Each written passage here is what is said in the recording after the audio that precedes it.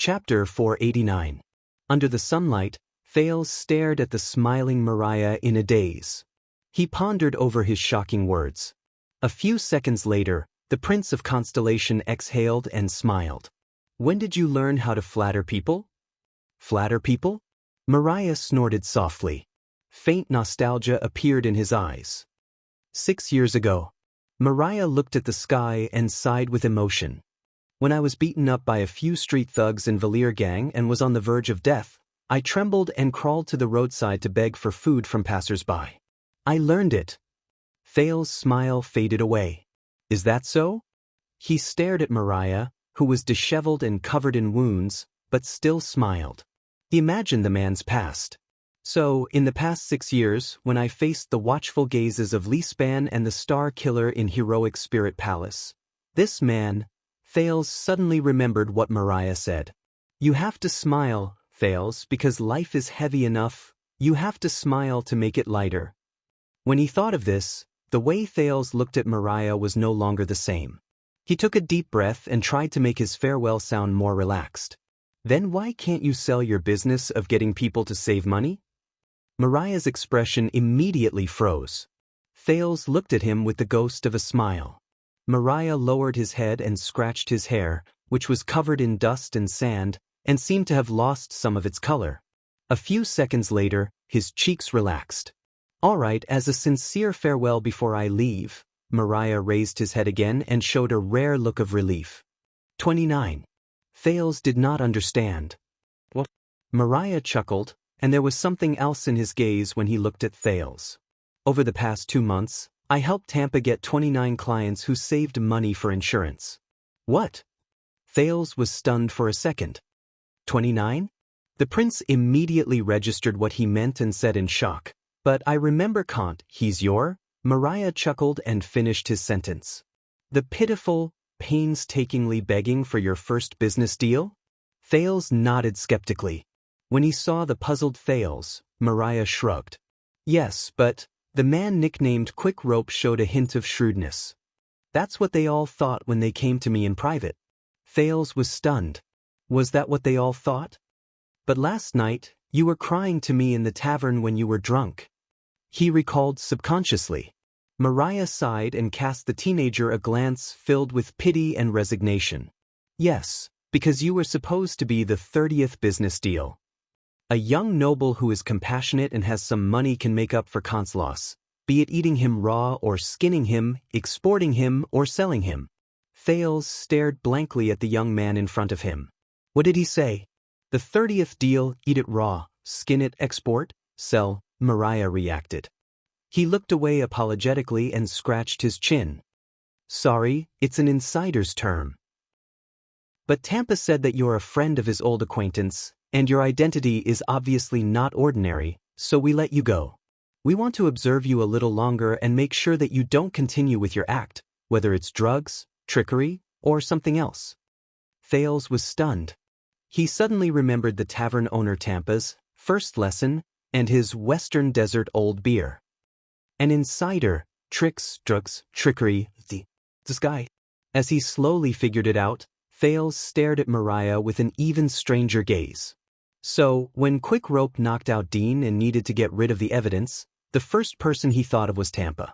Because they were together to begin with, they swindled and deceived a gang? Thales' expression instantly became extremely unpleasant. He stared at Mariah, who looked innocent in disbelief. But Dante's great sword, they won't let you do that. Mariah coughed. Captain Louisa, do you remember? Thales was stunned again.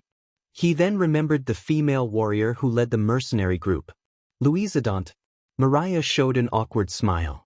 According to the rules, if a sword seller picks up a white pig in the desert and eats it raw and exports it, such as to Blood Bottle Gang or White Prison, then Louisa can get 20% of the profit from Tampa. What? Thales froze again. Picked up. White pig. Share? If she cooperates with Tampa's act and skinning and selling it in the camp, she gets 20.5. She can even sell it directly to Mickey's Baron Bone Tribe. They have a way to the west, but it's much more complicated. My level is not high enough. Mariah touched his ear and rubbed his hands up and down as if he had nowhere to put them. He seemed a little embarrassed.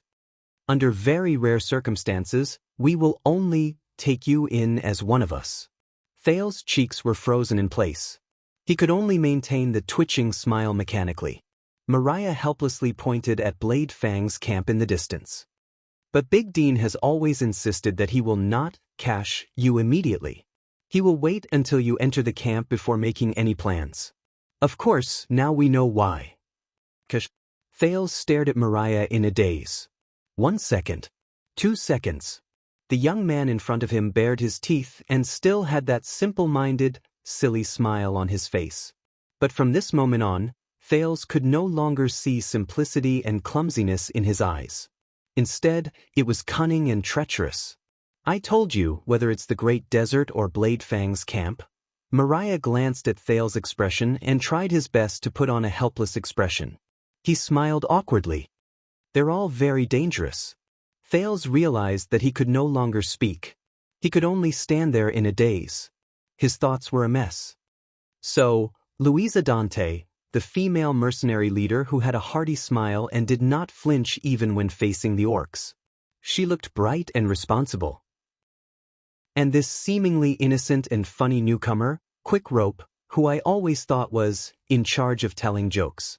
And Dante's great sword, who saved him. Routine. It's all King routine. At that moment, Thales only felt lost. From the Baron leading the group, to the mercenaries at the bottom. So, Blade Fang's camp is really, the people are simple and honest. Thales' lips twitched as he thought with a complicated expression. But the gloom did not linger around the prince for long. A few seconds later, Thales took a deep breath and got rid of the gloom in his heart. He laughed involuntarily in front of the surprised Mariah. In the face of the surprised and bewildered Mariah, Thales, who was laughing nonstop, suddenly realized that after he experienced everything, when he turned his head around to dig out the details of these trivial incidents, what occupied his heart was no longer the indignation and anger he once felt. Instead, it was relief, which he had not felt for a long time. And open-mindedness.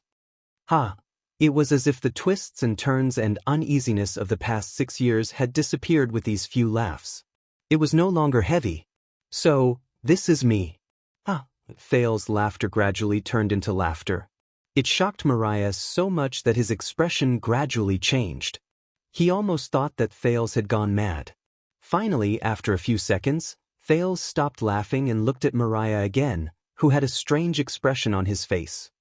So, your experience in Camus Union was still helpful to you, right? Mariah's expression darkened.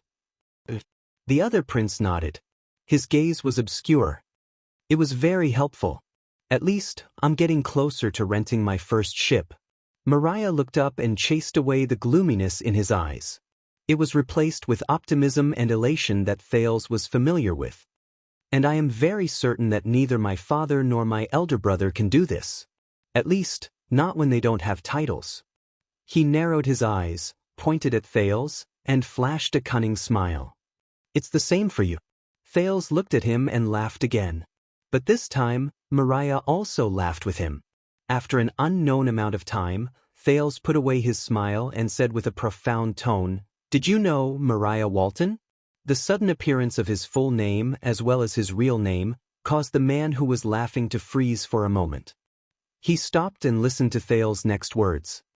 "You are probably the most special and possibly the most amazing prince in Extet's history."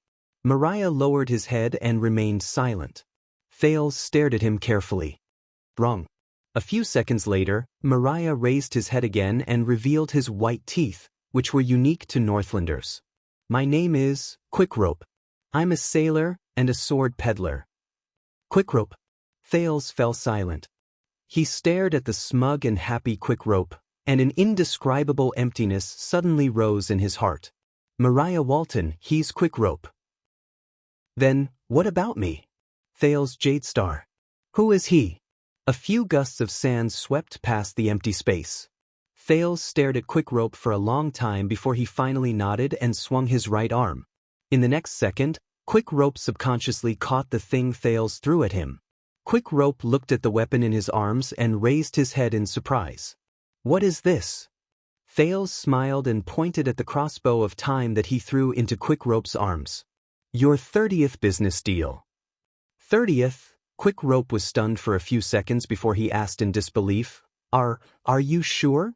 You know this? Thales hummed in acknowledgement and nodded. This thing has always been a Northlander's. And I don't want to worry about when I will be killed by it. When they mentioned this secret, both of them fell silent for a while. Quick Rope sighed, but he moved quickly and carried the crossbow without hesitation. As a calamity, you're really generous. Generous? Thales snickered. Yeah. Anyway, I'm not the generous one. Quick Rope snorted softly, as if he knew what Thales was thinking. Don't be smug. The Prince of Constellation looked at Quick Rope as if he wanted to size up this unqualified colleague he met in the desert from head to toe. He sighed and said, If I die, according to the rules, you will have to pay a lot of compensation. Quick Rope put away his smile and looked back at him quietly. Pay a lot of compensation? Is that so? Then, Quick Rope said faintly, Don't die. Don't die. The two of them stood quietly and remained silent for a while. A few seconds later, Thales said softly, All right. For some reason, Thales suddenly felt that, this is my final farewell. The Prince of Constellation exhaled. And you, don't forget, the secret room wants you, and Lampard wants your life. Thales looked at Quick Rope seriously. Don't get caught. This time, Quick Rope was also silent for a while. He looked at the bruises on Thales' face and answered slowly, All right. There was a breeze. So, we have no more problems? Thales asked faintly. Quick Rope looked at him with a profound gaze and nodded. But just when Thales and Quick Rope were speechless and the sentimental atmosphere of parting was about to overflow, thud. An arm suddenly wrapped itself around Quick Rope from behind. Don't bother His Highness, we still have a long way to go. Tardin of the Royal Guards appeared out of nowhere, and under Thales' astonishment and Quick Rope's struggle, he forcefully dragged Quick Rope away without giving him any chance to say anything. Don't worry, Your Highness, we will take good care of him. Tardin gritted his teeth as he dragged Quick Rope. He seemed to have a deep grudge against Quick Rope. Thales watched in surprise as Quick Rope struggled for help while he waved goodbye to him. Thales, the confused Prince of Constellation could only nod subconsciously. Oh, that's good. But Tardin's tone suddenly changed and he was filled with worry. And, Your Highness, with a hint of hesitation, Tardin wanted to say something but stopped. Thales raised his eyebrows in doubt. However, Tardin looked at Quick Rope suspiciously, then at Thales nervously. In the end, he hardened his heart and said earnestly, You're getting old, you should find I have a girlfriend. Thales was stunned. Tardin squeezed his eyes in a troubled manner. You know, women. The confused Thales blinked. But before he could answer, Tardin forcefully grabbed Quick Rope and placed him on his shoulder. He then carried Quick Rope and jogged towards the royal guards. My good nephew Wuxia, right? We haven't seen each other for so long. Come, let me see. You are my uncle? Am I right? No. Tardin's enraged roars and Quick Rope's wails rose and fell as they watched Thales in a daze from afar. The prince laughed involuntarily when he understood something. He suddenly noticed that the royal guards who had left were divided into two sides. On one side, Barney Jr., Belden, and the others watched in annoyance as Tardin and Quick Rope dashed towards them. On the other side, Zakriel's figure drifted alone on the sand. He gradually walked further away under the morning light, and he did not turn his head back. They were like two lines that started from the same point, and they gradually moved further and further away in different directions. They no longer met. This made Thales fall into deep thought. In the other direction, the mercenaries from Blood Whistle also retreated. Before Ricky left, he gave Thales a profound look, and Thales could not help but be stunned. That guy, whoosh. At this moment, a sharp sound that was different from before came from the sky. Alert! The cavaliers in the distance immediately moved. They got on their horses and got into a mobile formation. Thales could not help but feel nervous. The legendary Wing frowned. Then, a messenger knight ran over from afar and shouted, "Withdraw the alert! Friendly forces!" The nervous cavaliers then withdrew their alert and returned to normal. But soon, in the direction of the sharp sound, 2 fast horses were approaching from afar, quickly galloping over. Thales looked at the 2 fast horses in puzzlement. The 2 men on the horses were dressed lightly, and they did not look like soldiers. But in the next second, the voice that immediately traveled into his ears caused his expression to change drastically. "This is the kingdom's secret intelligence department." The man on the horse galloped over with a scroll held high. He stared at the people who scattered under the sand dune in the distance. His voice was filled with anger and indignation. "In the name of King Kessel and Lord Murat Hansen, all suspects and targets present here, no one is allowed to leave." Chapter 490. *T. King Kessel and Lord Hansen, the Secret Intelligence Department?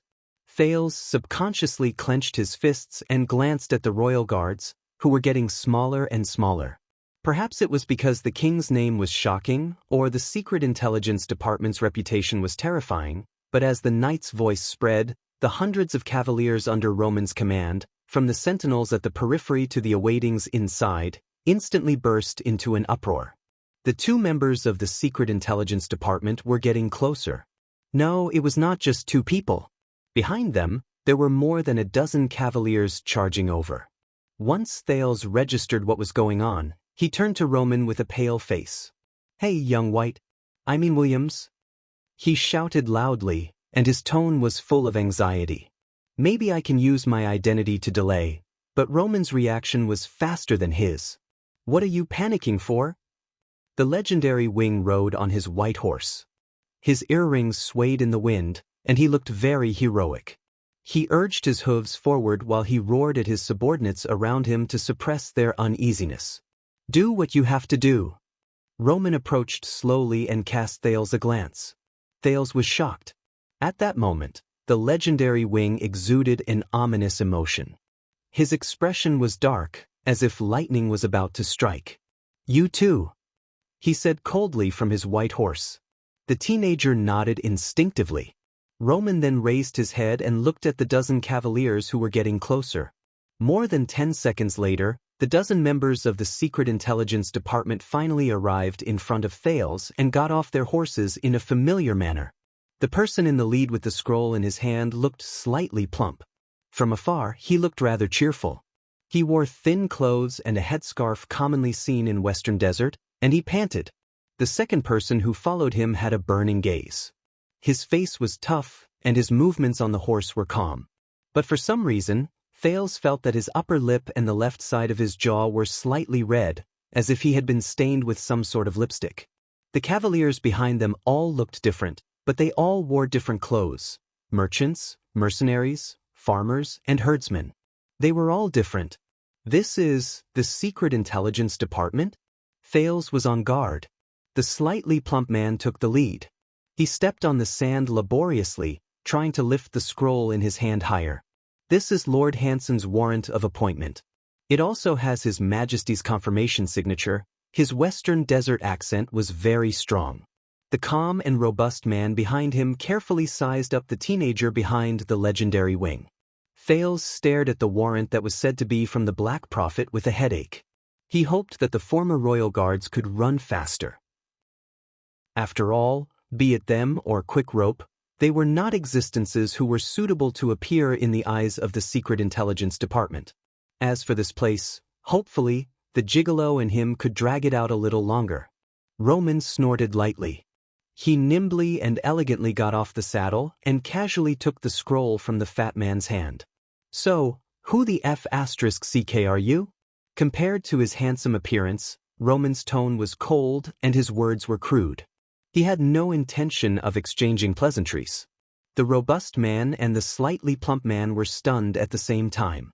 The people from the Secret Intelligence Department behind them also had different expressions. Williams, the chubby man, seemed to be suppressing his impatience. After he said his name, he remembered something and added his title. Baron, my lord. Roman squinted at him. I am one of the people from the Secret Intelligence Department stationed in the Western Desert. You can call me Gomez. The slightly plump Gomez adjusted his breathing, gritted his teeth, and gestured to the robust man behind him. We met a few times when we were arranging this operation. Perhaps you don't remember, and this is my superior. However, Roman's next move stunned everyone, including Thales. The legendary Wing calmly pulled open the warrant from the Secret Intelligence Department. He did not even look at it.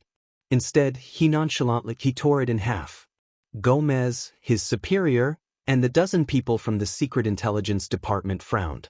Thales arched an eyebrow and lowered his head slightly. He had a bad feeling about this. I know who you are. The legendary Wing's gaze was as cold as ice. In front of all the people from the Secret Intelligence Department, he nonchalantly continued to tear the scroll into even smaller shreds. He said coldly, "What I mean is, who the F***ck do you think you are?" The expressions of the two leaders of the Secret Intelligence Department froze. The legendary Wing tore it 4 or 5 times in a row until the warrant from the Secret Intelligence Department was shredded into countless pieces. He sneered and threw it away. You came all the way here to order me around? The shredded warrant scattered all over the place and returned to the ground along with the gravel. What the F***? Thales stared at the shredded paper on the ground. His emotions were complicated. Are they so arrogant? The legendary Wing looked at the people from the Secret Intelligence Department in disdain. There was a dangerous look in his eyes. The people from the Secret Intelligence Department stared at the shredded paper on the ground. Their gazes at Roman were filled with hostility. There's His Majesty's signature on it. Gomez's breathing quickened when he saw the other party's disrespectful behavior. He clenched his fists, and his face trembled in anger.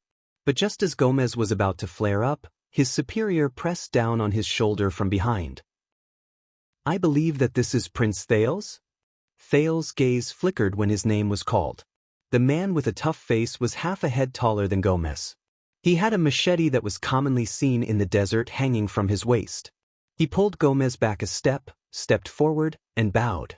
The people from the Secret Intelligence Department behind him, including Gomez, also bowed in unison. Your Highness, it's a pleasure to meet you. I am Norb, the highest-ranking person in charge of the kingdom's Secret Intelligence Department in Western Desert. Norb's voice was a little rough. Although it had a Western Desert accent, Thales could understand it very well. He could also tell from his words and habits that he seemed to be from Central Territory. Thales sucked in a deep breath. Damn it. The Secret Intelligence Department. It's the Secret Intelligence Department again. And I'm the highest-ranking person in charge of Western Desert? Hello? Thales puffed out his chest and raised his head. He awkwardly tugged at some of the wounds on his body. He twisted the bruises on his face to a spot with his back to the light, and tried hard to maintain the dignity of a prince. Norb, who looked much calmer than Gomez, raised his head and said respectfully, Your Highness, welcome back. Your Highness, welcome back. It seems that my colleagues in the north have been very successful in their rescue operation. His gaze was sharp. But for the sake of the kingdom, I still have a few small questions. Small questions? Ch**T. What will he ask? The group of escaped prisoners from the prison of bones behind the sand dune? But just as Thales was having a headache about how to deal with the people from the Secret Intelligence Department in front of him so that they would ignore the figures that were slowly leaving in the distance, Roman held him down. Boy, go to the back. The legendary Wing rudely cut off Norb's words. Let the Lord speak. This made the expressions of the two members of the Secret Intelligence Department change again. In the past, Thales might have been displeased with Roman's tone, but this time, he was truly grateful that Roman's interruption saved him. Thales put on a sickly expression that he had just escaped from after a great deal of trouble, and he took a few steps back like a donkey going down a slope. He made Roman face Norb of the Secret Intelligence Department. Norb's expression was a little unpleasant, but he still bowed politely. Sir Williams, thank you for taking the trouble to bring the prince back. You have once again done a meritorious deed for the kingdom. Unfortunately, his politeness had probably hit a wall.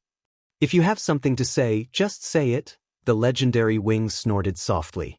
If you have anything to say, just say it. Norb's expression froze.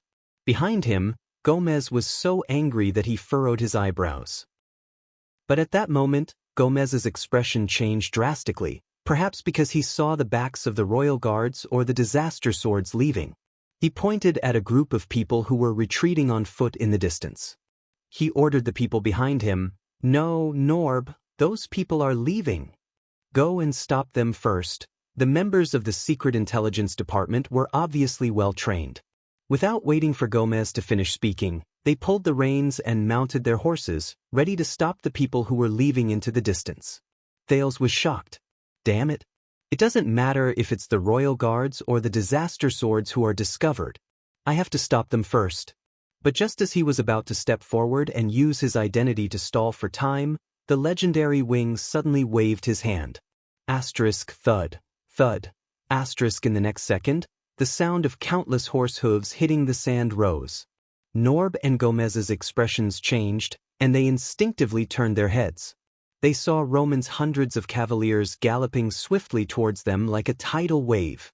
Within a dozen seconds, the fierce-looking cavaliers formed a loose but not negligible circular formation that galloped back and forth. They surrounded the people from the Secret Intelligence Department from dozens of feet away. Their swords were unsheathed, and their bows were nocked. They were filled with murderous intent. Asterisk thud, thud, asterisk horse hooves thundered, and smoke rose. The people from the Secret Intelligence Department were shocked and bewildered. They instinctively tightened their grip on their weapons. Baron! Norb looked at Roman in disbelief. The latter snorted coldly. Here, the only person who has the right to command. The legendary wing lowered his hand and stared coldly at the people in front of him. Only me. Do you understand? Gomez was stunned. He then gritted his teeth. No, you are, but Norb held Gomez down again. He bent down and lowered his head. Sir, we have no intention of offending you, nor do we intend to interfere with your right to command. It's just about tonight's joint operation. Norb seemed to have realized something. His tone was very polite. The kingdom's Secret Intelligence Department has a few questions to ask. Roman glanced at him gently and turned to the smoking camp in the distance. Questions? So, you want to interrogate me? He asked softly. Norb forced himself to smile. No, it's just a discussion. As if he was afraid that Gomez would not believe him, Norb immediately turned around and ordered his subordinates.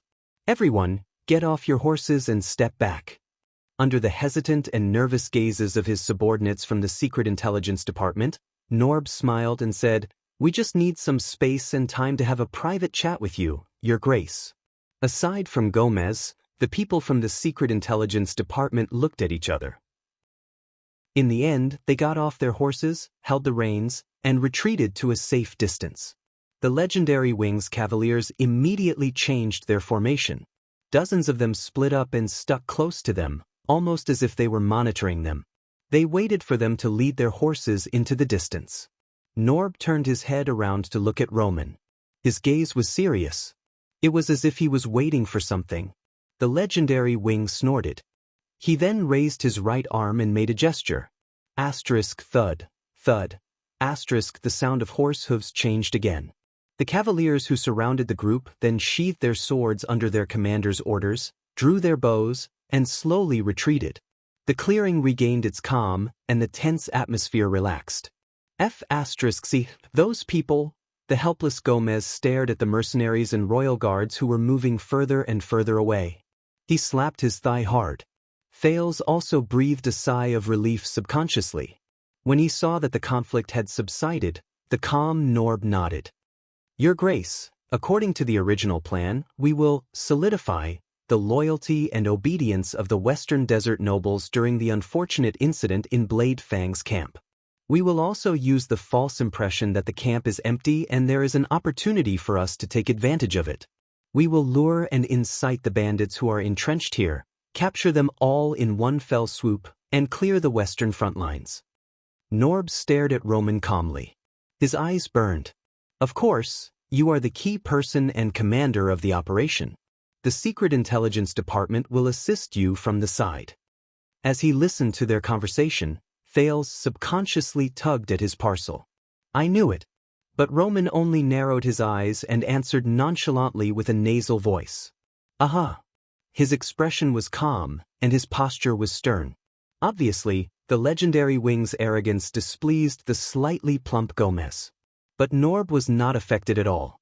He continued, but after lying in ambush for half a night, aside from a few unimportant pawns, we only caught a Northland noble who insisted that he had met King Kessel and obtained diplomatic immunity at the entrance of the Prison of Bones. He sounded indignant. Thales frowned. That's LaSalle. He represents King Chapman. There is also a certain tavern owner and mercenary intermediary who have a deep relationship with us. Of course, Your Grace, we believe that after we beat up that Tampa, the mercenaries in the camp with a long history and complicated connections will know their place. Your rule will also be more stable and smooth. As Norb spoke, he observed the legendary wing's expression. He was very careful with his words, as if he was afraid of disturbing something. The tavern owner, Thales, was worried again. Tampa has a close relationship with Quickrope. If he reveals anything. But Roman still responded with a faint nasal voice. Aha! He looked very much like those portraits on canvases that were full of postures but did not move. Norb frowned slightly, but he quickly returned to normal. This time, he said seriously and cautiously, but we did not catch Steak. Steak? Thales clenched his fists. He is an important target for us to track down in the near future. He may have control over a considerable part of Shadow Shield, including their deployment at the borders of Constellation and Extet, and the secrets regarding the other higher-ups in Shadow Shield. Norb's expression was very serious, and there was indignation in his eyes. And we did not manage to catch that group of mysterious mercenaries who betrayed the Tower of Eradication and were hired by you, Your Grace. As Norb spoke, he looked suspiciously at the mercenaries in the distance, who were armed with swords and sabers, and were about to leave his sight. According to the plan, since the disaster swords have a large number of people and astonishing combat power, we must capture them immediately after we close the net. And their value is not lower than shadow shields. Norb stared at Roman, as if he wanted him to react. But the legendary wing only continued to stare at the smoking camp and did not reply. Gamus could not stand it anymore. He opened his mouth and continued his superior's words. Listen, our two main targets did not appear. And you did not even carry out the plan that we agreed on, so it can only be, but he did not finish speaking. I'm guessing. Once again, Norb interrupted Gamus. At the same time, he warned his subordinate with a stern gaze. Your Grace, you must have encountered an unexpected emergency that you could not inform us of in time, so you had no choice but to change the deployment of the operation? The legendary wing still did not move. But Norb's eyes were bright. He cast a glance at Thales. For some reason, such as to save the prince, you open the secret exit that is only used during emergencies? And because of that, the target unexpectedly escaped from our net? He seemed to be pressing for an answer. Net. Thales remembered. Be it Ricky or Samuel, after the disaster swords entered the underground prison, regardless of whether they were facing Shadow Shield or Thales, their attitude was always, do not return to the surface. Thales understood something. This time, the legendary wing finally reacted. So, after you closed the net, you left the camp and chased us here. He turned his head around and glanced at the solemn Norb and the angry Gamus. You're not too stupid. Norb exhaled through his nose, as if he was suppressing a wave of emotions. All right, let's forget about the disaster swords, but Shadow Shield Stake, I believe that he is in your hands, right? Roman suddenly snorted, like the sunlight that broke through an iceberg. Don't worry. I've taken care of him. Norb's pupils shrank. Taken care of? The legendary wing turned around and tapped the huge skull on his left shoulder. The exquisite earring on his left ear swayed along with his movements.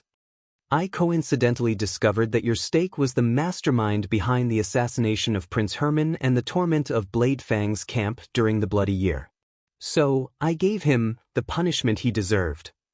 Thales and Norb moved at the same time. Punishment. Norb frowned and exchanged glances with Gamus.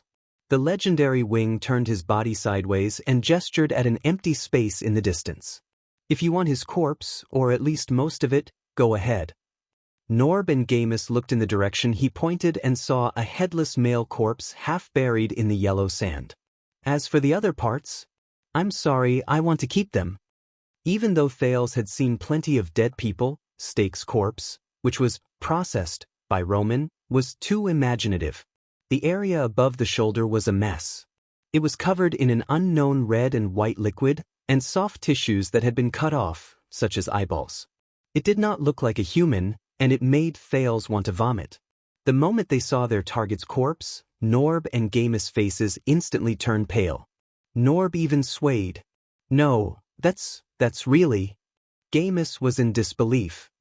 He's dead? Norb gritted his teeth. His emotions were not any weaker than Gamus. The legendary wing snorted coldly and turned around. When you go back, tell your father and Kessel that you have taken revenge. You don't have to thank me. Thales rubbed his nose and looked away. The two people from the Secret Intelligence Department breathed rapidly. They automatically ignored the fact that the other party had called the king by his name. They only stared at Stake's corpse in a daze. It took a few seconds. They looked as if they could not accept death. Even Thales could not help but feel sorry for them. The wind blew, and the morning sun shone on the ground. But the two people from the Secret Intelligence Department turned around with ghastly pale faces, as if their mother had died. I see. Thales could tell that Norb was suppressing the displeasure and anger in his heart. Then, Your Grace, as for those sword peddlers and the people you hired to do the dirty work, were they also dealt with? The legendary wing cast Thales a mocking glance. They have the prince in their hands. So, yes, I can only let them go. Thales could only play along with Roman and put on a silly quick rope smile at the skeptical Norb. The prince, let them go. Norb clenched his fists tightly. He was indignant. But Gamus, who was behind him, could not help but shout, Impossible. Impossible, you clearly have an overwhelming number of troops. But Nob held Gomez down again, very quickly. Gamus shut his mouth in anger, but he did not hide the disgust in his eyes. Your Grace. Norb forced out the words through gritted teeth with difficulty. I know that His Majesty trusts you, and I also know that he gave you a lot of autonomy in this operation, but regarding this imperfect capture operation, Norb stared at Stake's corpse, as if he was in great pain. I think that the kingdom's Secret Intelligence Department and Lord Hanson might need an explanation from you. At that moment, Thales felt as if the temperature around him had dropped a little. Explanation? The legendary wing raised his head. His expression was dangerous. Such as? Norb pressed down on Gamus, who was fuming with rage, and panted. He panted and said, Your Grace, regardless of whether it is Shadow Shield or Disaster Sword, their value is very high, and they are of great importance. Some of them even involve the plans and operations of the kingdom's Secret Intelligence Department that have been carried out for months, years, or even longer. And you should not arbitrarily deal with them. You should control them and let us deal with them. This is how you should be loyal to the kingdom and His Majesty. Norb's voice faded away. The legendary wing did not move. Gamus clenched his fists tightly. Of course, now that Stake is dead, there is no turning back. When Norb saw that Thales was not moved at all, there was a hint of anxiety in his tone. He pointed into the distance. But I can see it. The disaster sword is still in sight. Thales exhaled. If Ricky and his people fall into the hands of the kingdom's Secret Intelligence Department, then Samuel and the royal guards who have dealt with them. Norb gritted his teeth and spoke in a gentle tone. And based on what I know, the Stardust unit under your command is the best of the Light Cavaliers. They are invincible when it comes to interweaving and pursuing. They are the best in the desert when they charge and break through enemy lines. Norb said anxiously and seriously, Your Grace, as long as we can stop them, we still have a chance to make up for it. The legendary wing raised his head and looked in the direction where the disaster swords disappeared. He was silent for a few seconds. It was just a few seconds, but it made Thales extremely nervous. Finally, Roman turned around, lifted his feet, and walked forward slowly. "Tell me." He stared at Norb with an even sharper gaze. "Are you trying to teach me?" Norb was stunned. "Teaching me how to do my job?" Roman said arrogantly. "Teach me." Norb understood something and his face turned pale. In the next second, he took a deep breath. "Of course not, Roman snorted and cut him off. "That's good." He enunciated each word clearly. "And now I'm telling you, let them go." Norb froze. His clenched fists began to tremble. It was as if he was enduring something. Gamus also bit down hard on his lower lip. The legendary wing turned around and stared at Blade Fang's camp, which had been in chaos for a long time. "Just do as I say." He turned around and left the two members of the kingdom's secret intelligence department behind him, who were trembling in anger. But in the next moment, just when Thales thought that everything was going to end, Roman Williams. "Are you sure you want to do this?" When he heard his full name, Roman froze for a moment. With his back straight, he slowly turned his head around. But unexpectedly, this time, the person who spoke was not the slightly plump Gamus, who had an indignant expression on his face. Instead, it was his superior, the calm, courteous Norb. "Are you sure you want to let them go just like that?" Norb glared at him and his face was dark. Even Gamus, who was behind him, was shocked. The legendary wing furrowed his eyebrows, as if he saw something strange. "Are you deaf, or are you stupid?" Norb closed his eyes and took 3 deep breaths. "No, I'm just..." Gamus, who was behind him, seemed to have realized something. He pressed down on Norb's shoulder. "Norb, you..." In the next second, Norb opened his eyes swiftly. "I've just had enough." Thales noticed that the previously calm person in charge of the western desert of the kingdom's secret intelligence department, Norb, was gone. In his place was an angry man who was trembling and gritting his teeth. "The legendary wing, one of the 3 marshals of Constellation? Are you really worthy of it? Just because you like to kill, like blood, and like to carve human skulls as accessories?" Thales frowned when he heard this. The legendary wing seemed to be shocked by this sentence as well. He was silent for a second before he spoke slowly. The legendary wing seemed to be mulling over this sentence. "What do you mean?" Norb took a step forward and stared at Roman, who had an otherworldly appearance. He spoke in a resolute tone. He said firmly, "What I mean is, ever since the Bloody Year, I've been in Western Desert for more than 10 years. Roman Williams, you're such a sissy. Aside from relying on His Majesty's leniency and negligence, you do whatever you want in Blade Fang's camp, act in a domineering manner, give up your territory, disregard orders, throw your weight around and abuse your power." Norb's eyes seemed to be burning with anger. "Have you ever done anything good?" When he said this, the others in the area were shocked. "Do whatever you want, act in a domineering manner, give up your territory, disregard orders, throw your weight around, throw your weight around, throw your weight around, throw your weight around." This series of descriptions, or rather accusations, widened Thales' horizons.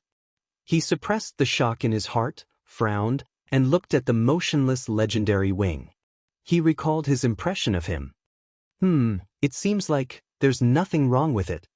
Gamus seemed to be terrified by his superior behind Norb. He wrapped his arms around Norb's chest and tried to drag him back. "Norb, you're crazy, stop talking," but the legendary wing waved his hand to stop him. There was a rarely seen interest in his eyes. No, let him talk." Roman stared at Norb, whose face was filled with anger. He walked back slowly. "I like to listen to different opinions. They are beneficial. It makes me more." The legendary wing licked his lips. Coupled with his handsome face, he looked even more mysterious and delicate. Excited.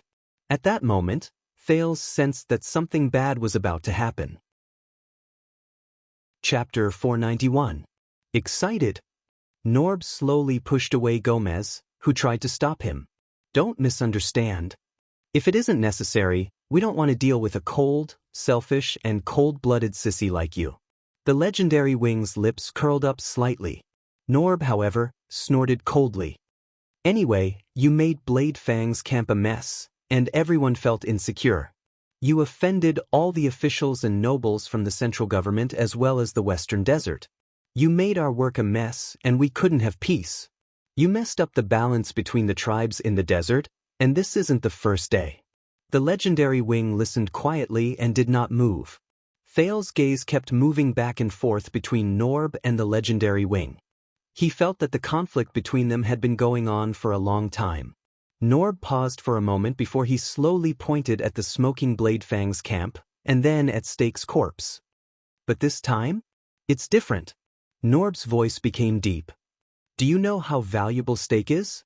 Do you know how many things are related to him? Do you know how important this task is to Lord Hansen? Do you know what it means to us? Do you know that this is a major case that even His Majesty personally asked the kingdom's secret intelligence department to do their best? Norb turned his head abruptly and stared straight at the legendary wing. Do you know how much we sacrificed to get this chance in this western desert that no one remembers? The legendary wing narrowed his eyes slightly. 18 years. When he said this, Norb seemed to have remembered something. He was silent for a moment, and his breathing quickened. It's different from your title, which was stained with blood, Williams. My people and I were punished by the Lord because of a mistake during the Bloody Year. We were demoted, and exiled to the western desert. From then on, we stayed in this remote and desolate land, and dealt with countless scumbags and criminals. His gaze was complicated, and he looked absent-minded. It's been a full 18 years. Thal's gaze shifted.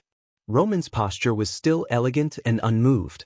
Behind him, Gomez let out a long sigh. Norb ignored him. He only stared at the indifferent legendary wing. It's been 18 years. You've been muddle-headed, dizzy, with no future and no hope. You can only watch your subordinates, who are in the prime of their lives, grow old in frustration day after day. Do you understand what kind of torture it is?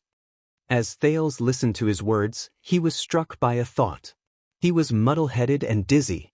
There was no future, no hope.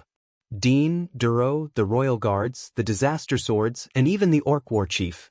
But now, it was Norb from the Secret Intelligence Department. It seemed that this piece of land had given everyone a reason to take risks out of desperation, unwilling to remain silent. Blade Fang's camp, Western Desert, Great Desert. What kind of place was this?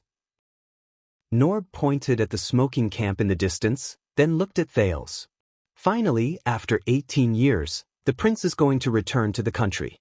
The West Wilderness is going to be reshuffled again. His Majesty is going to take this opportunity to get things done. He took a deep breath as if he was trying his best to suppress himself. We, the forgotten ones, are being remembered again.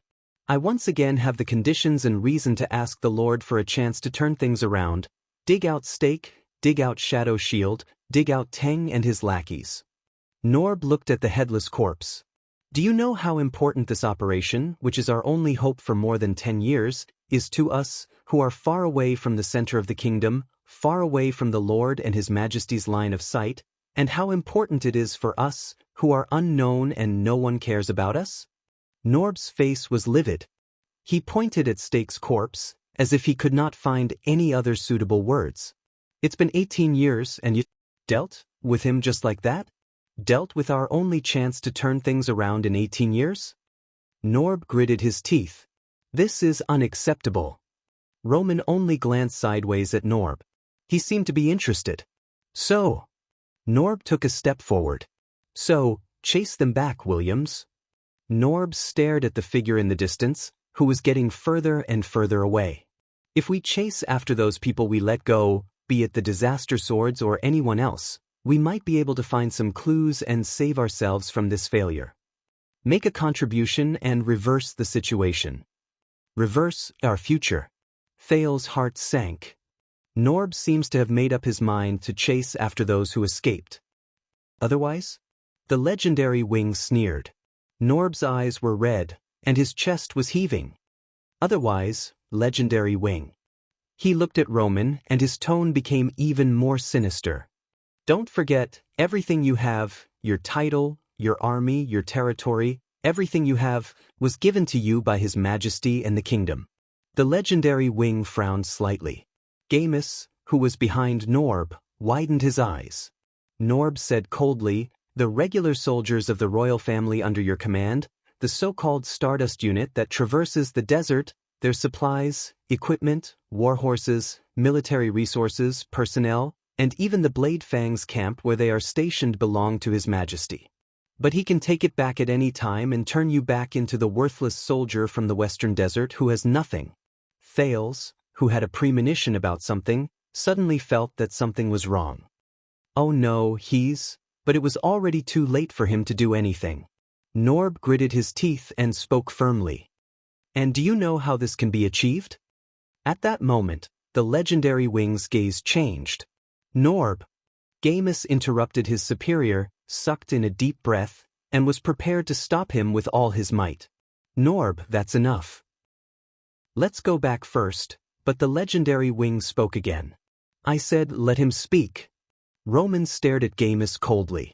The meaning contained in his gaze terrified the latter so much that he froze. "Is there a phrase you don't understand?" His words seemed to have ignited a barrel of oil. Norb's gaze turned cold, and he flung Gamus' hand away. Disobeying the king's orders, sabotaging important tasks, colluding with foreign enemies, harboring evil, indulging wanted criminals, nurturing bandits to gain self-respect, colluding with others, conspiring to murder your colleagues, privately opening the prison of bones, conspiring to harm the kingdom's bloodline, endangering the interests of Constellation. Norb spoke tirelessly, and Thales cursed in his heart. "This is what you did today." His abnormal actions alerted the Cavaliers and the people from the kingdom's secret intelligence department. They cast him surprised and bewildered gazes. But the legendary Wing did not interrupt him. The Cavaliers under him also continued to stand in a stalemate. Norb sneered. "As for the rotten things you and the scum under you have done over the past 18 years, extortion, bribery, torture, abuse, plunder, killing indiscriminately, claiming land for your own benefit, filling your own pockets, and even resorting to underhanded means on the battlefield to murder your fellow nobles." Norb glared at the legendary Wing. With every word he said, Gamus' expression changed. "We have long since grown tired of cleaning up after you." What? These crimes. The more Thales listened, the more shocked he became. Norb said coldly, 18 years. Every piece of evidence and every crime we have collected over the past 18 years is enough to make Renaissance Palace furious at the Baron of Blade Fang's nobles, make the nobles in Western Desert who have hated you for a long time go mad with joy, make the entire kingdom despise you, and make the illustrious you lose your reputation, and all of the above, including all of the filthy things you have done over the past few years, will be reported to the Imperial Conference, to His Majesty, and to Lord Hanson, word by word. A hint of madness appeared in Norb's eyes.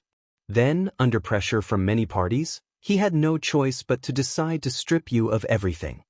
From the title of nobility to the army. From the territory to the reputation.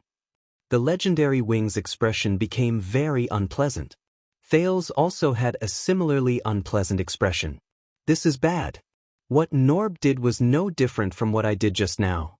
If I can do it, then Norb, then this pretty boy." Thales stared at Roman with a pale face. He watched as the man's handsome face changed. "Now, Your Grace." Norb sucked in a deep breath. His voice sank, as if he had instantly released his anger back into his chest. "We can either make up for everything together." Norb glared at the legendary Wing, as if he wanted to dig out a piece of flesh from his handsome face. "Or we can die together. You lose your title, and I lose my future. We can rot in Blade Fang's camp, in this bottomless abyss that devours people to the bone."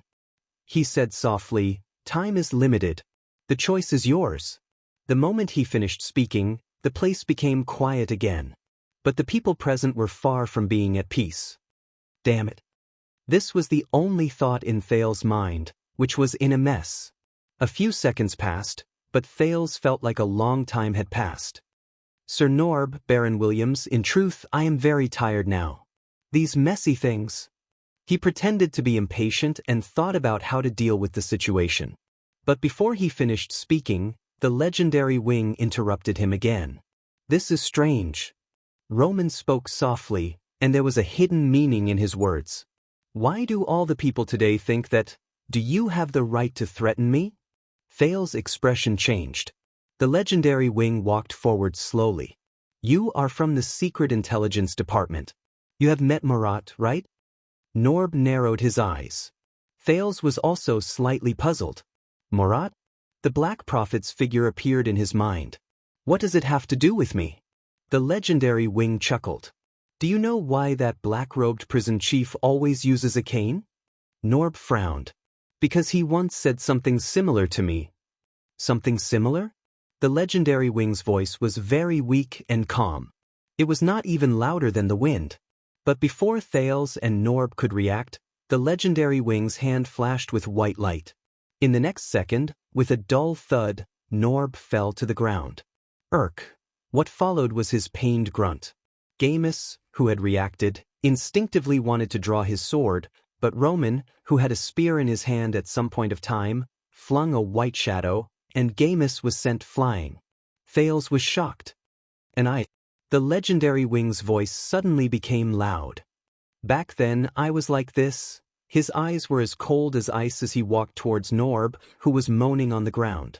In the next moment, before everyone's eyes, the legendary wing lifted his leg without hesitation. Roman ended his speech coldly. I broke his leg. A crisp sound rang out. Norb hugged his right leg and screamed. When the people around them saw this, the people from the Secret Intelligence Department instinctively wanted to rush over. Sir. But Roman's subordinates reacted quickly as well. They unsheathed their weapons, tightened their bowstrings, and forced the people from the Secret Intelligence Department to retreat. The stunned Thales watched this shocking scene. He could not understand it at all. Why? Norb's screams turned into moans. He crawled on the ground, trying to stay as far away from Roman as possible. His pained moans continued to travel. The legendary wing snorted coldly. As if he had not had his fill, he swung the white spear in his hand and walked towards Norb. Roman, no. Thales quickly spoke after he came to his senses. There are too many people watching. The legendary wing's footsteps froze. He turned around abruptly. He stared straight at Thales. The cold warning in his voice caused the prince's remaining words to be stuck in his mouth. The legendary wing snorted coldly. He turned around and walked towards Norb, who was on the ground. The white spear in his hand slowly shrank into a handgun.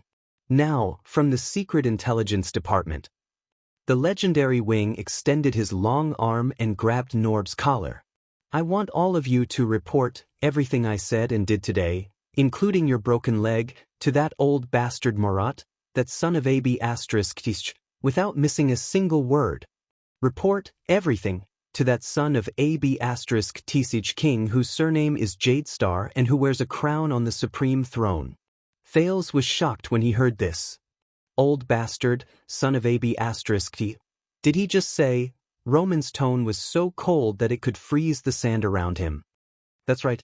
Not only did I kill your target, I also let your suspect go. I've also jeopardized your interests and ruined your plans. The legendary wing turned around abruptly and pointed his handgun at Thales. It made the prince jump in fright. I even injured the people you sent to monitor me and threatened to kill the heir of the kingdom. The legendary wing's gaze was terrifying. And I don't care what all of you think. I don't care what all of you think. Thales was stunned. Norb gritted his teeth. He seemed to have understood the situation.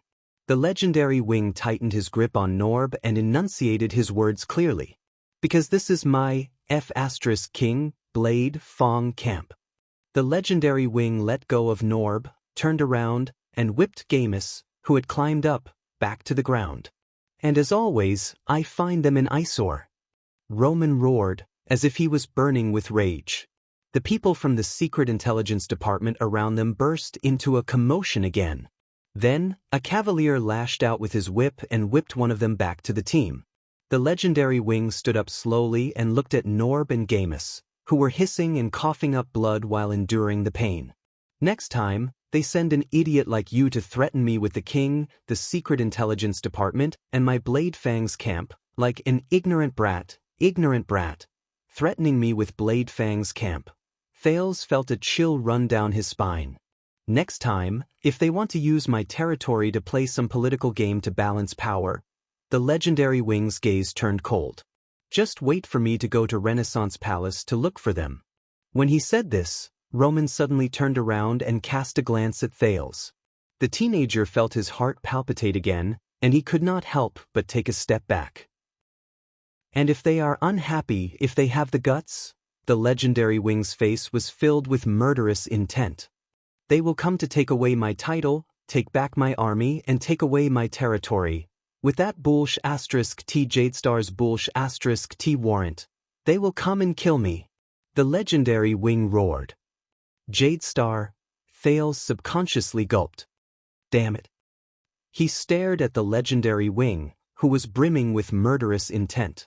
He is really a vassal directly under the royal family? Roman turned around and stared at Norb, who was panting on the ground. Kessel and Marat, if they don't have the guts, if they don't dare. At that moment, Roman was filled with pressure.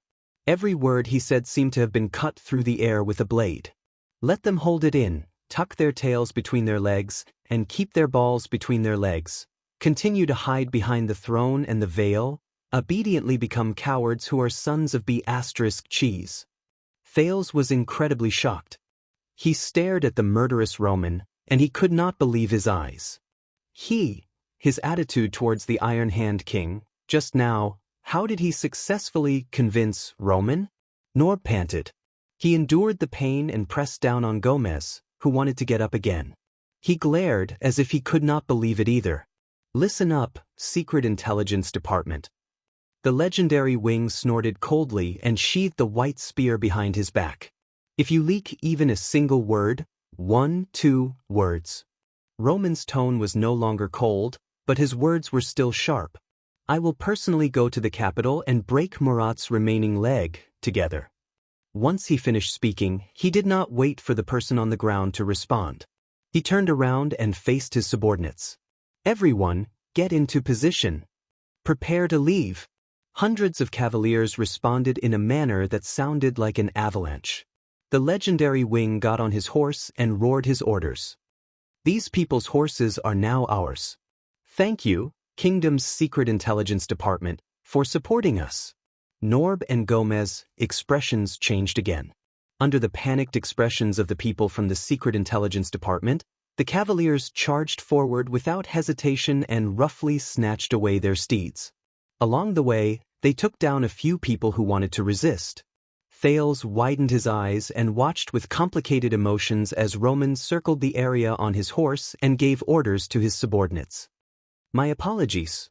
The teenager approached him slowly and flashed a friendly smile at the disheveled Norb. The Baron is probably in a bad mood today. When he said this, Thales' heart sank again. Norb gasped painfully and leaned hard against Gomez's shoulder. Thank you for speaking up, Your Highness. I'm sorry that you had to see this. Norb endured the pain and stared at the legendary Wing from afar. Even in the country, the royal family's rule is not always smooth sailing. Thales forced himself to smile. But before he could respond, the sound of galloping horses came from behind him. Norb's expression changed. Your Highness. Thales instinctively turned his head around and saw a flash of white light. In the next second, the prince's legs left the ground. He disappeared before Norb and Gomez. Norb watched the prince leave into the distance with a contemplative look on his face. At some point in time, all the cavaliers moved, and the sound of galloping horses could be heard. Gomez looked at the galloping horses in shock before he turned his head around. You know William's temper, Norb. The slightly plump man supported Norb. He was a little exasperated. Why did you have to do this in front of him? Norb snorted softly while he frowned and inspected his leg injury. Because, Norb hissed in pain. Because I didn't do it in front of him. Gomez was stunned. What? Then who did you do it in front of? Norb did not answer him. He only narrowed his eyes and watched Thales gradually disappear from his sight. Can you feel it, Gomez? He raised his head and looked at the sky. The direction of the wind has changed. Gomez stared at the desert, which was as barren as ever. He was baffled. Wind direction? While Gomez was confused, Norb's eyes shone brightly. The chance for us to leave this place and return to the capital. It has truly arrived. In the distance, Thales felt the tremors under his but in a daze. Just now, he was so surprised that he almost summoned the sin of Hell's river, until he realized his line of sight had left the ground, and the scenery on both sides kept retreating.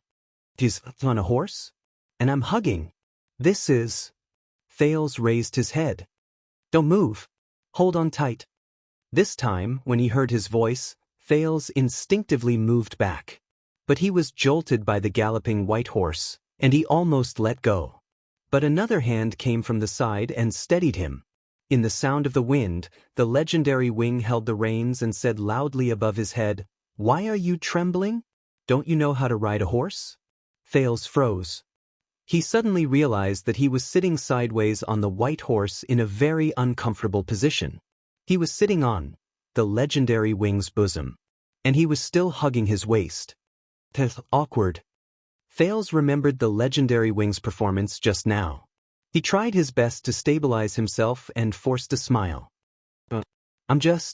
I can ride a horse myself." Roman did not wait for him to answer.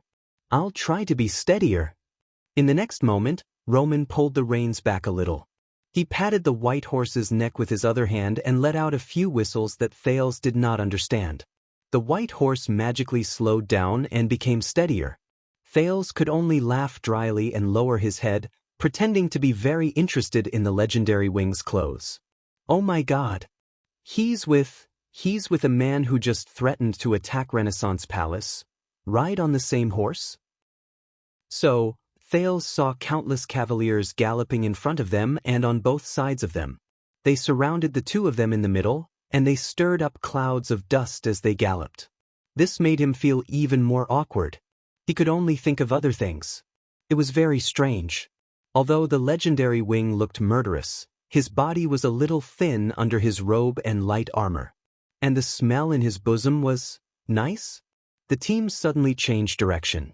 Thales felt the endless jolts and soreness that he could not stop. As he faced the dust that came charging at him, Thales had to cover his mouth and nose with his hands. At this moment, a hand stretched out in front of him. "Face cloth," Roman said loudly as the horses galloped. "Dust-proof." Thales was stunned for a moment before he took the face cloth from Roman's hands.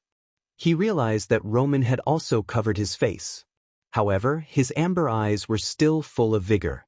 Thales sighed and tied the face cloth around his face. Behind the face cloth, Thales took a deep breath. He felt much better. "You're not afraid of threats. You're not afraid of the Secret Intelligence Department, and you're not afraid of the king." The legendary wing behind him moved slightly. The white horse jolted. Thales could not care less about the awkwardness. He held Roman's waist tightly to maintain his balance. But he still asked, "Then just now, why did you agree to my conditions?" Roman did not answer. Just when Thales thought that the conversation had failed, "Maybe it's because," Roman snorted coldly on the horse. He lowered his head and looked straight at Thales. There was a complicated look in his amber eyes. Roman extended his hand and straightened the face cloth on Thales' face a little. "You're better looking?" Thales was stunned. A second later, Thales, who felt very awkward, tilted his head in an unnatural manner and tried to hide his face in Roman's bosom. Thank goodness.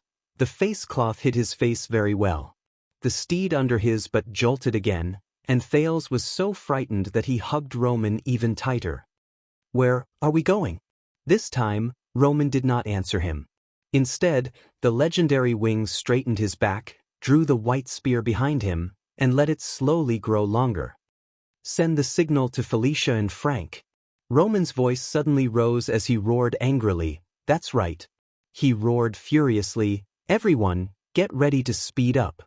Before Thales could react, the horses around him responded like a tidal wave. The legendary wing's roar rose to the sky. "We're going back to the camp." His voice seemed to have a power that could make people's hearts tremble. It passed through the rumbling horse hooves and reached everyone's ears. Even Thales could not help but feel his blood surge. Whoosh! The cavaliers responded in unison again. They were eager and eager. Soon, the cavaliers began to increase their speed. The increasingly fierce sandstorm forced Thales to close his eyes and lean against Roman's bosom. Damn it! The dull sounds of the horse's hooves hitting the sand became louder and clearer. But the legendary wing's voice was still clear and shocking. Our camp! As their speed increased, the cavaliers drew their weapons and responded in a frenzy. Whoosh! Horse hooves, sandstorm, furious roars, jolts, and countless other sounds were mixed together, and it made Thales' heart race. Is he crazy? He's bringing me along with him to war? The legendary wing spun the white spear in his hand and thrust it forward. No matter who we run into on the way, whether they are humans, mixed breeds, barren breeds, or King Bloody Thorn lizards. As long as they see the Stardust war flag and refuse to surrender and kneel, the legendary wing's voice grew colder by Thales' ears. There was an unprecedented sharpness and anger in his voice. In the next second, the legendary wing swung the white spear. He shouted a sentence in the orc language that had once made Thales tremble in fear. Ser, Rikui. The white horse leaped, and Thales nearly let go of him. He closed his eyes and held Roman's waist with all his might. He heard the soldiers' zealous and excited roars. Ser, Sar Lika. Thales listened to the roars that rose and fell against each other, and his heartbeat and blood flow gradually calmed down. A wave of fatigue that he had never felt before attacked him. So tired. Amid the endless jolts and roars that sounded like a tsunami, Thales felt his eyelids grow heavier and his body grow lighter. Everything beside his ears seemed to have been separated by a layer of water, and it no longer stimulated his nerves. In the next second, Thales closed his eyes and his arms relaxed. He felt as if he had fallen into water. But a powerful arm holding the reins came from the front ring. Before the teenager fell off the saddle, it held him tightly. Ser, in the midst of the roars, the dazed Thales seemed to have realized something. But before he could register what was happening, the teenager fell into the legendary wing's arms. He fell unconscious. Chapter 492. Everything seemed to be shrouded in fog. What? Hazy. Confused. He had nothing to rely on. There was only that gentle voice in his ears, as if it was very close to him. Chirin, I beg you, don't be afraid. How could this be? His heart was filled with inexplicable resentment and grief, but he had nowhere to vent it. It was as if he was losing something. I'm just. That voice was so helpless. It was so miserable.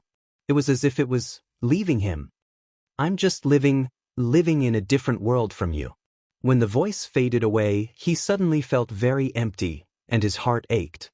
He extended his hand in the direction of the voice. He wanted to touch her, hug her tightly, comfort her, make her stay. Just when he thought that he was about to get close to her and make her stay, a ray of red light suddenly pierced through the fog. The white fog dissipated, and the haze disappeared. At that moment, it was as if blood had fallen from the sky and dyed the walls red. Everything around him became sticky, bright, crimson, and gloomy. Everything had changed. For some reason, he became nervous.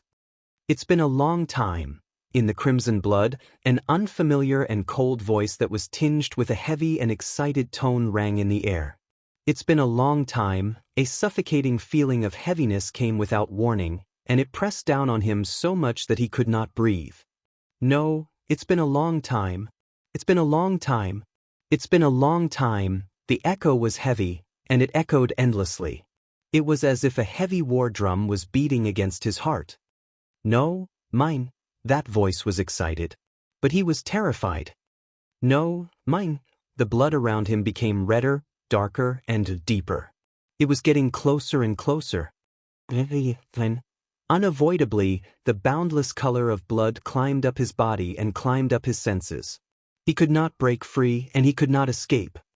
No, it violently attacked his thoughts and occupied his will. Filled him with everything. Finally, when the boundless color of blood completely filled him from the inside out, the unfamiliar voice that came from afar was incomparably clear, as if it was right beside his ears, ringing out from within his body. Mine. It seemed to have shed away all the chaos and barriers. Like a volcano eruption and a tsunami, it roared out from its mouth. Blood brothers?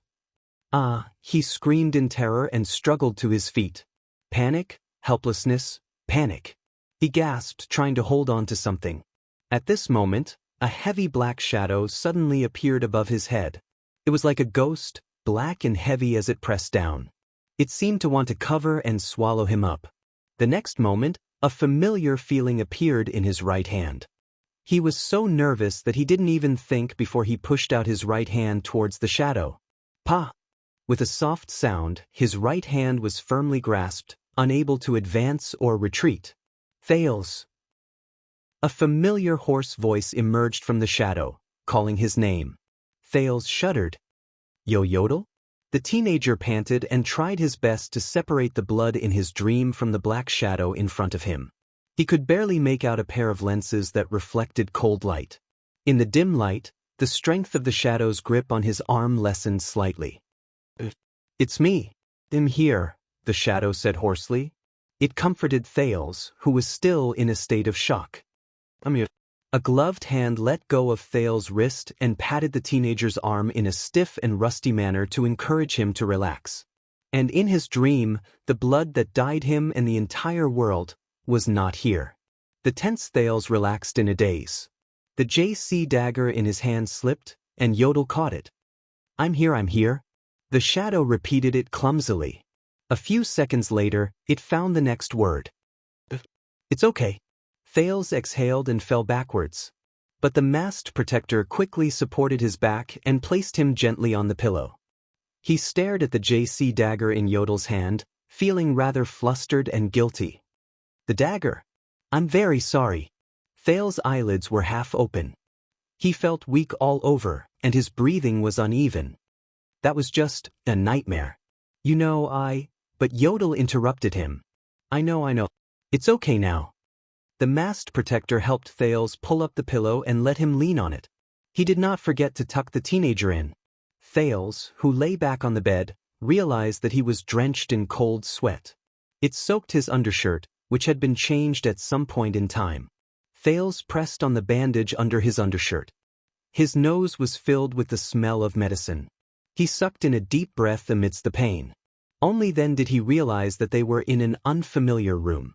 It was dark, gloomy, and narrow. The room was not big. It was only a dozen steps from the head of his bed to the door. There was a small study table beside the bed. The wooden window beside the study table was tightly shut, and a few rays of light from the day peeked through the cracks of the window. There was an everlasting lamp placed on the wooden table in the distance, and it barely illuminated the room. Thales, who was lying on the bed, narrowed his eyes. He noticed that although the bed and the study table were relatively clean, the walls of the room were dark and thick. There were even a few spider webs in the corners of the ceiling. Where is this place? Thales asked with difficulty. He felt that his throat was dry and hoarse. Blade Fang's camp. The masked protector walked to the side of the wooden table. When he returned, there was a glass of water in his hand. You slept for a day and a night. So we came back. A day and a night. Was it that long? Thales gratefully took the glass of water and watered his throat, which felt as if it was burning. Yodel watched him drink water while he grabbed a bundle of rope beside the bed and pulled it gently. Asterisk ring, ring, ring. Asterisk the faint sound of a bell came from outside the door. The doctor said that you need to eat, Yodel explained simply under Thales' puzzled gaze. Before Thales could react, the faint sound of an argument and footsteps came from outside the door. Ring, ring, it's a bell. I swear I heard a bell ring. Felicia said that it's a man's way of waking up. Waking up a servant? No, I don't think it's haunted. All right, coward, I'll go myself. The owner of the words and footsteps was obviously in a hurry. Thales could even hear a lot of unexpected and panicked clashing sounds on the way. Asterisk bang. Asterisk in the next moment, as the door was slammed open, Yodel's figure disappeared into thin air. Thales, who was leaning against the bed, narrowed his eyes and looked at the man who rushed through the door and struggled to maintain his balance in a flustered manner. This is a soldier, and his attire is a little familiar. You are... Thales put down the empty glass and asked in puzzlement. The soldier managed to maintain his balance after much difficulty. When he saw Thales, his expression changed abruptly. He was first shocked, then delighted. What the F***CK? You've lost your temper. You've finally lost your temper. The soldier spoke with a thick western desert accent, but he seemed to have realized something. He immediately coughed a few times and subconsciously stood at attention. Then he switched to the standard Western Peninsula common language, which was unique to military messengers. I mean, noble and handsome your highness, after seeing your temper, all of us in Bladefang's camp will be touched to death. The smile that Thales tried hard to force froze. The rather excited soldier stared at the weak Thales on the bed, as if he was afraid that he would miss a glimpse of him. At the same time, he spoke in a stiff and mechanical manner. Ahem, there's your... Sewing makes you shine. The soldier lowered his head every time he spoke. His expression changed back and forth as he occasionally spoke in a clumsy manner. He even stuttered from time to time. In short, we will definitely work hard to defend the borders of the kingdom, look after the desert, and control the orcs. Please do not worry, your majesty. Oh no, this seems to be the last part, ahem. My team and I are very honored to have you. I mean, receive you. Thales coughed violently and interrupted the soldier's welcome speech, which was full of mistakes. All right, thank you, soldier. I understand your enthusiasm. Thales pointed weakly at the soldier's waist. You don't have to read the rest of the script. The soldier's face turned red. He awkwardly stuffed the notebook, filled with words and pictures that he had raised to his waist, into his belt. Our clerk in charge of writing letters died half a month ago. Are you the only one here? Thales looked outside the door and only saw a dim light. The soldier, who was feeling awkward, immediately stood at attention and replied, There's also Strange Flame and Spirit Blade. She just changed shifts and Mystifying Eye has not arrived yet. We have to come up every half an hour to check on you, because we are afraid that you will be killed by vengeful spirits, or that Spirit Blade, who is crazy about money, will sneak into your bed and sleep with you. Thales raised an eyebrow. The soldier felt that something was wrong the moment he said those words. His expression changed. I'm sorry, you know that's not what I meant. He forced a smile in a panic. He had nowhere to put his hands. What I mean is, noble and handsome your highness, we have always taken good care of you, and we love you as if you were our own son. The more he spoke, the worse it became. Thales, who was mentally exhausted, became a little more energetic after being nagged by the soldier. He sighed and reached out to stop the soldier from continuing. I remember that you are Snake Shooter, a psionic. You are the new captain under Baron Williams' command. The soldier named Snake Shooter was slightly stunned. Then he looked ecstatic. Ah, you remember my name. As expected of the noble and handsome your highness. Yes, your highness, please remember me.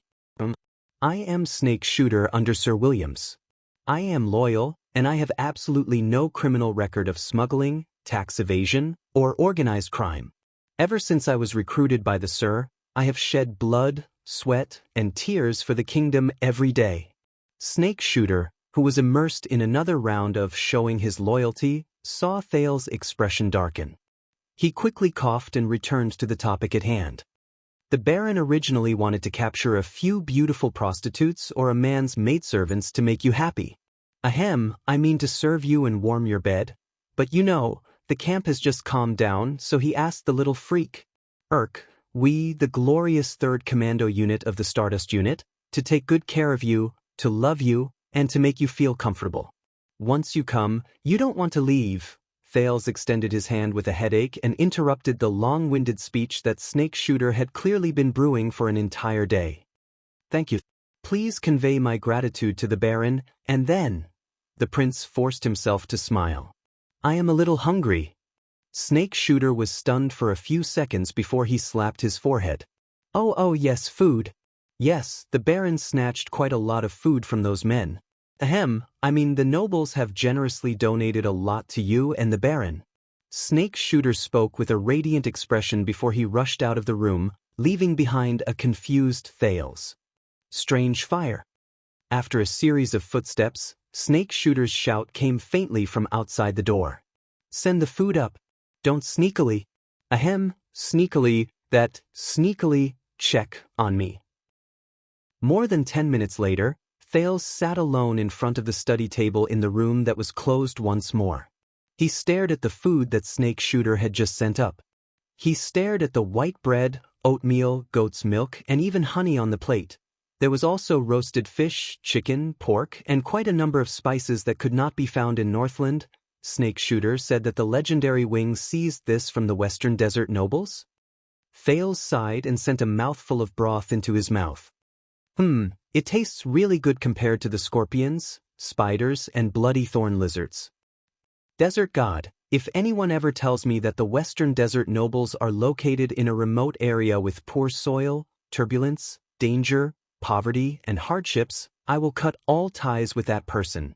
As he felt his stomach fill up, Thales asked the air, "So, what happened to Bladefang's camp?" He waited for a few seconds. Yodel's hoarse and indistinguishable voice traveled from the air. Williams won. Williams won. Thales bit the spoon in his mouth and tilted his eyebrows in resignation. But that's really detailed. It was just like the first time they met, when Yodel answered him, "Who is my father?" His words were filled with diplomatic language. When he remembered what happened in the past, Thales could not help but smile. God, how old am I? Am I already starting to reminisce about the past? But Thales immediately thought of something, and his mood sank. What about the kingdom's secret intelligence department? Thales' question was very vague, but Yodel seemed to know what he wanted to ask. They did not have horses and were forced to return on foot. The prince breathed a sigh of relief. So, Quick Rope, Barney Jr., Belden, Tartan, Cannon, Bruley, and Zacriel. His mood became cheerful. That was a fulfilling and interesting day, wasn't it? Thales said half-jokingly. A few seconds later, a hoarse voice traveled from the air, and there was a barely noticeable hint of amusement in it. Thales, whose appetite had increased, happily finished the food on his plate. By the way, Yodel, your injury, it's healed. Don't worry. The answer traveled from the air so quickly that Thales did not even have the chance to finish his question. But this made the prince frown. It's healed? Thales put down the half-eaten bread.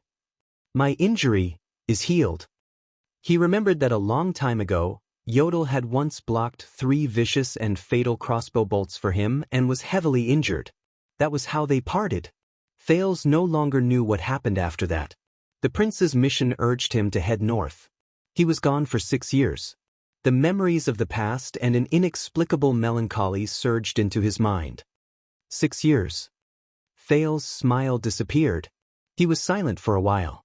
Yodel, have you been well all these years? The answer in the air was still brief.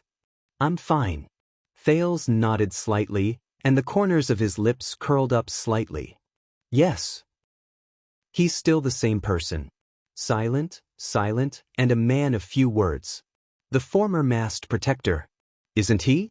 When he thought of this, Thales suddenly changed the topic. You know Zacriel, don't you? This time, the answer in the air only appeared after a few seconds. It was filled with an inexplicable emotion. A long time ago. Thales frowned. His tone was filled with worry. He said that your mask is one of the secret treasures of the royal family. The room was very quiet. There was no answer. Thales took a deep breath. He turned his head around and looked at the dark and narrow room. He still did not see any signs of a living person. When Yodel did not reply, Thales could only sigh and ask. He also said that there's a price to pay for using that amazing mask? There was another few seconds of silence. When Thales could not help but want to speak again, the masked protector's voice traveled into his ears. It's fine. Everyone has a price to pay. His voice was still hoarse, but it was filled with an unknown, profound meaning. there was also his determination to end the conversation. He's not going to say anything. The teenager could read the meaning behind his words. But Thales was not satisfied. So, what is it?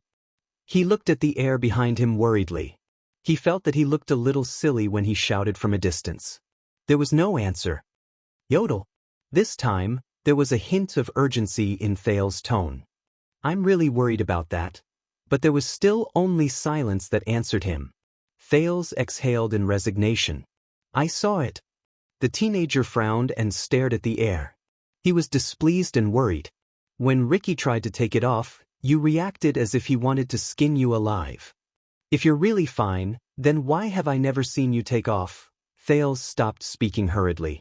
The dark room was dead silent. There were no ripples in the shadow in the darkness.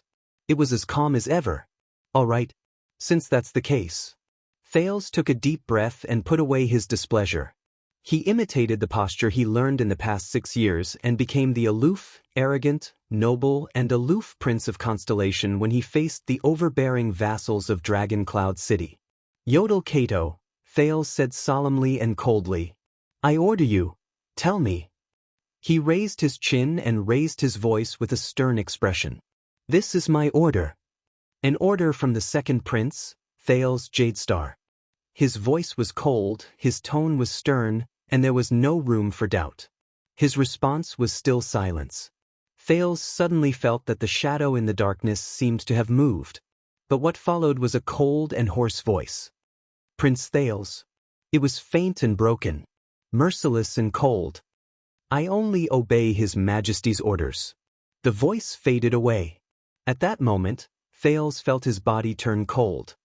Only obey His Majesty's orders? He stared at the air in a daze. He was a little dazed. Is that so? Thales inhaled absent-mindedly and turned his head around stiffly. He no longer looked behind him. A few seconds later, Thales heard himself speak unnaturally. He felt that his tongue was stiff and rusty. It was even worse than Snake Shooter just now. Of course, His Majesty's orders, he said laboriously, of course. Thales took a few deep breaths. He picked up his cutlery and started eating again. Just like before. But, just now, for the first time, he felt that the shadow behind him that seemed to be empty no longer gave him a sense of security. The unfamiliar yet familiar purple mask no longer gave him a sense of security. His Majesty's orders. I forgot. From the first day he saw me, he carried out His Majesty's orders. Thales suddenly thought of Saroma in Dragon Cloud City. He thought of Nicholas and Lispan, who surrounded her and seemed to serve the Archduchess and obey her orders. At that moment, he only felt gloomy and cold. The absent-minded Thales forced himself to eat a mouthful of meat or bread according to the most standard table etiquette Gines had taught him. But for some reason, he felt as if there was a thorn in his back and a fishbone stuck in his throat. He felt uncomfortable all over. This place is too small. It's a little stuffy. That was what he thought. Thales put down his cutlery and raised his head in annoyance. Other than the dim, everlasting lamp, he only saw 3 tightly shut windows. Only faint light shone from the edges. It's so stuffy. No wonder it's so stuffy. It's so dark that I can't see the light. I don't even know what time it is. So, where is this? The legendary Wing's sweet home? When he remembered Roman's arrogant and prideful cold face, Thales' breathing froze. Damn pretty boy. Thales stood up with a straight face, intending to push open the window in front of the study table. But when he pushed it open, he was stunned. The handle of the window in front of him was nailed shut with an extra piece of wood. What's going on? Thales frowned as he looked at the nailed window. What's this? Are they afraid of someone invading? Or are they afraid that I'll escape? That's why they sealed all the entrances and exits? Are they going to trap me here? Just like a prison? When he remembered the black prison that tortured him for most of the night, Thales, who was in a bad mood, subconsciously turned his head. Yodel, but halfway through his sentence, he abruptly stopped. Damn it. The prince shut his mouth and took a few deep breaths. He did not speak again. Instead, he sat down again and picked up his cutlery again. Thales stared at the window that he could not open. His breathing began to speed up, and his already annoyed mood became worse. Damn Roman. Damn pretty boy. Thales sat for less than 5 seconds before he threw the cutlery away.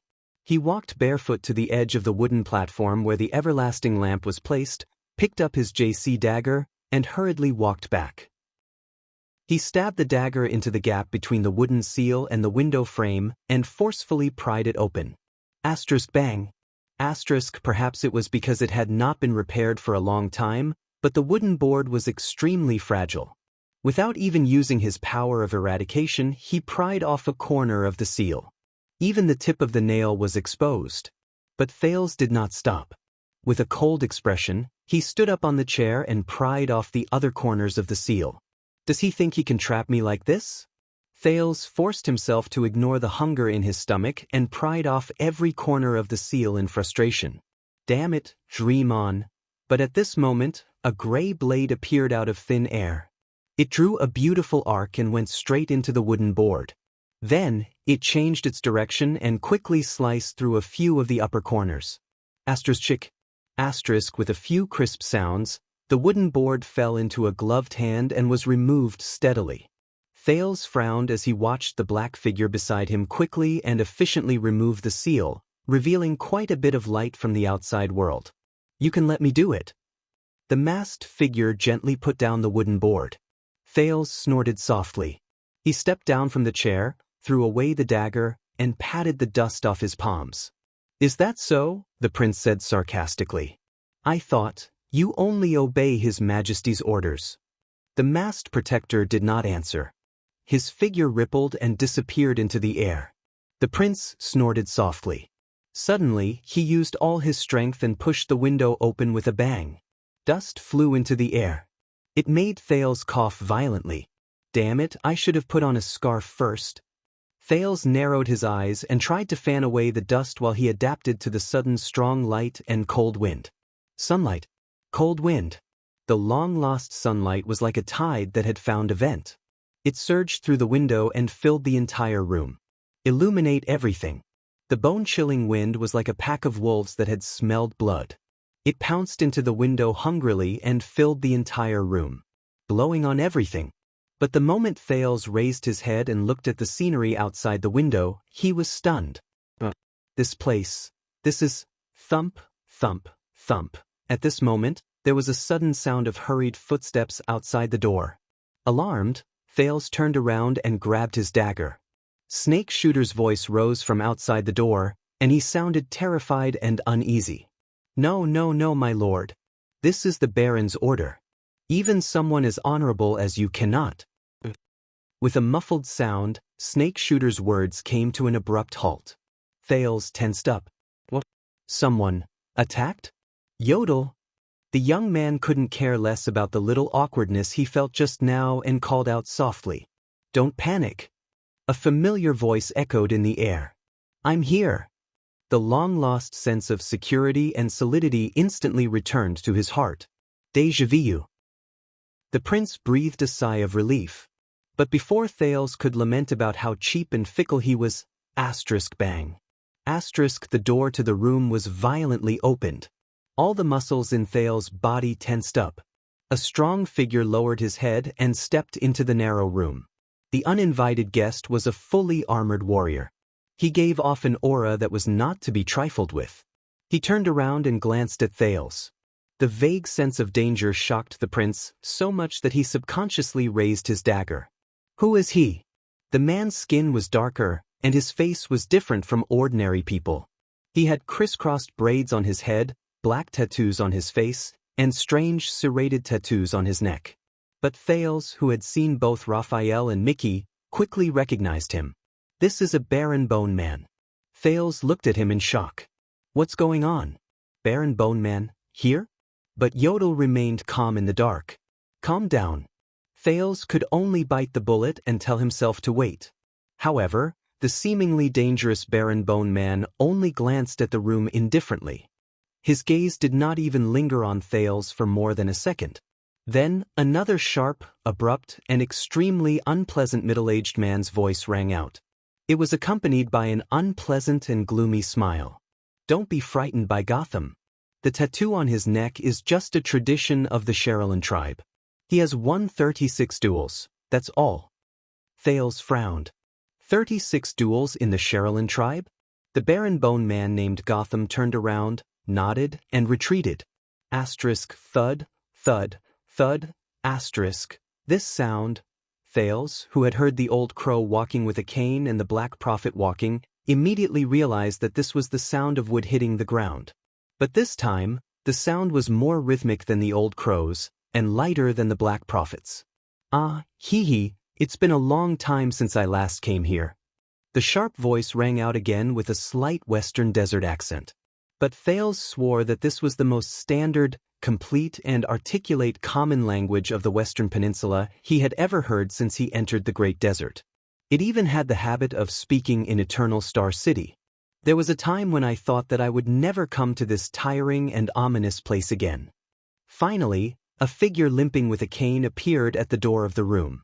The moment he stepped into the room, Thales' nervousness and attention towards Gotham was completely taken away by this newcomer.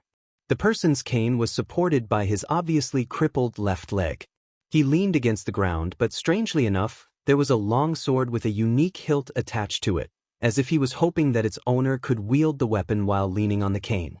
The owner of the sharp voice held onto the door frame, tugged at his armor, and laughed sinisterly. Phew, this is really a test for my legs. He raised his head while leaning on the cane, and revealed a middle-aged face that could not be considered human. Withered, pale, and crooked. Coupled with his cold and sharp voice, as well as his sharp and intelligent eyes, it was enough to make people shudder. The moment he saw the man, Thales was shocked. The terrifying middle-aged man panted softly while he sized up Thales. In the past 6 years, the man chuckled in an unpleasant manner. His laughter was like a poisonous thorn that pierced into Thales' heart. You've really grown a lot taller. I guess the Northland barbarians have fed you well? There were a few seconds of silence. Thales stared at the middle-aged man's clothes in a daze and remembered something. The man continued to smile in a frightening manner as he waited for an answer. Finally, Thales took a deep breath. It's been a long time. The prince put away the dagger in his hand, straightened the thin clothes on his body, and said seriously, "Your Grace." The owner of the cane stared at him for a long time before he burst into laughter. "Haha, very good, you still remember this old bag of bones?" His expression was exaggerated, making his inhuman face even more terrifying. He even clapped his hands fiercely, as if he had seen something amazing. Outside the door, the Baron Bone Man Gotham turned around coldly and knocked out Snake Shooter, who had just woken up. Calm down. The prince thought to himself. Thales forced himself not to look at Snake Shooter's condition. Instead, he calmly looked at the guest in front of him. Your arrival has really exceeded my expectations. The prince gently pulled the chair out and gestured to the man. Then he sat down on the bed. So, are you here to support me, support Baron Williams? Or, support Bladefang's camp? At that moment, the man's sharp and cold laughter died in his throat. He seemed to have understood something. The terrifying middle-aged man stared straight at Thales, who appeared to be at ease. He clicked his tongue and said, "Very good. You don't have the unique milk stink of useless nobles either. That's great. We should change our view of the Northland barbarians. Perhaps they aren't barbarians who only know how to flip tables with their fists." Thales frowned slightly. The middle-aged man snorted softly. He lifted his left leg along with his cane and staggered into the room. Asterisk thud, thud, asterisk behind him, the Baron Bone Man Gotham closed the door in tacit understanding, leaving the middle-aged man and Thales in the room. Turn this place into an airtight cage again. Calm down. Thales warned himself again as he watched the man draw closer. The middle-aged man limped towards the chair Thales pulled out for him. He spoke in a tone that was half sarcastic and half sentimental. However, as your first stop back in the country, Williams really shouldn't have arranged for you to come here. This place is too high, too high. The middle-aged man stopped in front of the desk. He turned sideways and looked at Thales coldly, revealing the window behind him. There were also countless buildings the size of toy blocks outside the window. It's so high that I'm worried that you might accidentally fall from here. Thales looked at the long sword on the man's cane and felt his body tense up. That was it. He was the master of the Fakenhas family, one of the 6 great clans of Constellation, who had the 4-eyed skull as their emblem. The guardian duke of Western Desert, the suzerain of the ruins, the unwelcomed. Cyril Fakenhas. Just like that, he stood at the highest point in Bladefang's camp, the room on the top floor of Ghost Prince Tower. Just like your father's brother? End of this chapter. Chapter 493. Cyril Fakenhas. Persona non grata. Thales stared at the Duke of Western Desert solemnly. He stared at his face, which had become even more terrifying after 6 years because he had more wrinkles and less hair. Being a hostage for 6 years had caused Thales to develop a faint sense of alienation towards the people, things in Constellation. However, when the terrifying image of the Duke, who was like an old tree that had turned into a spirit, appeared in front of Thales again, and his sharp and ear-piercing voice echoed in the prince's ears again, all the memories of the past came back at that moment. The national conference that decided Thales' fate in Eternal Star City 6 years ago seemed to have happened just yesterday. The cold wind outside the tower blew, and it made Thales, who was wearing only a thin shirt and thin pants, shudder. The ruins are quite far from here. Thales tried hard to get rid of all distracting thoughts and looked at Fakenhas calmly. Calm down. This is Williams, the territory of the regular soldiers of the royal family. He can't possibly harm me. Think about it. What was Fakenhas' stance when the second prince appeared 6 years ago? What was his personality like? And why did he appear here? Thales' expression did not change. So, what exactly made someone as honorable as yourself come all the way to the dirty, messy, and exhausting border? Fakenhas let out a strange laugh. He moved his walking stick and closed in on Thales, inch by inch. Your Highness, you are truly a newcomer and have no time to think. The other party's terrifying and withered face slowly grew larger in front of his eyes, causing Thales to feel uncomfortable. He could not help but grip the dagger behind his waist tightly and suppress his desire to retreat. The Duke of Western Desert stopped when he was about a foot away from the prince. He was so close that Thales could see his dried skin, which seemed to be hanging on his bones, and the fine wrinkles on it.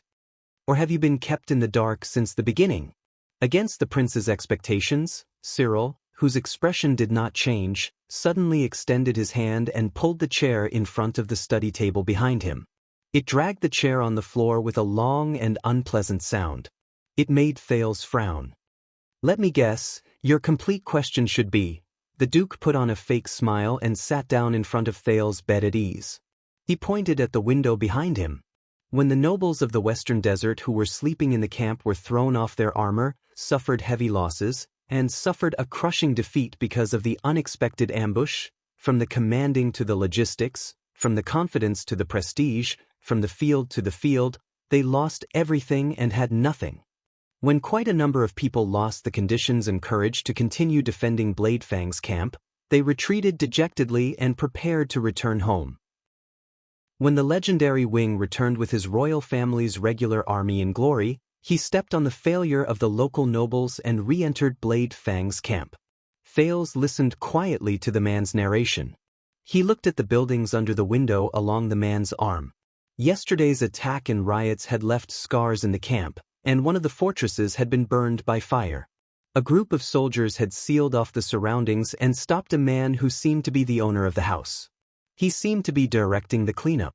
On the other side of the road, another alley that was not blocked by the soldiers was still bustling with people.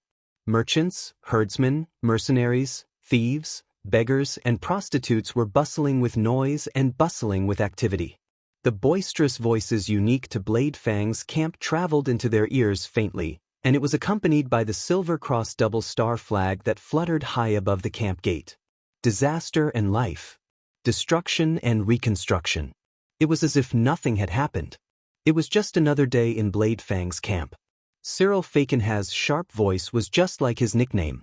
Coupled with his intentionally forceful tone, it made people feel uneasy. What you want to ask is, under the above circumstances, Fakenhaz's smile was strange. Just what is it that made a cunning person like me come to Blade Fang's camp, which is guarded by the prince and has an extraordinary significance? This is bad. Cyril's strange and unpredictable laughter, his unfathomable tone, his irrelevant answers, his evasive words, and his devastating voice and appearance gave Thales a headache, even though he was used to the Northlanders' straightforward and loud voices in Dragon Cloud City. Your Grace, I have heard of your losses, and I am deeply sorry. Thales, who had his meal interrupted, forced himself to focus and think hard. Blade Fang's camp was attacked, and Williams won. So, this was the current situation in the camp. This means that Duke Fakenhaz, who holds the highest position in the entire Western Desert, rudely and violently barged into my bedroom, and his goal is. He thought about it and spoke. I did not expect it either. That was indeed an unfortunate day. Please convey my regret to your vassals. But now, I do not think that Baron Williams will be happy to see, but Fakenhaz interrupted him. I heard that you liked to play chess when you were in Northland. Thales was taken aback by the abrupt words. Play chess? The Guardian Duke of Western Desert laughed sinisterly. Do you know what I find the most interesting thing about playing chess? Just when Thales was thinking about how to answer so that he could politely end the conversation and send the guest off safely, Cyril suddenly shook his left hand, and the end of his cane landed heavily on the ground. Asterisk thud. Asterisk the long sword tied to the cane trembled. Before Thales realized that the man was just looking for a place to place his cane, he had already subconsciously held his breath and bent down, gripping the dagger behind his waist tightly. Fakenhaz did not seem to notice that Thales looked as if he was about to face a formidable enemy. On the contrary, his smile faded, and he leaned forward with his hands on his knees. His skinny figure pressed down on the prince sitting on the bed. That is, there are no blind people in a chess game. Both sides of the chess game can see clearly, and understand every piece, every square, and every step. Thales adjusted his breathing with great difficulty and began to think about the man's words. Cyril, who had been staring at him, suddenly extended his hand and grabbed the plate on the study table. The Duke placed the plate with rich contents firmly on his knees. He grabbed a grilled fish that looked like it had a lot of spices added to it with his bare hands. He opened his broken teeth and bit into it. He did not follow the usual dining etiquette, nor did he care that it was the prince's meal. Thales frowned again as he watched. So, let us stop pretending that we can't see the chessboard. It tastes good. It seems to be the batch that the Loughton family presented to me during the Renaissance Festival. It was fished from Shepherd's River. Cyril chewed on the bony fish in his mouth as he nodded and commented in a serious manner. Stop pretending that you can't see the chessboard. As he stared at the man's face, which had great destructive power, Thales felt a prickling discomfort crawl up his back again. Your Grace, what are you trying to say? The prince no longer bothered with pleasantries. Instead, he looked at the Duke with a solemn expression. Cyril smiled. It looked as if his ugly face had suddenly cracked. As he chewed, he raised the half-eaten grilled fish in his hand and pointed at Thales. To save a seemingly important personal guard. Cyril looked out the window and watched Blade Fang's camp after the night of chaos. His eyes shone with a rare chill. A certain chess player generously sacrificed a knight. But he did not expect that the knight was the killer. It rampaged through the formation, and in the end, it became a prime minister. It ate countless infantrymen, swordsmen, shield-bearers, knights, and even catapults. Cyril stopped eating. There was a dangerous look in his eyes. Teach me, Thales. In this chess game, between the knight and the personal guard, who does the chess player want to sacrifice, and who does he want to save? Chess game. Chess player. Personal guard. Thales had a headache. He was used to the boorish and ancient heroic spirit palace and the bold and heroic Northlanders. The Guardian Duke of Western Desert who beat around the bush, mocked him, and was so sarcastic that it was unpleasant made Thales very uncomfortable. In comparison, even Trentida, the Archduke of Reconstruction Tower, who was famous for being stingy and cunning, paled in comparison. The prince could only sigh and try his best not to look at the grilled fish in Cyril's hand, which had been bitten into pieces. "I'm sorry, I'm not good at chess. It's just a hobby when I'm free." Cyril let out a strange laugh. His ugly and withered face rippled. "Huh, you don't care." He leaned forward again and pointed at Thales with his left hand. His tone turned cold. "But you should care." The sudden change in Cyril's attitude confused Thales.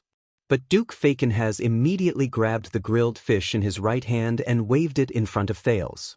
"Just like how you don't care about this fish, I don't care about this fish either."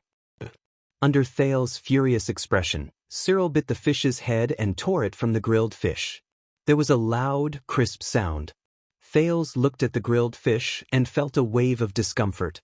Cyril looked at Thales coldly as he chewed. He gently shook the headless grilled fish in his hand. It should still care about itself. Thales' expression was solemn. He had faced many opponents who were in high positions, and many of them had their own unique presences, such as Lampard, who had an overbearing presence, King Kessel, who was a man of few words and kept people away, and Count Leespan, who had a profound gaze that made people feel uneasy. No matter where these people appeared, even if they were just sitting quietly in a corner of the room, it was impossible to ignore their existence. But Cyril Fakenhas seemed to be special. His face was withered, and his appearance was terrifying. His posture was almost wretched.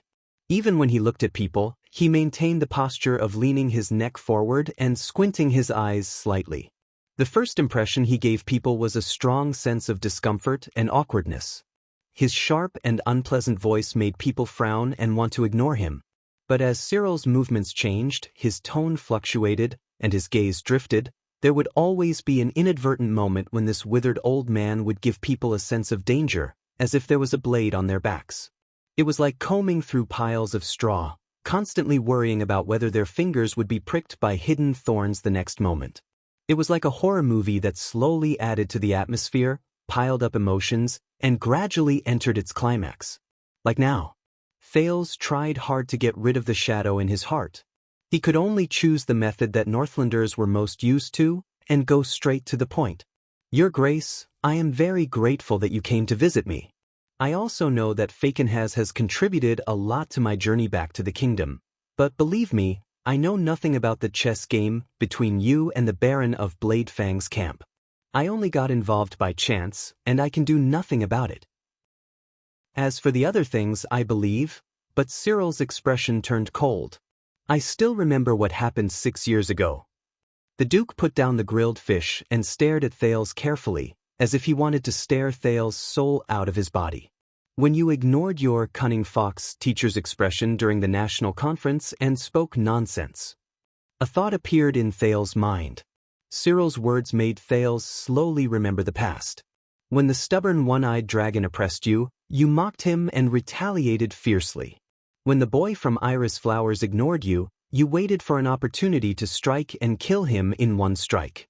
When the short-sighted nobles disrespected you, you remembered it and returned the favor 100 times over. Your words are harsh, and you are unforgiving when you are in a favorable position. The Duke of Western Desert's expression was very interesting when he said these words. He seemed to be looking forward to it with some admiration, but he also seemed to be mocking Thales as if he was watching a good show. Thales remembered how he stood against the suzerains during the national conference when he was young. He also remembered what Gilbert said to him later. The prince sighed, and there was a hint of melancholy in his voice.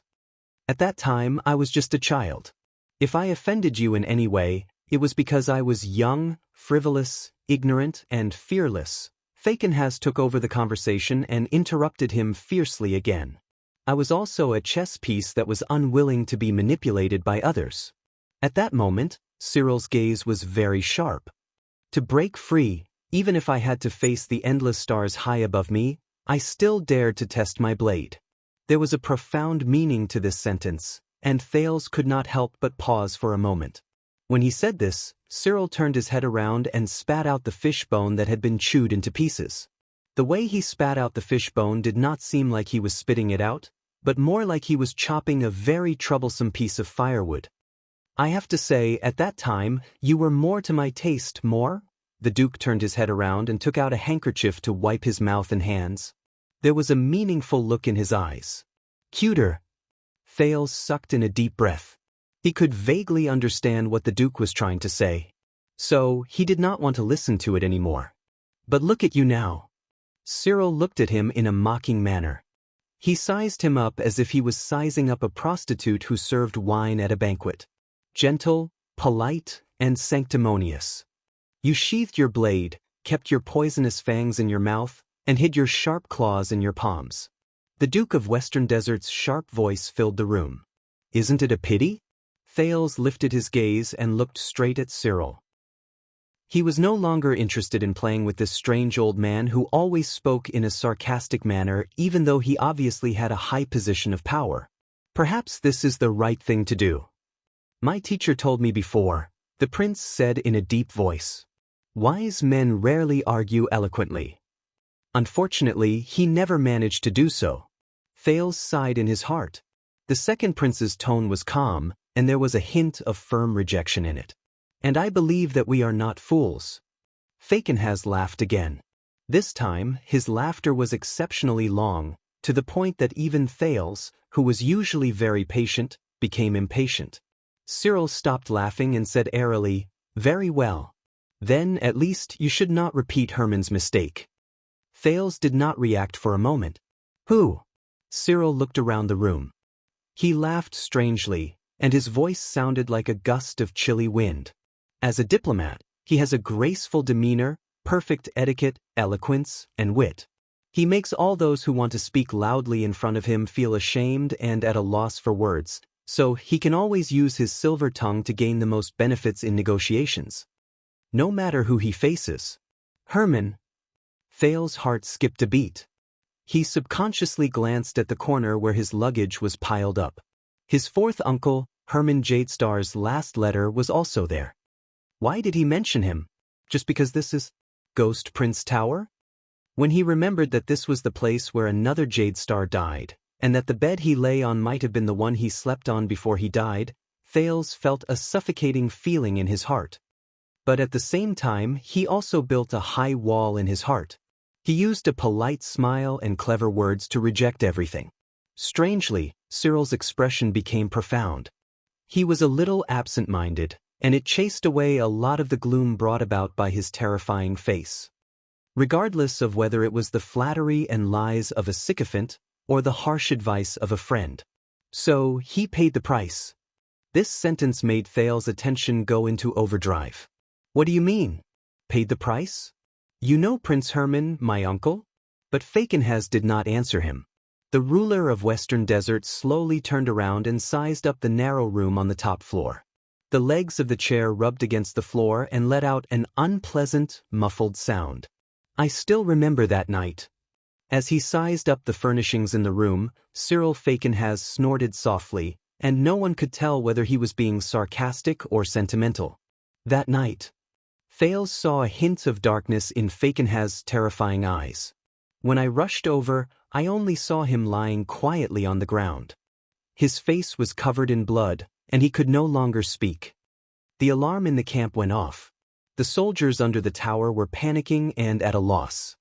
His personal guards scolded me, and the furious attendant led the regular soldiers to search for all living people within a 100-foot radius. They even cut down a few local nobles on the spot. Internal strife broke out at any moment. The regular soldiers of the royal family and the local recruits and even mercenaries who rushed over raised their weapons in a standoff. There were a few clashes and there were countless casualties. Baron Lumen and I mediated in the middle, but the results were minimal. Everyone was tense and panicked. That night, Thales immediately realized what Fakenhas was talking about. Duke Cyril seemed to have ignored Thales' existence.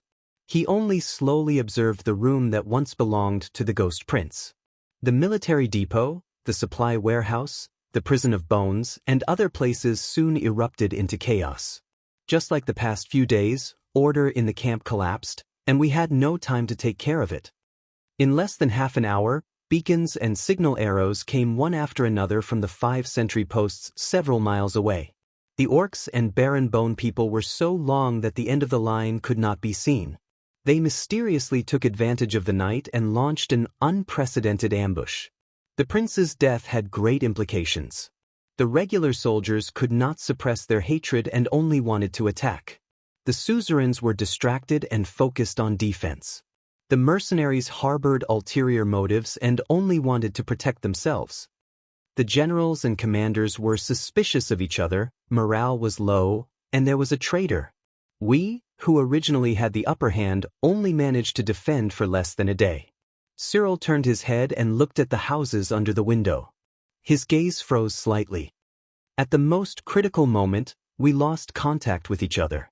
I was struck off my mount, and half of my face was also torn off by a damned orc. Baron Lumen even sacrificed his life to cover our retreat from the camp. If it weren't for the lack of military discipline of the orcs who intercepted us and only cared about looting in a disorderly manner. Cyril's gaze was filled with mockery and disdain. He snorted and shook his head. Thales heaved a sigh and closed his eyes. But that wasn't the worst. Duke Fakenhaz's expression became more and more stiff. His ugly and withered face, which made people uncomfortable, turned into an indifferent and cold expression that could not be ignored. Just as we retreated to Blessings Town and regrouped our defeated army, intending to send Herman's body and the letter requesting for reinforcements back to Eternal Star City, even more terrifying news came from Wingfort. Even more terrifying news.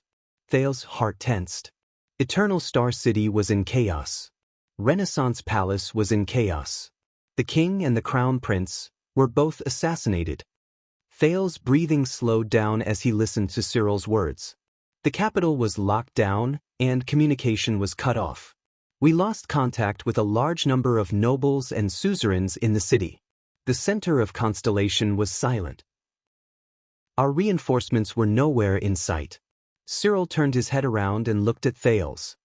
His gaze was unfocused, as if he was staring at the air behind Thales. And this was just the beginning. Urgent messages came one after another from Wingfort. Bad news came one after another. Cyril turned his back to the light. His face looked gloomy in the cold wind. In the north, Broken Dragon Fortress fell. The second prince died. Extet's army pressed down on the northern territory, and they crossed the land of cliffs. They were unstoppable. In the east, the third prince died in Broken Bridge Fortress. The waterway supply he was in charge of overseeing the war stopped because it was exclusively for the north and south battlefields. In the southwest, the Duke of Star Lake died in internal strife. The Starlight Brigade, which shouldered the people's hopes, lost their leader and cut off their supplies. They fell apart and disappeared without a trace. The bleakness and coldness in the Duke's words caused the prince to shudder. It reminded him of Gilbert's narration of the Bloody Year. But Thales immediately remembered Zakriel's half-truths and the royal guard's painful confessions in the dungeon. He could not help but clench his fists. The flames of war were everywhere in Constellation. The kingdom's hope was cut off. The enemy's army was at the city gates, and the royal family was nowhere to be found. And where should Western Desert go from here? The suzerains of Western Desert held a meeting in Blessings Town, and many of them harbored ulterior motives.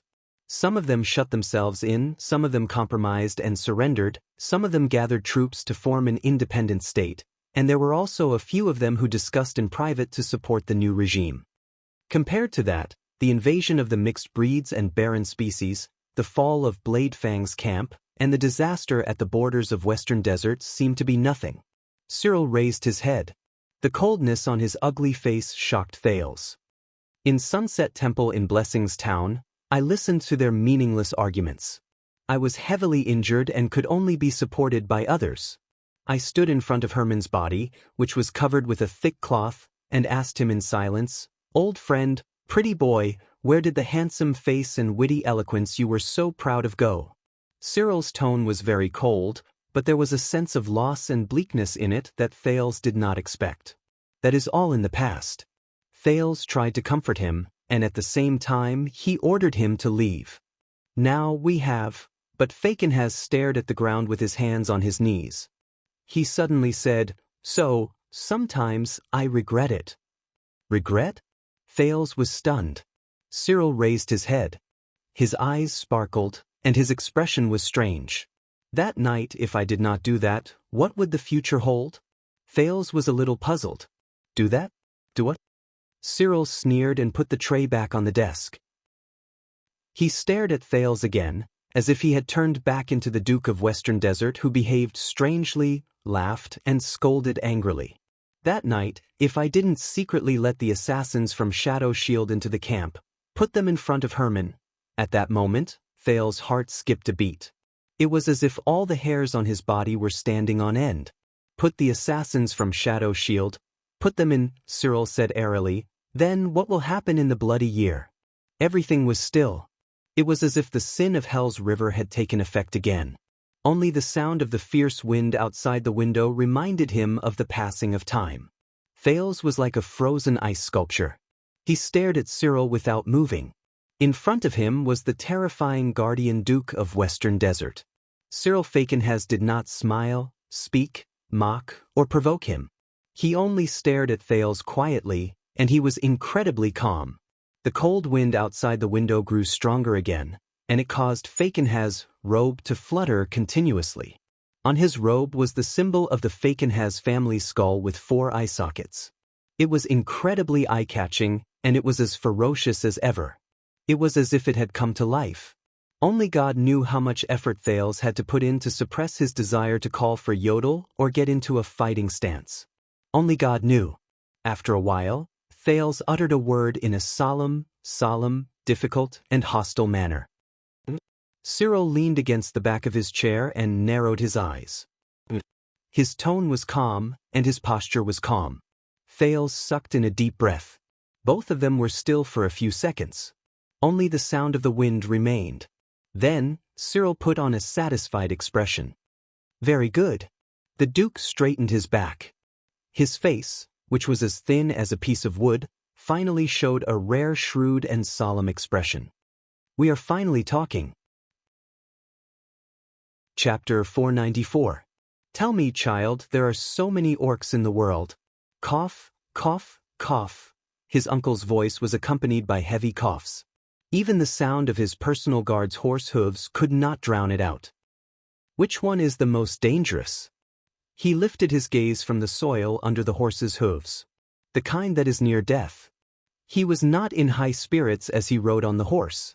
He lagged behind his uncle's carriage by a full body length. Yes, the kind that is near death. His uncle's weak voice seemed to have been injected with new energy. He was like his uncle when he was in his prime. He could point out the world with great vigor. Just like a sand scorpion's poisonous stinger hidden behind its tail, a venomous snake's poisonous fangs buried deep in its mouth, and a dangerous quicksand hidden underground.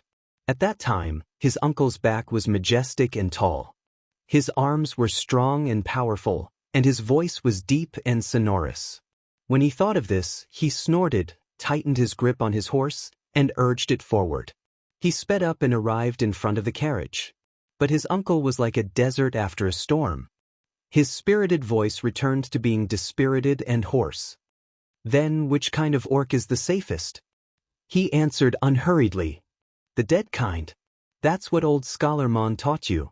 His uncle shook his head and said, a dead orc is a good orc.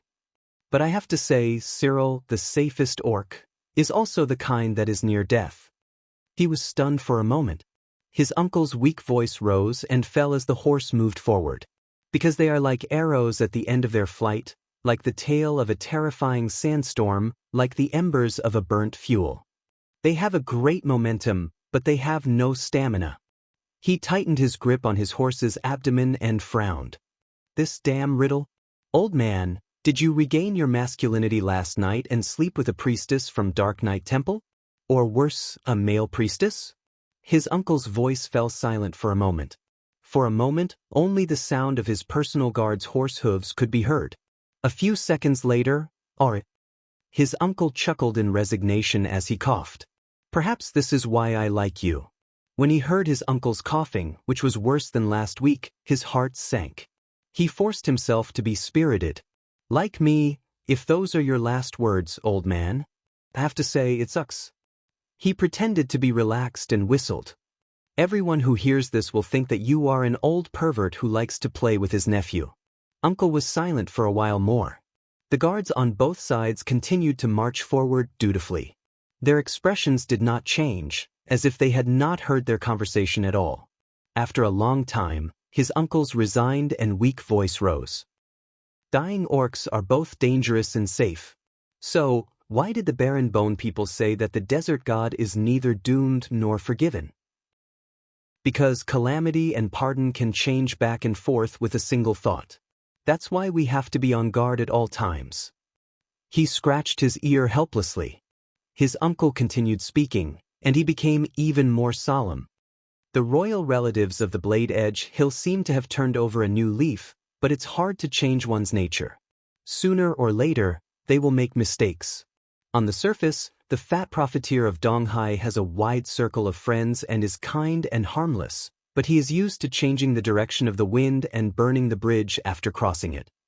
The land of cliffs pretends to be arrogant, neutral, and selfless, but they're just a bunch of rats that rely on the natural defenses of the mountains. As for that cowardly old bastard from the South Bank, he's even more conservative than a priestess.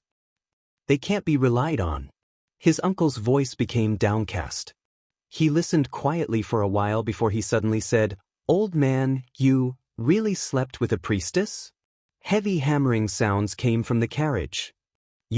His uncle seemed to have choked again. Even his breathing became erratic. The corners of his lips curled up into a smile. In the end, his uncle suppressed his anger and sighed. Sigh, forget it? In comparison, old Dylan from the Northern Territory is tenacious and constantly strives to improve himself. It's a pity that their positions are too bad. Once something happens, they'll be the first to bear the brunt, and it'll be difficult for them to help. As expected, if it were my uncle in the past, hearing me joke about him like this, feeling gloomy, he stopped thinking about it. Instead, he raised his head and looked at the increasing amount of vegetation on both sides of the Avenue of Blessings. You seem to have missed out on the most important thing? His uncle's breathing stopped. The carriages took a big turn. A few farmers who were driving the carriages by the side of the road shrunk their bodies in fear as they waited for the four-eyed skull flag to pass. After a long while, his uncle's weak voice rose again.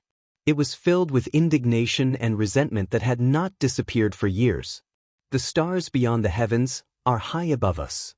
You can only look at them from afar and not be delusional. You can't trust them either. He felt a deep chill in his uncle's tone. Remember this. His uncle's words turned into a thick and ominous cough. He did not speak. After a few seconds, he released his grip on the reins, which were about to break. As his uncle coughed in discomfort, he took a deep breath and forced himself to smile. From what you've said, we should be mavericks and loners. We don't get along with everyone, and everyone hates us? His uncle stopped coughing, but he did not speak immediately. For a time, there was only the sound of horse hooves and carriage wheels. Finally, a long sigh came from the carriage. Isn't that the meaning of our existence? There was resignation, but also relief. Duke Fakenhas opened his eyes. Before his eyes, the prince was staring at him nervously. Thal's arm was stiff behind him. He pressed down on the dagger under the blanket. He looked through the Duke of Western Desert's half-smiling eyes, and seemed to see another bloody and ferocious dead man's head with empty eye sockets. If Fakenhas is the mastermind behind Herman's assassination, why is he telling me this now?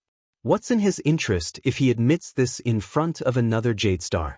Is he trying to gain the upper hand with a show of strength, a sign that he is going to turn against him, or does he have other motives? As usual, Thales took a deep breath. He deliberately pretended to be surprised and lost his composure to satisfy the other party while he began to think about the key to this matter. From his days as a child beggar to his life as a prince, this move was quite effective against people like Quide and Nicholas, who were not very bright and thought highly of themselves. It was even effective against people like the annoying Ian and Monty, the Raven of Death, who were as cunning as ghosts. They could always gain a sense of superiority from Thal's panicked behavior, and from there, they would reveal their greatest weakness in their contempt and satisfaction. After going through so many ups and downs, this was already Thal's most familiar instinct. He was so familiar with it that he could not even tell when his loss of composure was real and when it was a deliberate act. But there were times when this move failed, such as when he faced King Chapman in the carriage. What? Are you living too comfortably in Northland? You're already scared? The Duke of Western Desert's contemplative words rose again. He stared at Thales, who seemed to be stunned by the shock, and seemed to be a little dissatisfied. How about this? Which one? Before Thales could think too much about it, he saw Cyril stretch out his hand and hold the handle of his walking stick, long sword. The prince shuddered. Asterisk whoosh. Asterisk as the sound of metal rubbing against leather rose, the blade was unsheathed, and it drew a silver arc in the air. Asterisk T. The sin of hell's river flooded his nerves. Thales instinctively flipped off the bed and rolled on the ground. What kind of joke is this? He got up and bent his knees when he was a safe distance away from the silver light.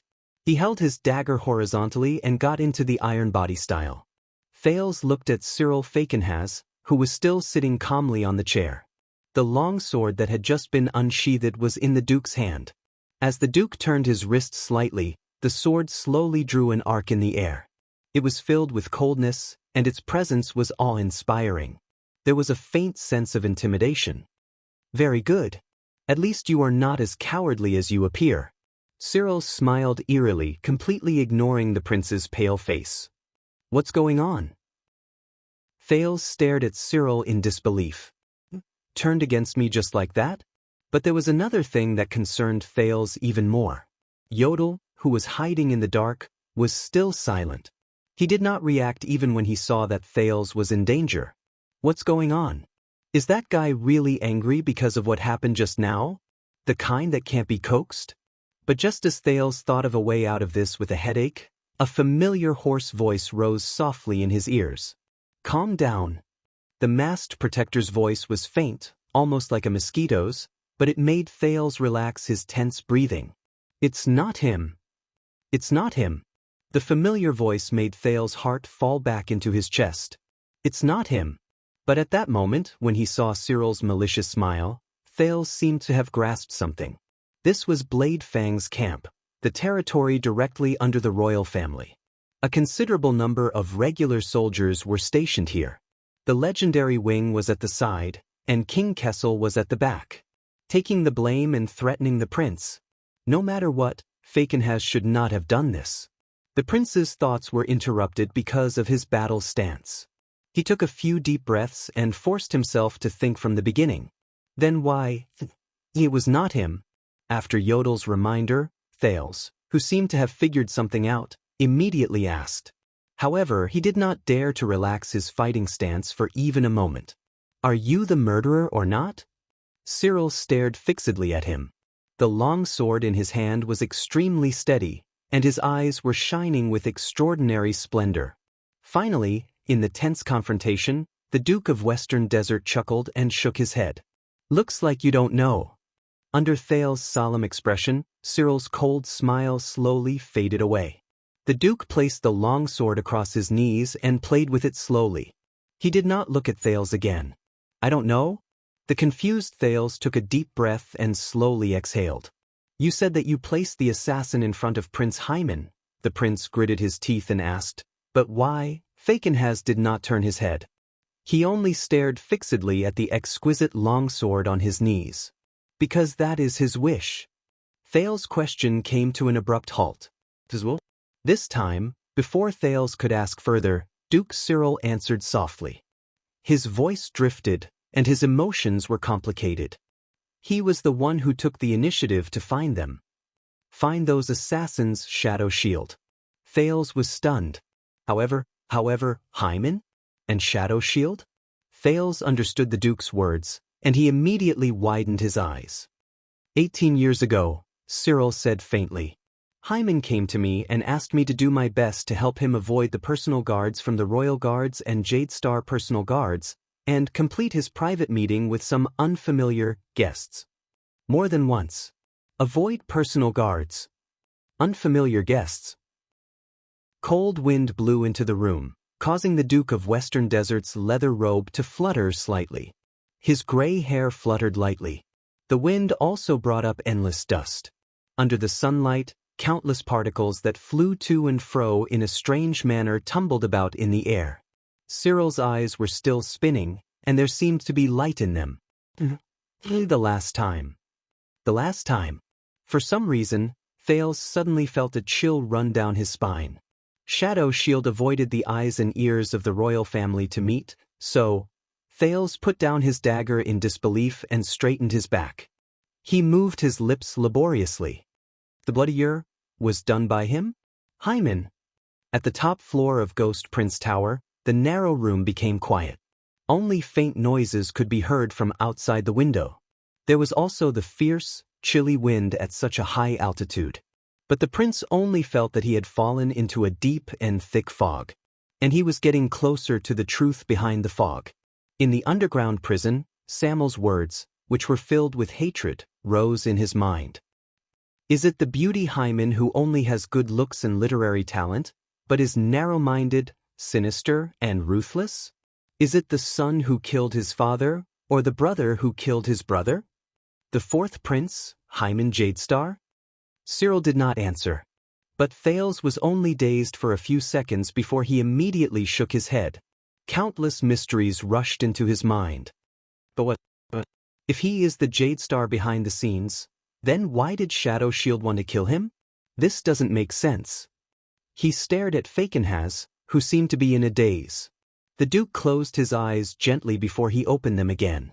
He placed his arms on his knees and leaned forward. He schooled his expression and turned to look at Thales. He smiled faintly but frighteningly. I want to know too. Thales was stunned. You don't know? Cyril chuckled as if he was not bothered. Maybe he was just too stupid and he was betrayed. Maybe he was a victim and he was destined to be betrayed. Maybe he was just an insider and he could not escape his fate in the end. Or maybe he was just unintentionally involved and he wanted to turn the tide. Cyril lowered his head and the corners of his lips curled up slightly. No one knew whether he was being sarcastic or mocking. But he didn't want me to know. He doesn't know. Thales was not satisfied with this answer. He took a deep breath, walked forward slowly, and sat at the end of the bed again. He was facing the Duke. Really? He asked you to do him a favor so that you wouldn't know the truth, and you agreed to it? You didn't even ask? Thales said coldly. Aren't you being too generous? Cyril turned his head around slowly. It might have been a figment of his imagination, but Thales suddenly felt that Duke Fakenhaz's ugly and hideous face had become much more relaxed. Believe it or not, child. Cyril's gaze suddenly became very serious. His sunken lips opened and closed under the sunlight. Herman is one of the few friends I have. At least, compared to his brothers whose minds are only filled with conspiracies, murder, money, and women. He asked, so I helped. It's that simple. Thales frowned deeply. Brothers whose minds are filled with conspiracies, murder, money, and women. Cyril observed Thales' expression. He shook his head and chuckled. But the prince's next sentence caused his expression to change. Is this related to Prince Horace? Thales relaxed his eyebrows, but the seriousness in his eyes was at its peak. The reason why Herman went to Shadow Shield, but died in their hands in the end? At that moment, Fakenhaz's expression froze. Horace. He stared at Thales. His face was still ugly and hideous, but he no longer had that playful look on his face. Why do you ask? Thales exhaled and answered him with another question. And you, why did you tell me this 18 years later at the place where Herman died? Cyril stared at Thales for a very long time. Finally, the Duke's elbows left his knees, and he straightened his back in his chair. Against Thales' expectations, the seemingly serious Cyril did not respond to his question. Instead, he lifted the long sword on his knees again and sized it up. Have you ever seen a sword like this, Your Highness? Cyril seemed to have walked out of the memories of the past. He regained his scary and relaxed smile. Thales could not help but be stunned. It was only then that he noticed that the Duke's long sword had a unique appearance. The bronze-colored handguard and hilt were exceptionally long. It did not seem to be the most ideal structure for bearing force, but it was exquisite and neat enough. The two sides of the blade extended in a smooth arc that was like a sand dune, giving people a sense of aesthetic comfort.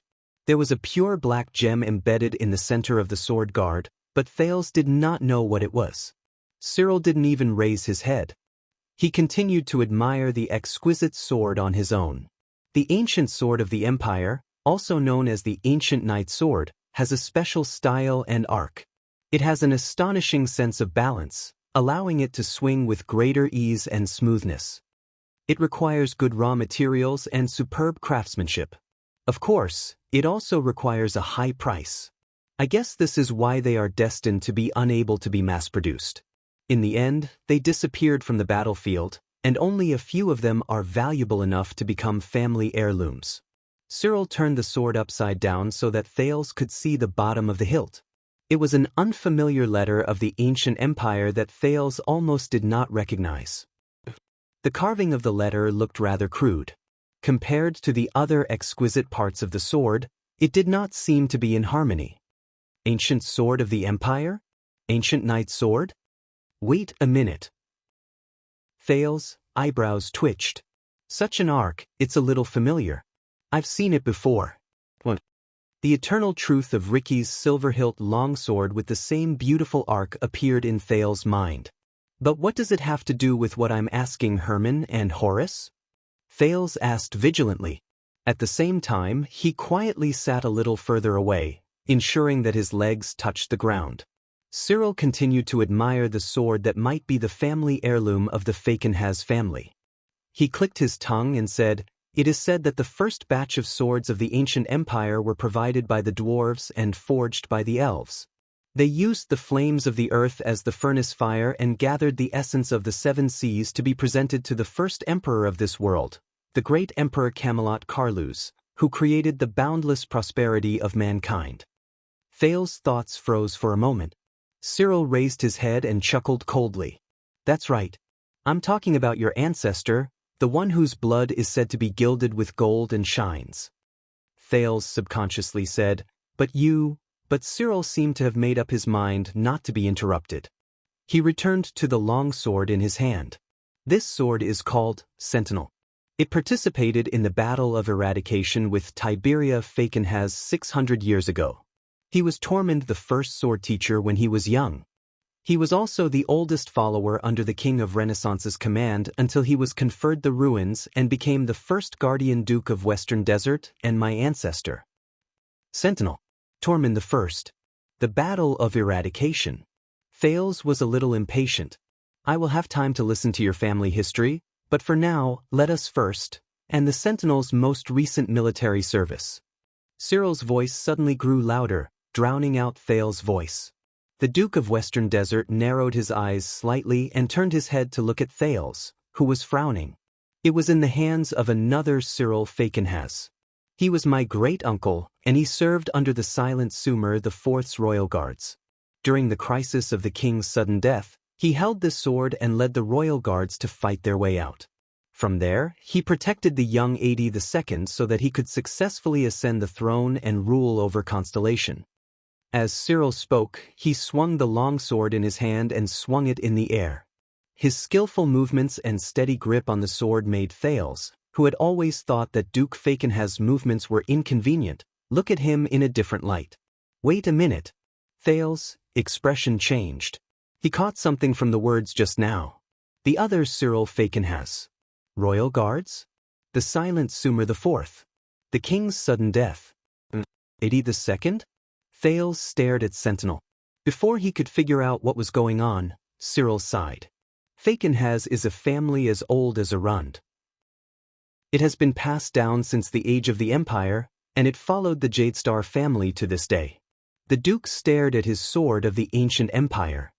From the Battle of Eradication to the Bloody Year, just like this Sentinel, we have witnessed too much and understood too much. A strange light shone in the Duke of Western Desert's eyes. Whether it is the rise and fall of Constellation, or the Jadestar royal family, Fakenhas removed the sheath from his cane and cast a sideways glance at Thales. There seemed to be a profound meaning behind his words. A reign of terror.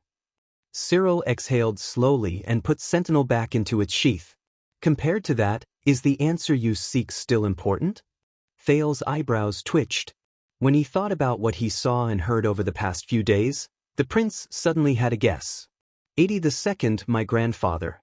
I heard that he was the one with the longest teeth among Sumer IV's children, and he was also a male. Thales spoke slowly. I believe that his ascension to the throne and coronation should have been smooth. He narrowed his eyes. Where did the reign of terror you speak of come from? The Duke of Western Desert put away his nostalgic expression and smiled slowly. He turned his head around and stared at Thales with a burning gaze. Perhaps your history teacher did not mention your grandfather's stepmother, this witch Queen Vera from the Iris Flowers family, and her sister-in-law who was the Duchess of Blade Edgefield, your grandfather's aunt, the former Princess Helena. Iris Flowers family, the witch Queen Vera. The Duchess of Blade Edgefield, the Princess Helena. As he listened to these unfamiliar names, Thales's mind started to work. They also did not mention how they conspired to falsify an edict after Sumer IV passed away. They wanted to send your underage grandfather to Sunset Temple as a lifelong sacrifice, so that Queen Vera's biological son, John Jadestar, who was still in swaddling clothes, could replace his father and become king. Thales's eyes suddenly widened. John Jadestar conspired to falsify an edict. Thales could not help but tighten his grip on his dagger.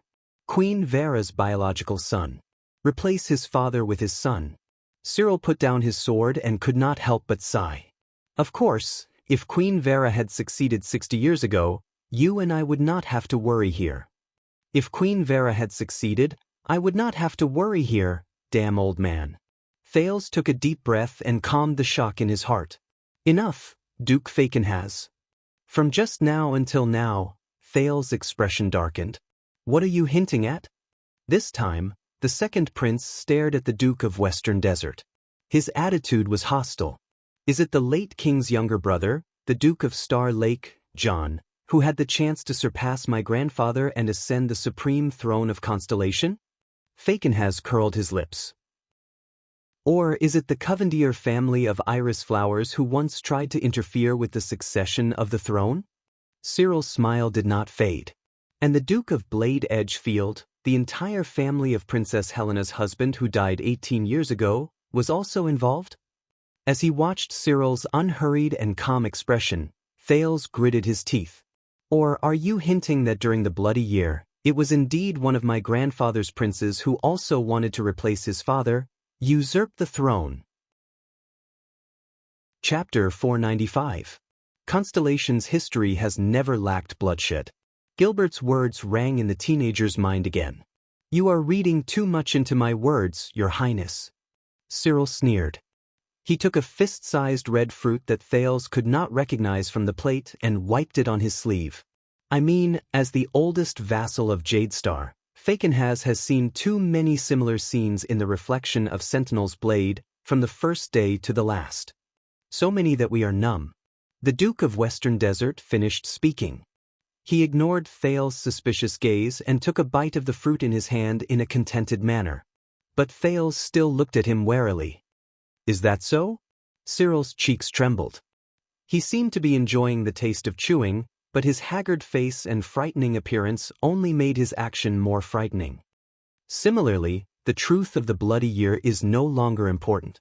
Just like today, 60 years later, will anyone still care about the crisis of your grandfather's coronation? Cyril leaned back, but his eyes, which were as lively as a viper's, were fixed on Thales. He said in a muffled voice, What is really important is what the Bloody Year has brought us, and how are we going to face it? Thales averted his gaze and tried not to look at the process of the fruit in Cyril's mouth turning from solid to small pieces, and then to powder. The prince said solemnly, I do not like to deliberately mystify things. I also do not like to beat around the bush. Cyril swallowed a mouthful of fruit and snorted. He used his left elbow to support himself on the arm of the chair and leaned over. His gaze changed and he became aggressive. Then perhaps you are not suited to be a Jadestar. Thales turned his head slowly and looked at him. Cyril still maintained his teasing gaze, which was half genuine, while the prince's expression was calm. They stared at each other in silence. There was an indescribable feeling in the air. A few seconds later, Thales lowered his head slightly and stared at the Duke from a strange angle. He said in a low voice, "My father knows, doesn't he?" Fakenhaz's right hand, which was playing with half a piece of fruit, froze for a moment. The light in his eyes slowly faded away. Thales inhaled softly and said with a serious expression, regardless of whether it was you secretly helping Hyman back then, or him colluding with Shadow Shield, or even what happened that night. He knows everything. The prince used an affirmative sentence. The smile on Cyril's lips slowly disappeared. So what if he knows? The Duke enunciated his words slowly, as though he was approaching his prey. So what if I don't know? Thales exhaled. He understood. You just threw out those secrets layer by layer, from Hyman to Shadow Shield. Thales raised his head. His gaze was firm and resolute. It's to test me, to see how much I know, and to see how much my father has told me. Cyril said nothing. But at that moment, his gaze on the prince became even sharper. And the reason you did this, Thales did not continue speaking. He only stared at the Duke with a burning gaze. This was to test King Kessel's trust in his heir. They wanted to test the foundation of the Jade Star royal family. After a long while, Cyril smiled faintly, turned his body sideways, and pointed at Thales. As I said, we're talking. Thales' expression became even more solemn. The teenager lowered his head and followed the Duke's words. So, according to what you said, aside from the details and the truth, what did the bloody year bring us? Cyril smiled. He did not answer Thales' question directly. Instead, he tilted his head and took another bite of the fruit in his hand. I heard that Baron Williams found you first, Your Highness. He chewed and said in a muffled voice, "What do you think of him?" Thales' eyebrows twitched. Williams? What do I think of him? Thales' first thought was the scene of the man tying him to the saddle. The teenager shuddered a little and tried hard to chase the image of him riding a horse with him out of his mind. The Baron is a... But the moment he opened his mouth, he was suddenly at a loss for words. The Duke of Western Desert did not panic. He waited for Thales' reply with great interest. Roman's murderous eyes appeared in Thales' mind, along with his unapproachable face when he said, "If you interrupt again, I'll kill you." The prince felt suffocated. How can I praise a person I can't find any good points about against my will? Desert God above, I can't possibly praise him as cute, can I? The prince coughed softly and tried his best not to let his expression change too much. I think he's very... well, he leads his troops well, commands calmly, and... Thales was stuck on the next adjective. Cyril did not look at him. He only snorted softly and did not comment. Thales, who had been racking his brains, remembered something and quickly added, and... he's extremely skilled and has an extraordinary appearance? Thank you, Desert God. I've finally found a good point. Cyril snorted and nodded. He turned around and spat out the core of the fruit in his mouth. He tugged at his face, twitched his dented lips, and glanced at Thales with narrowed eyes. All right, I have to admit. Even though he was slowly getting used to the Duke's face, Thales still felt goosebumps when he was stared at. Cyril sneered.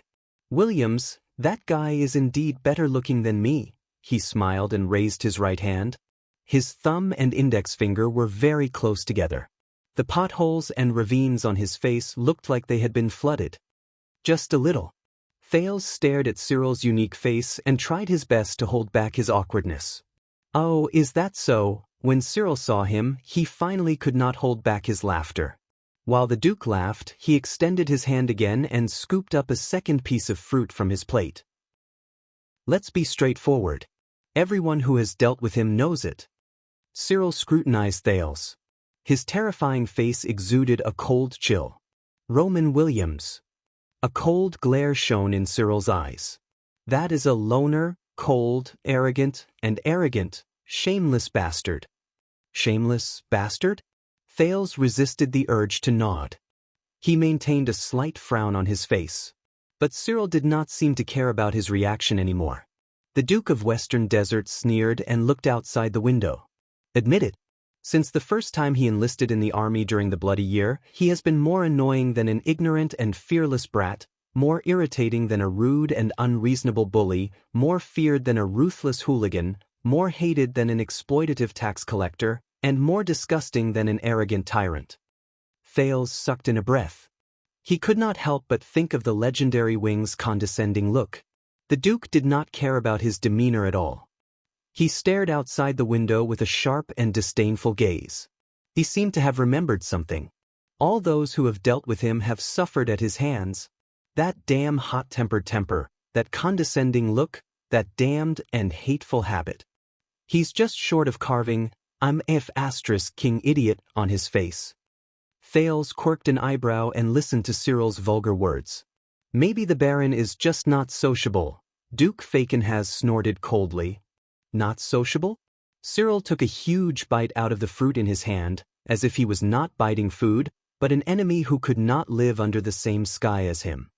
Have you ever seen him kill prisoners of war and collect heads on the battlefield? Have you ever seen his indifferent and habitual expression when he wiped off the blood on his face? Do you know that he has never shown mercy when he kills his own people?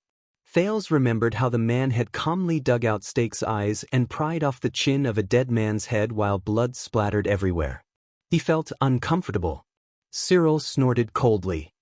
Do you think that the commando team he formed in Stardust Unit is known as the Freaks just because of the few psionic prisoners he released?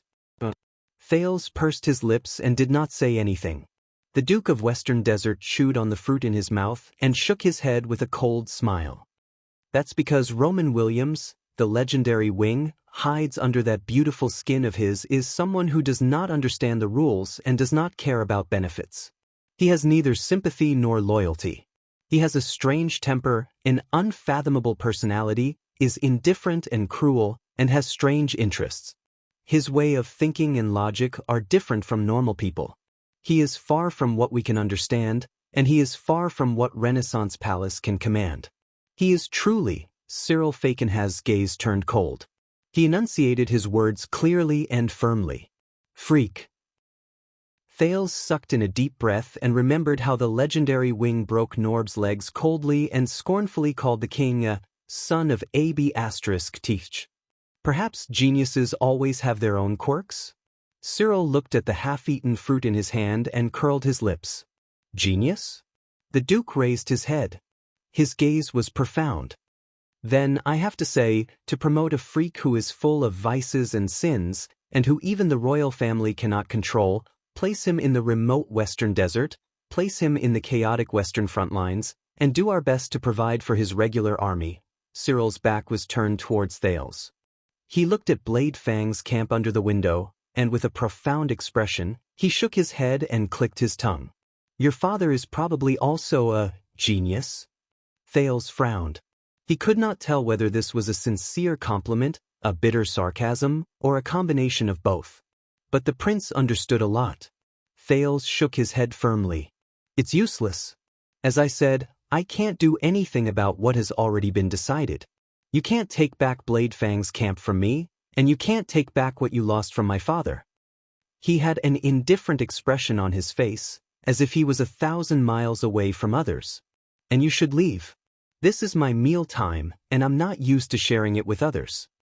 But against Thales' expectations, in the face of his obvious and resolute refusal, Cyril did not retort with a negative attitude, nor did he use his usual tone to mock and ridicule him. The Duke's expression relaxed. He did not smile, nor did he speak sarcastically. He just sat up straight and looked out the window quietly. Blade Fang's camp? What we lost? Your Highness, have you ever seen the former Western Desert? He stared at the bustling crowd under the window. Thales looked at Cyril's side profile and suddenly felt that Duke Fakenhas was a little absent-minded at that moment. The former? The Duke snorted. He seemed to have remembered something, but he shook his head slightly. Do you know, 18 years ago, when I had just become the Duke, I received the General Edict of Constellation and rushed to Eternal Star City without stopping to listen to your grandfather's call to quell the rebellion with 18 other people? I never thought that Western Desert, which gave birth to me and raised me, would be the next. Thales' expression changed, and he sank into deep thought. 18 years ago. General Edict of Constellation. Call to quell the rebellion. But The prince raised his head and asked in puzzlement, "Next?" But Thales's vision immediately blurred.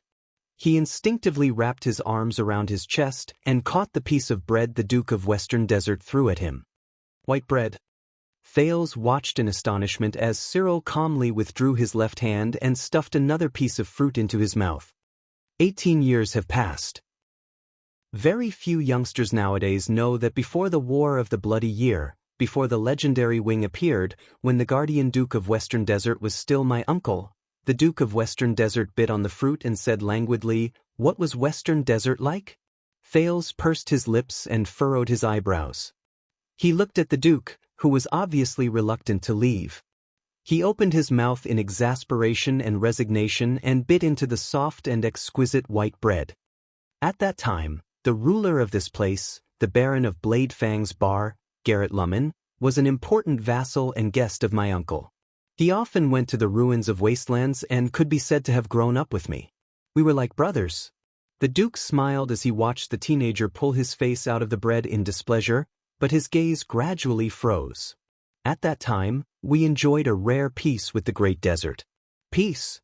Thales, who was trying his best to tear the bread apart, paused. Fakenhaz spoke slowly. "If we don't go in, whether it's the 8 great tribes of the Orcs or the 5 great tribes of the Barren Bone people, won't come. Our patrols and taxes follow the rules, and their plundering and hurting have their own rules. They look at each other from afar, stay vigilant in silence, live their own lives, mind their own business, be fair, tacit, and natural." He allowed countless traveling merchants, herdsmen, mercenaries, and adventurers to freely enter and leave the desert. He allowed them to interact with desert bandits, exiles, orcs, barren bone people, and even those who came from the other side of the desert. They traded, competed, fought, clashed, and merged with each other, writing their own stories. While Thales chewed on the bread, he frowned and thought of Tampa, the owner of my home. He remembered the history of Bladefang's camp that he once told him. It was the age of mercenaries. By the way, what happened to Tampa? At that time, there were even desert residents who longed for civilization who migrated to the Western Desert. When I reached the age of riding a warhorse and started patrolling the desert, I could still often see barren breeds coming and going at the borders. If you are courageous enough to step into the desert with the caravan, you will have a chance to see the face of the enemy of mankind. It is not strange to see the merchants haggling with the seemingly ferocious gray mixed breeds while pointing fingers at them and pointing fingers at them, causing their faces to turn red. The Duke's voice was different from his usual shrill and piercing voice. It became calm and smooth. There was a slight tremor in his breathing, as if he was trying his best to endure something. Barren breeds. Gray mixed breeds. Thales first thought of Mickey, the barren bone man from Dante's Great Sword, then Raphael, who had dark red eyes.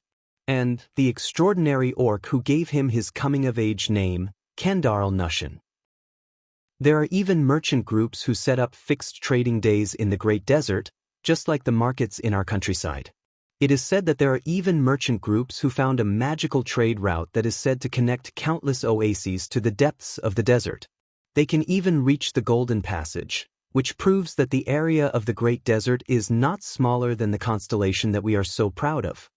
There was an indescribable smile in Cyril's words, as well as a reluctance to part. Have you heard of the bardic poems of the 3 heroes of dawn who seek dragons in the desert? Have you heard of the story of Caligri, the desert city where countless treasures are gathered? Have you heard of the legend of the ancient battlefield in the desert of God of War from the barren bone people? Have you heard of the terrifying story of the evil god who hides under the yellow sand devouring everything in the world? Have you heard of the legend of the empire's countless treasures buried deep in the desert? At that time, they were all exciting stories that originated from the mysterious Great Desert. Countless people set out from here, entered the desert, and brought them out. They brought them back to the Western Desert, brought them back to Constellation, and became legends that were passed down through the ages. Bardic poems, stories, legends. The former desert and Western Desert. Thales listened quietly. For a moment, he even forgot to eat his bread. The Duke sighed. The people of the Western Desert and the residents of the desert are like this. We are wary of each other, but we also need each other. Sometimes there are conflicts, but sometimes we cooperate. We maintain the strange but interesting ecology, enriching this land that has been dry for 1,000 years. The room was quiet for a few seconds. In the desert, there is an old saying among the people who worship, or rather, fear, the desert god. Fakin has said airily, the desert god has no disasters, but the world has disasters. Fail's eyebrows twitched. He instinctively followed suit. The desert god is merciful, and the desert shall be pardoned. Cyril's eyes lit up. He seemed to be surprised that Thales knew this saying. So, you already know. The Duke smiled softly. If the desert god did not have to take the initiative to send disasters, the mortal world would have long been filled with disasters. There is no need for the desert god to personally pardon us. The existence of the great desert is already its greatest tolerance.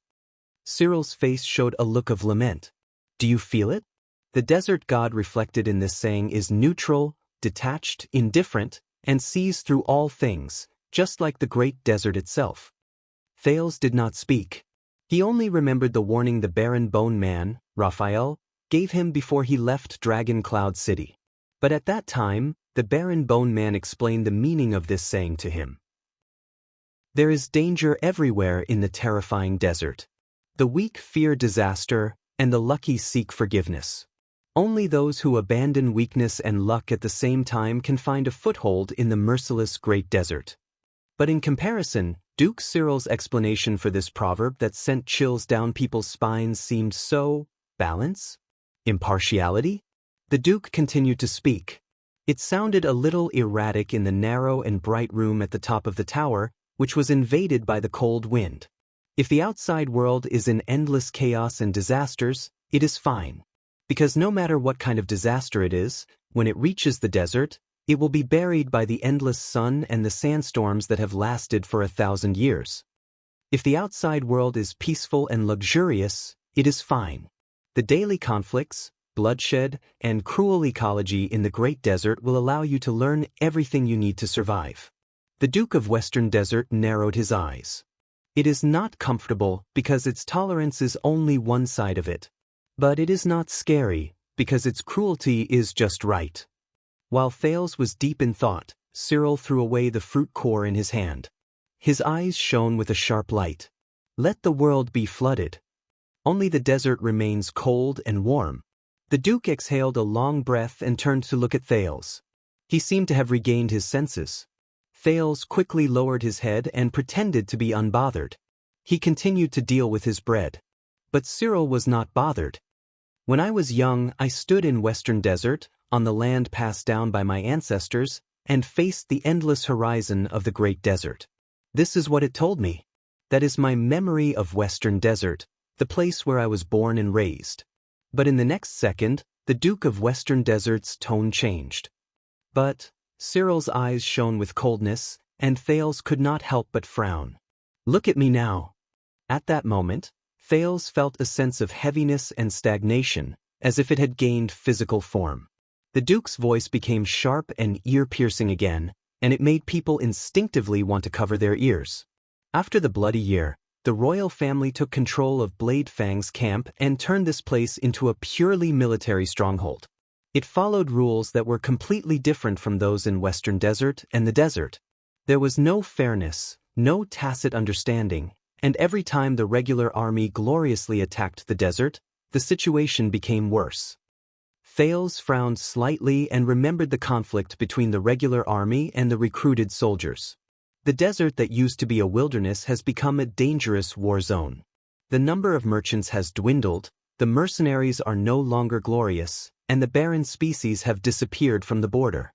The once noisy and lively border has become filled with danger and dead silence. All the rules have been destroyed, leaving only chaos and blood. Thales remembered the tavern owner Tampa's lament about the bad market. As for the orcs and barren bone people in the desert, once they appear, they will be in groups, armed to the teeth, and leave no one alive. Endless alarms, endless rebellions, and endless lines of defense have left us, who are truly from the Western Desert, in a terrible state. Duke Fakenhaz snorted coldly.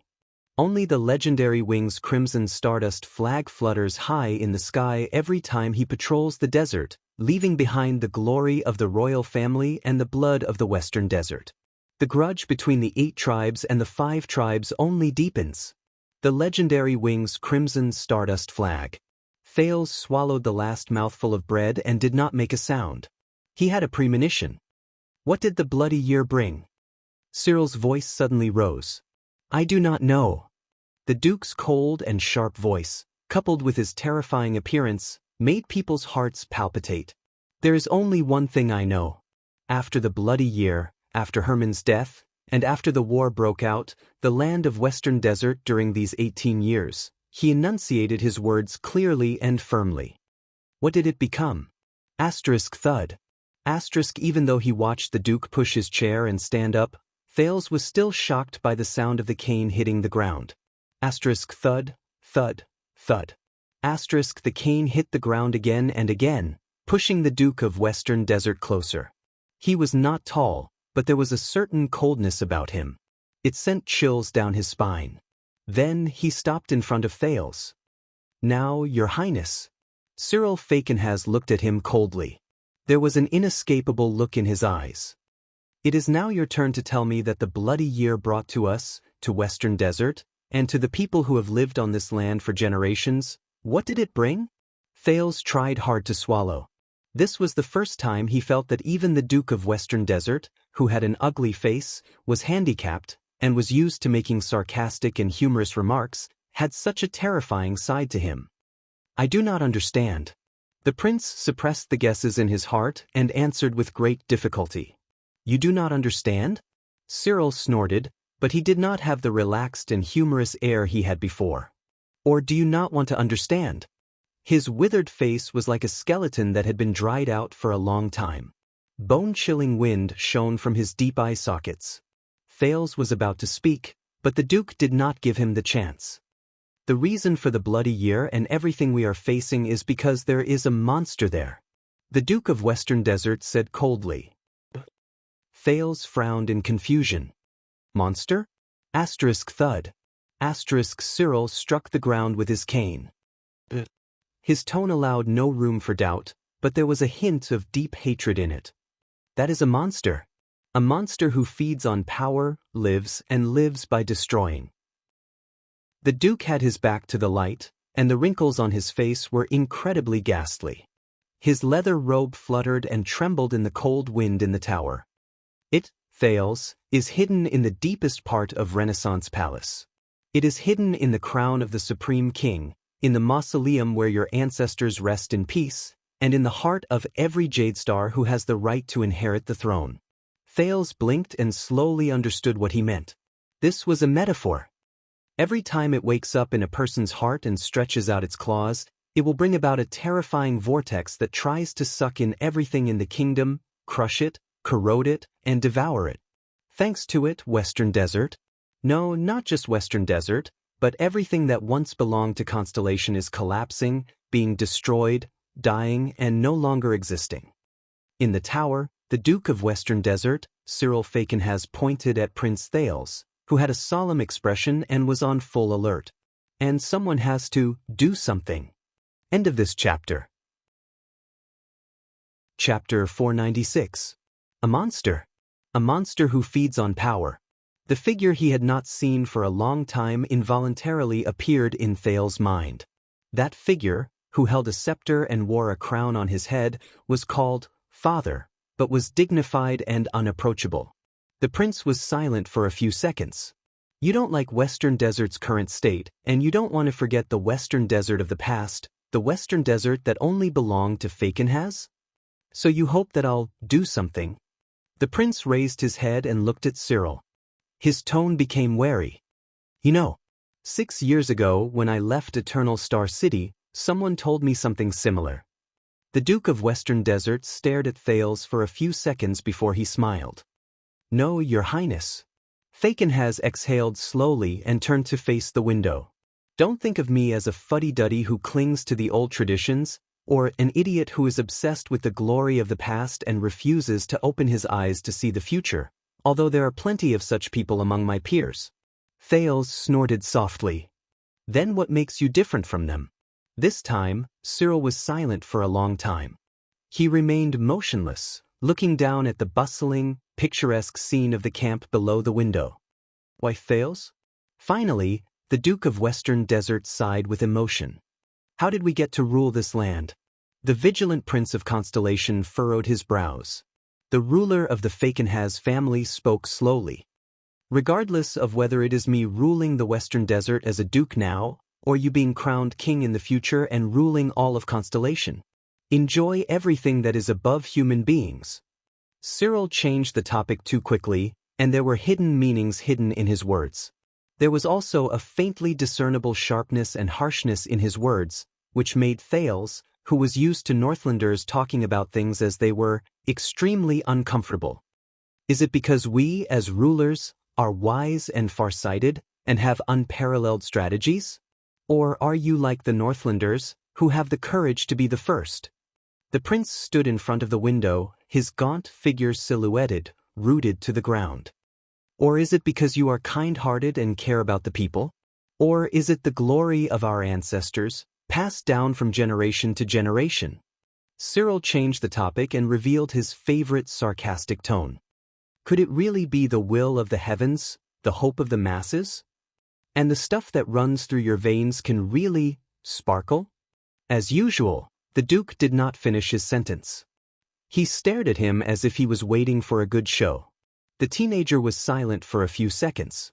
Finally, Thales sighed deeply. From the beginning until now. Who taught you to speak like this, Duke Xianxia? Does he specialize in teaching idiots? What? Cyril's smile froze. After sighing, Thales shrugged in resignation. You know, I didn't realize until today how much I hate rhetorical questions. Rhetorical question? The Duke's expression became even more confused. But the prince no longer listened to Cyril's words. Instead, he looked at him indifferently. A small hint, Duke unwelcome.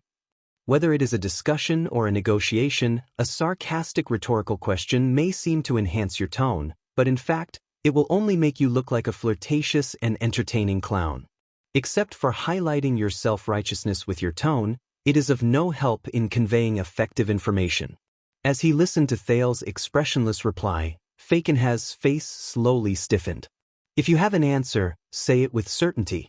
If you do not agree with it, finish it with the word no, because aside from stirring up emotions, no one is interested in understanding what kind of bullsh*t you are saying with rhetorical questions. Once Thales finished speaking, he stabbed his dagger into the headboard of the bed. The room was quiet for a long time. For a period of time, only the sound of cold wind could be heard. Cyril glared at Thales, as if he was meeting him for the first time. The corners of the Duke's lips curled up a few times. He wanted to say something, but stopped. He seemed to be at a loss.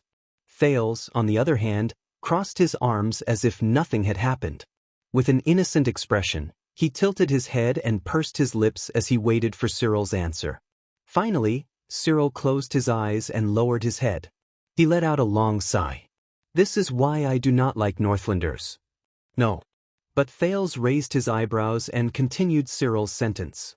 This is just why you are unwelcome. Cyril paused again. He was momentarily speechless. Continue. Why are we able to rule?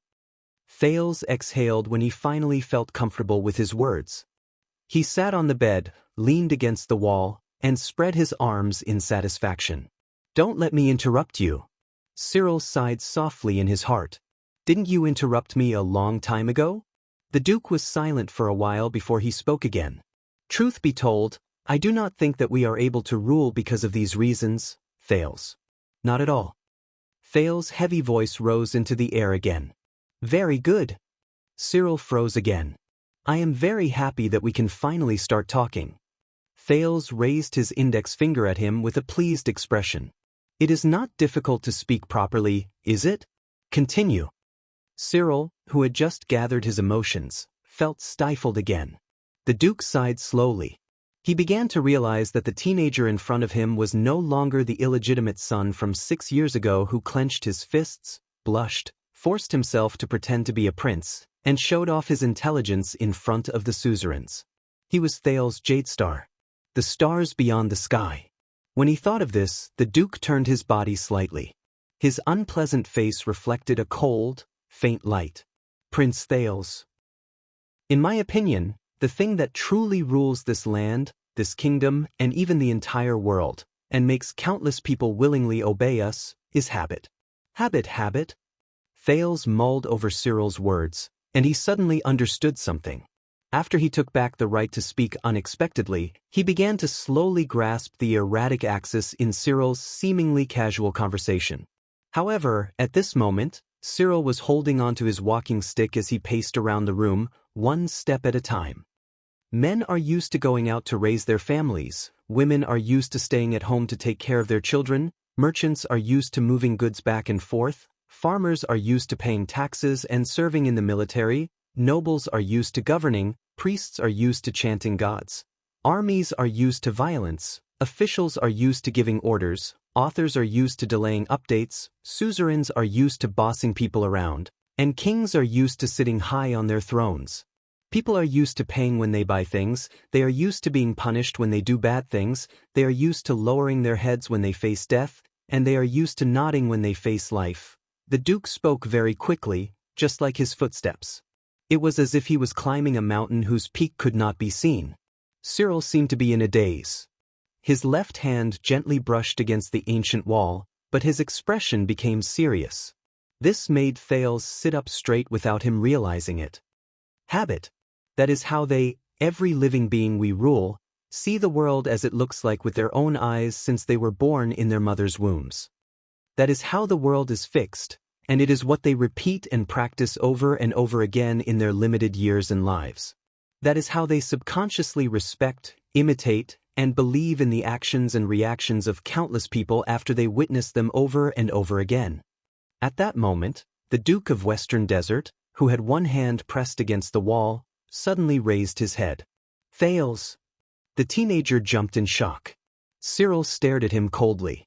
People submit to our rule, respect our status, and swear loyalty to our identity, not because we are great, not because we are born noble, not because we show kindness or intimidate others, not because we govern well and benefit the people, and not because your blood shines like a gift from God. It is because they are used to it. The cold wind that seeped into the room from the window made the Duke's leather robe and hair flutter. It made Cyril Falkenhaz look even more bizarre and chilling. Thales subconsciously gulped. He no longer had the time to care about the mocking tone in the Duke's voice, which was instinctive. Cyril narrowed his eyes, but the sharp gaze that shone through his eyes did not diminish in the slightest. Because from the first day they opened their eyes and saw the world, their ancestors did it, their parents did it, and their peers also did it. So, they are also used to doing it, and they even have to convince their next generation to do the same. Thales slowly furrowed his eyebrows. And this group of people show the habits they are used to another group of people, regardless of whether they are children, elders, relatives, neighbors, strangers, masters, servants, peers, superiors, and subordinates. Day after day, year after year. Cyril stopped where he was, but his tone became even more solemn and profound. It was as if he was telling the most terrifying and chilling ghost story. Until everyone, including you and I, became disgusted with the unfamiliarity, the abnormality, and developed inertia, we came to realize this truth. Those who go against the habits are abnormal, and they need to be destroyed. Thales' expression became more and more tense. So, these habits spread wider and wider, and they became more and more profound. They became more and more serious, and they became more and more common until we called them. Cyril's tone revealed a solemn and ghastly tone that had never been heard before. Order. A gust of cold wind blew, and it made Thales shudder. But the light outside the window did not give him any warmth. Thales suddenly felt that the room at the top of the tower was very cold. It was just like the Renaissance palace in his memories. Do you understand what I mean, Your Highness? Cyril's words rang in his mind again, and they pulled him back to the present from somewhere else. To me, this is the only thing that is weak and pitiful, but also eternal, powerful, and profound, that maintains our rule. And those who want to shake these habits and order, Cyril sneered faintly. They are all very terrifying. Those who want to shake these habits and order, Thales could not help but quirk his eyebrows and snort softly. For example, what the legendary wing did to Blade Fang's camp this time. The Duke's voice paused for a second. It's not that small, it's not that close, and it's not that light either. Fakenhaz's voice became deeper, and it sounded as if he was lamenting the past few centuries. For example, we all know that a long time ago, a certain ruler in Constellation. No, perhaps it was a few rulers in the past few generations. They used the royal power as bait, and they turned thousands of lower-class people into the suzerain's enemies. This sentence caused Thales' nerves to tense up. The royal power's bait. At that moment, Thales suddenly had a feeling that Cyril Fakenhaz, this unwelcome person who acted strangely and spoke out of turn, did not come here just to draw the second prince to his side. The prince became even more serious. With the help of the royal power, they slowly climbed up the ladder and fought against us, the feudal lords. Cyril slowly walked back to the window and looked at the desert camp under the window again. Hence, the rise and fall of families, the rotation of nobles, the rise and fall of countless people, the uncertainty of life and death, and the rise and fall of the kingdom today. The Duke's voice was deep and indistinct, but it left no room for doubt. Over the course of hundreds of years, from the succession of families, the rise and fall of noble titles, the adjudication of taxes, the appointment and dismissal of officials, the judgment of the law, and the mobilization of the army, Renaissance Palace has been seizing everything from the suzerain's hands in an orderly but unstoppable manner. It has been gentle, slow, but resolute. When he heard this, Thales could not help but remember the scene 6 years ago on Dragon's Blood's night. He had spoken passionately in front of the 5 archdukes and an archduchess about the current situation of Constellation. He also remembered the story he heard from the former members of the royal guards not long ago. The rise and fall of families, the rotation of nobles, the rise and fall of countless people, the uncertainty of life and death. Thales was deep in thought and did not speak.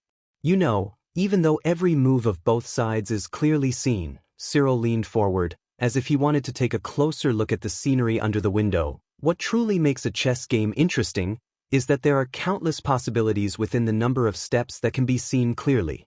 It was as if he was looking at his chessboard. Take one step and look at 10 steps ahead.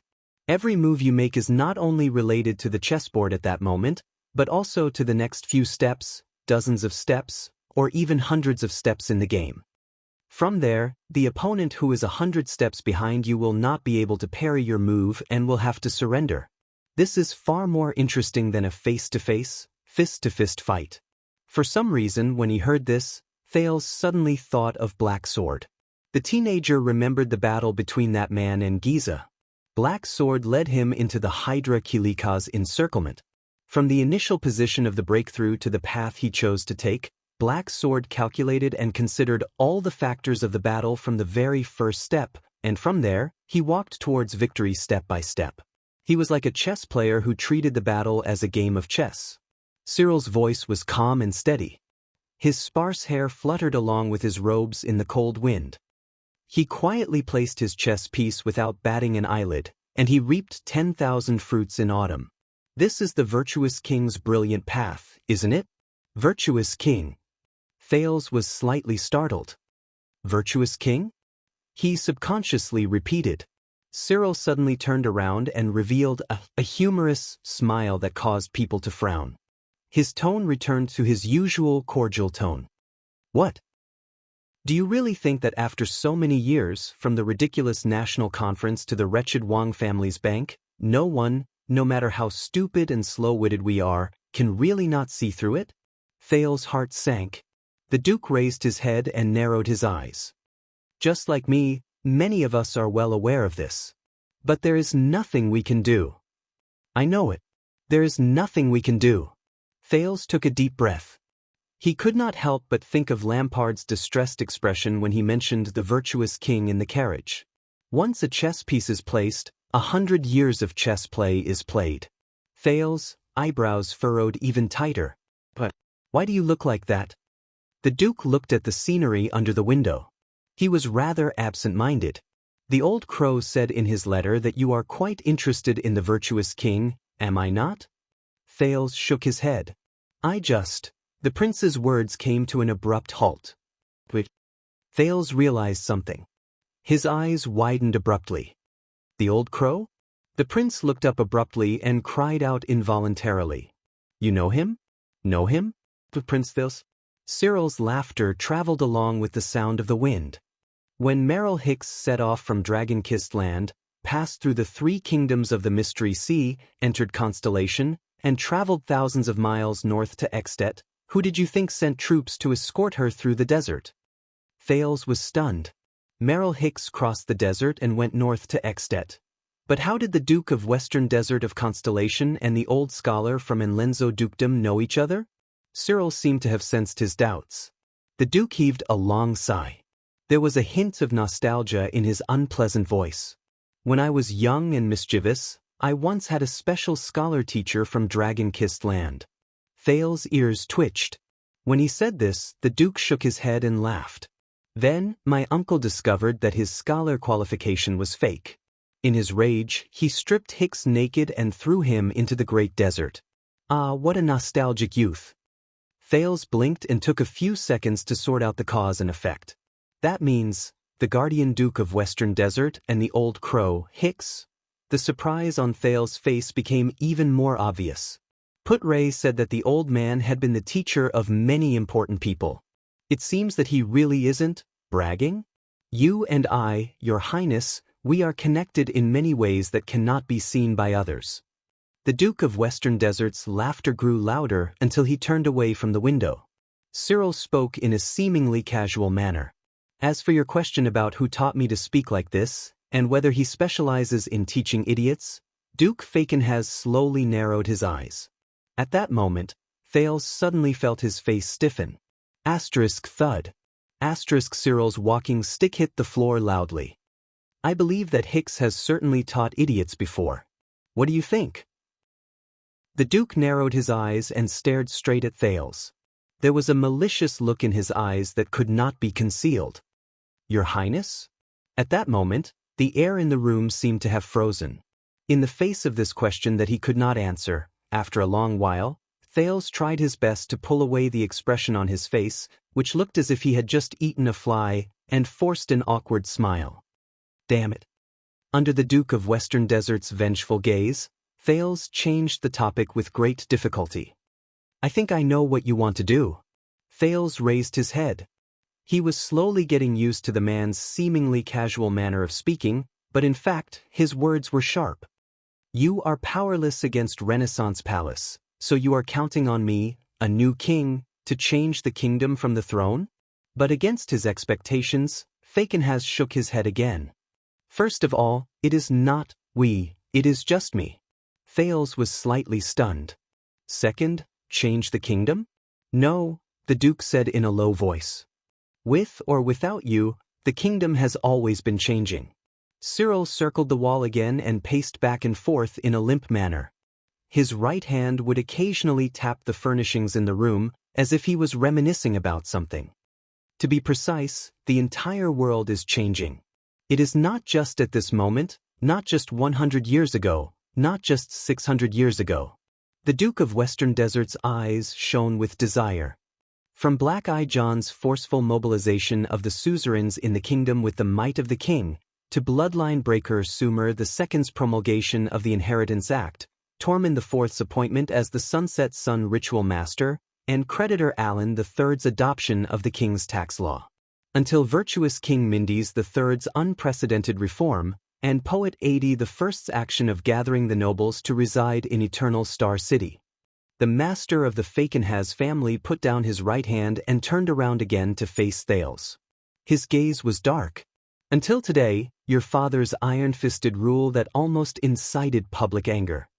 The world is changing every minute and every second, and it is not just limited to the virtuous king's generation. Thales felt very uncomfortable under Cyril's gaze. He could not help but hug his arms tighter. From the second king of Constellation, Black Eye John to Kessel V.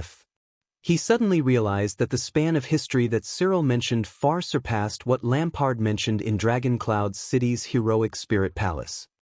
Not just the virtuous king. Not just Kessel. Changing every minute and every second. These words sound very familiar. The prince sighed. You are probably really the Old Crow student. When Cyril heard this, he snorted softly. He opened my eyes, my mind, and my heart. But his gaze immediately changed. But what about you? The heir of the kingdom, Prince Thales? Did you open them? Both of them were silent for a while. If I also opened them, what do you want me to see? Thales' expression darkened as he spoke slowly. Cyril did not smile. He only stared at Thales seriously. It was as if he had been waiting for this moment. The national conference 6 years ago, Prince, Fakenhas said softly. Tell me, what did you see? 6 years ago. The national conference. Thales once again remembered the conference that decided his fate. He could not help but lower his arms. But the teenager did not read too much into it. He only answered briefly and carefully, my father won. Cyril snorted coldly. Yes, your father won. He triumphed, not only in a council, but in the whole kingdom 18 years after he was crowned king in despair. Thales clenched his fists. But, as expected, the Duke of Western Desert changed the topic. His words became short and fast, and his tone fluctuated. The conspiracy was exposed, and the kingdom lost its backbone. The Northern Territory is at peace, but do you think that the Northlanders who share the same origin as Extet will be satisfied and at ease? The Northern Territory. Thales remembered Miranda Arund, who he was a prison mate with. The girls of Blade Edge Hill may rely on the royal power, but do not forget that it is Blade Edge Province, which has been famous for its frequent bandits since the Empire. The rebellion of the Bloody Year also started there. Blade Edge Hill. The blurry face of the Duchess of Blade Edge Hill, Lyanna Tabark, flashed in Thales' mind.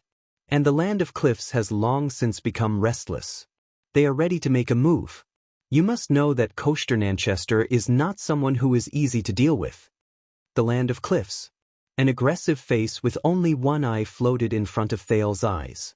As for Western Desert, Fakenhas paid attention to Thales' expression. A deep wariness appeared on his withered and ugly face. Look at what Blade Fang's camp has experienced over the past few days, Prince. Then tell me, what will Renaissance Palace gain from the suzerains of Western Desert under me? Will my nominal vassals tremble in fear before the legendary wing, or will they grit their teeth and hide their hatred? Thales could not help but take a deep breath when he remembered how arrogant and despotic Roman was when he faced almost everyone. Are you talking about my father's actions? It had been a long time since the prince seriously considered the Duke's words. Will they eventually bring about a mess that will be difficult to clean up, even with his methods? Cyril shook his head. At that moment, the Duke of Western Desert lost his sense of humor, which was a rare sight. His attitude and tone were gloomy. When will you understand that the level of your father's methods has nothing to do with the results he will face if he insists on doing things his own way? And it's not just him. There are countless people who stand on the king's side, like the king's partisans, or those who stand against him, like Koster.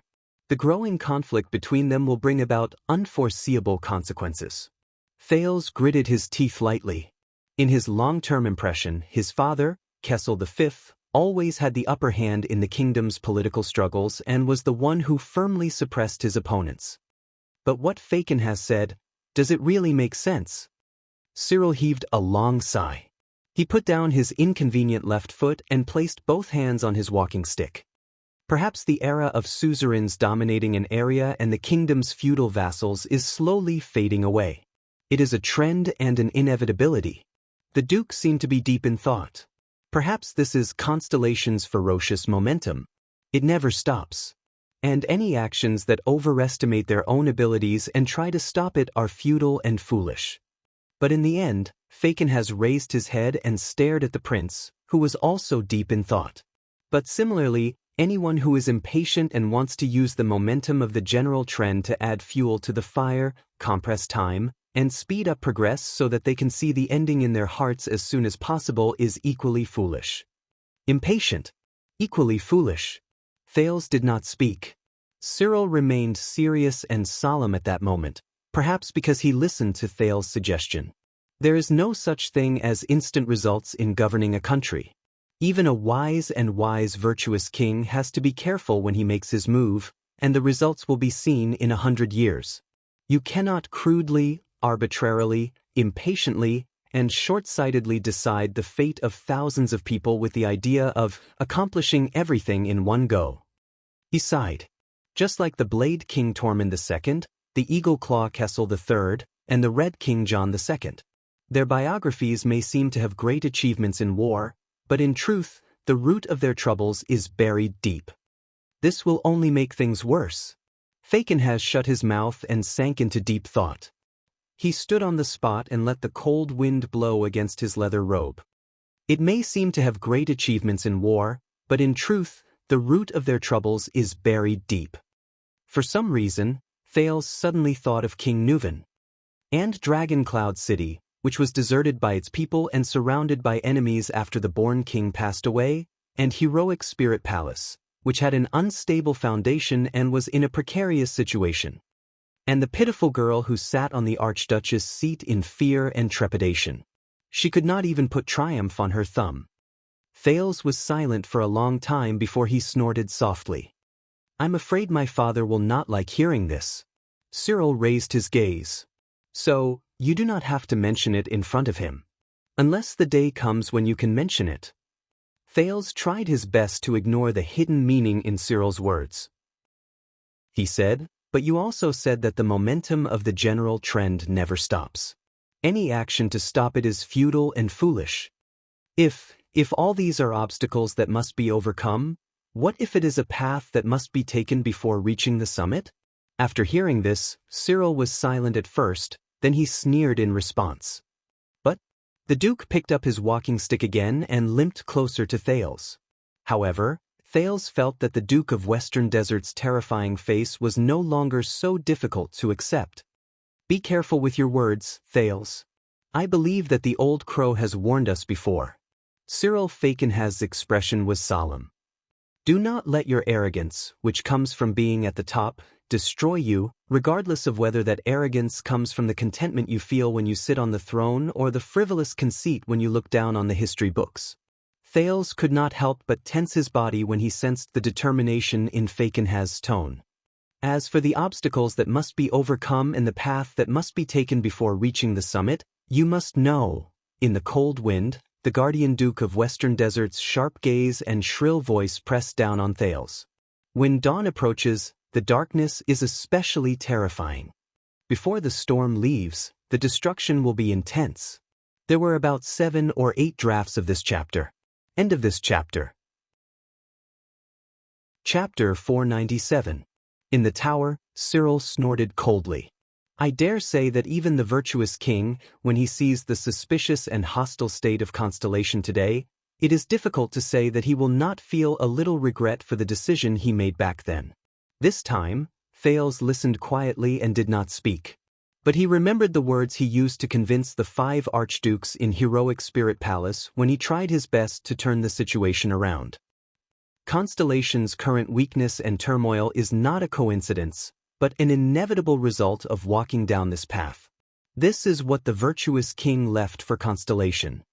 At that time, this was the argument he made with great confidence, racked his brains, and worked hard to pick out. It was only used to temporarily sway the archdukes. To be honest, even he did not quite believe it. But now, Thales subconsciously clenched his fists.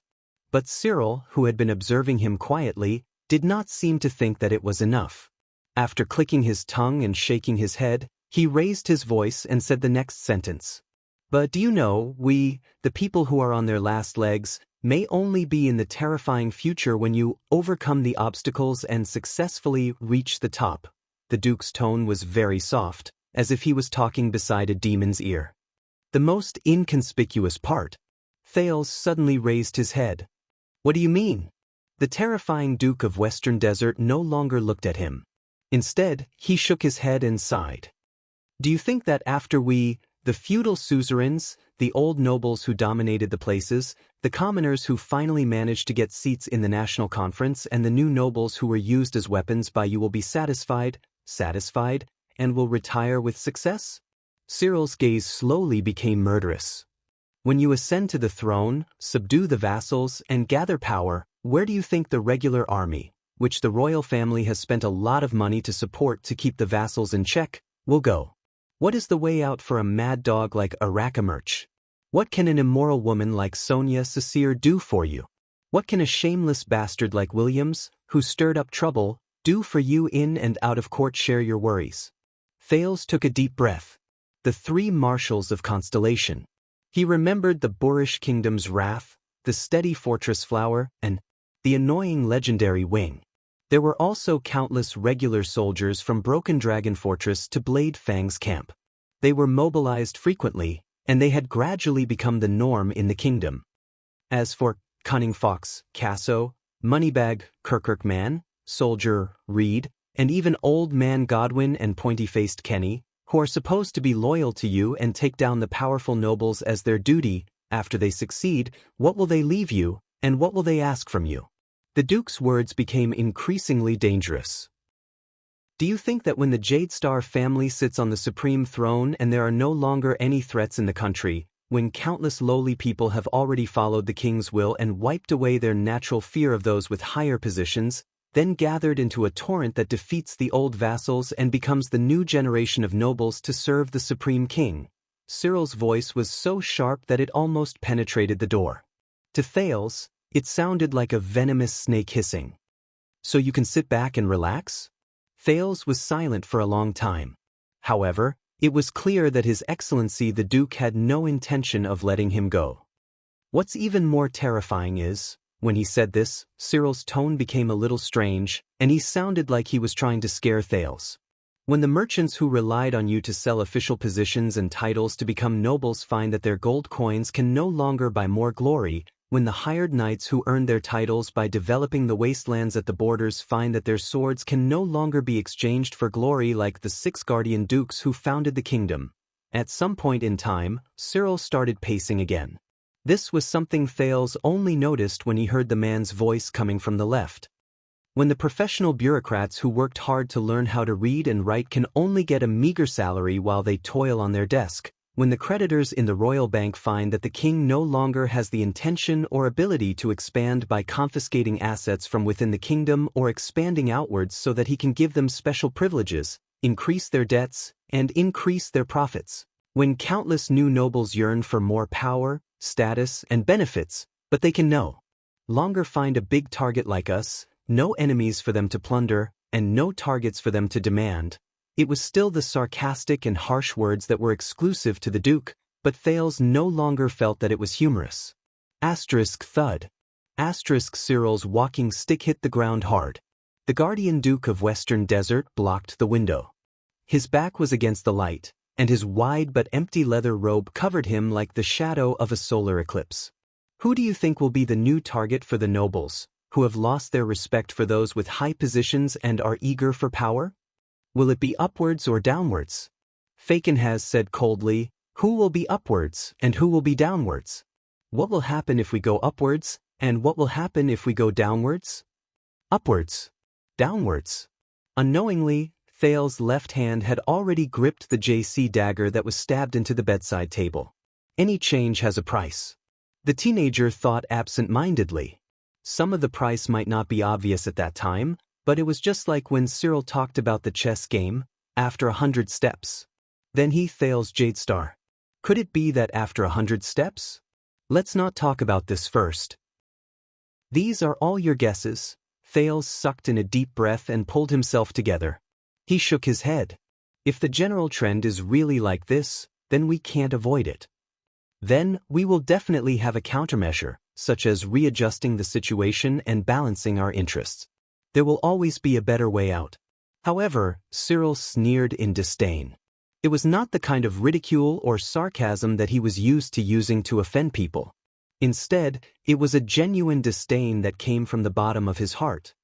So, you have never been a ruler, Do you really think that your citizens are all sincere, loyal, and good people who know how to repay kindness?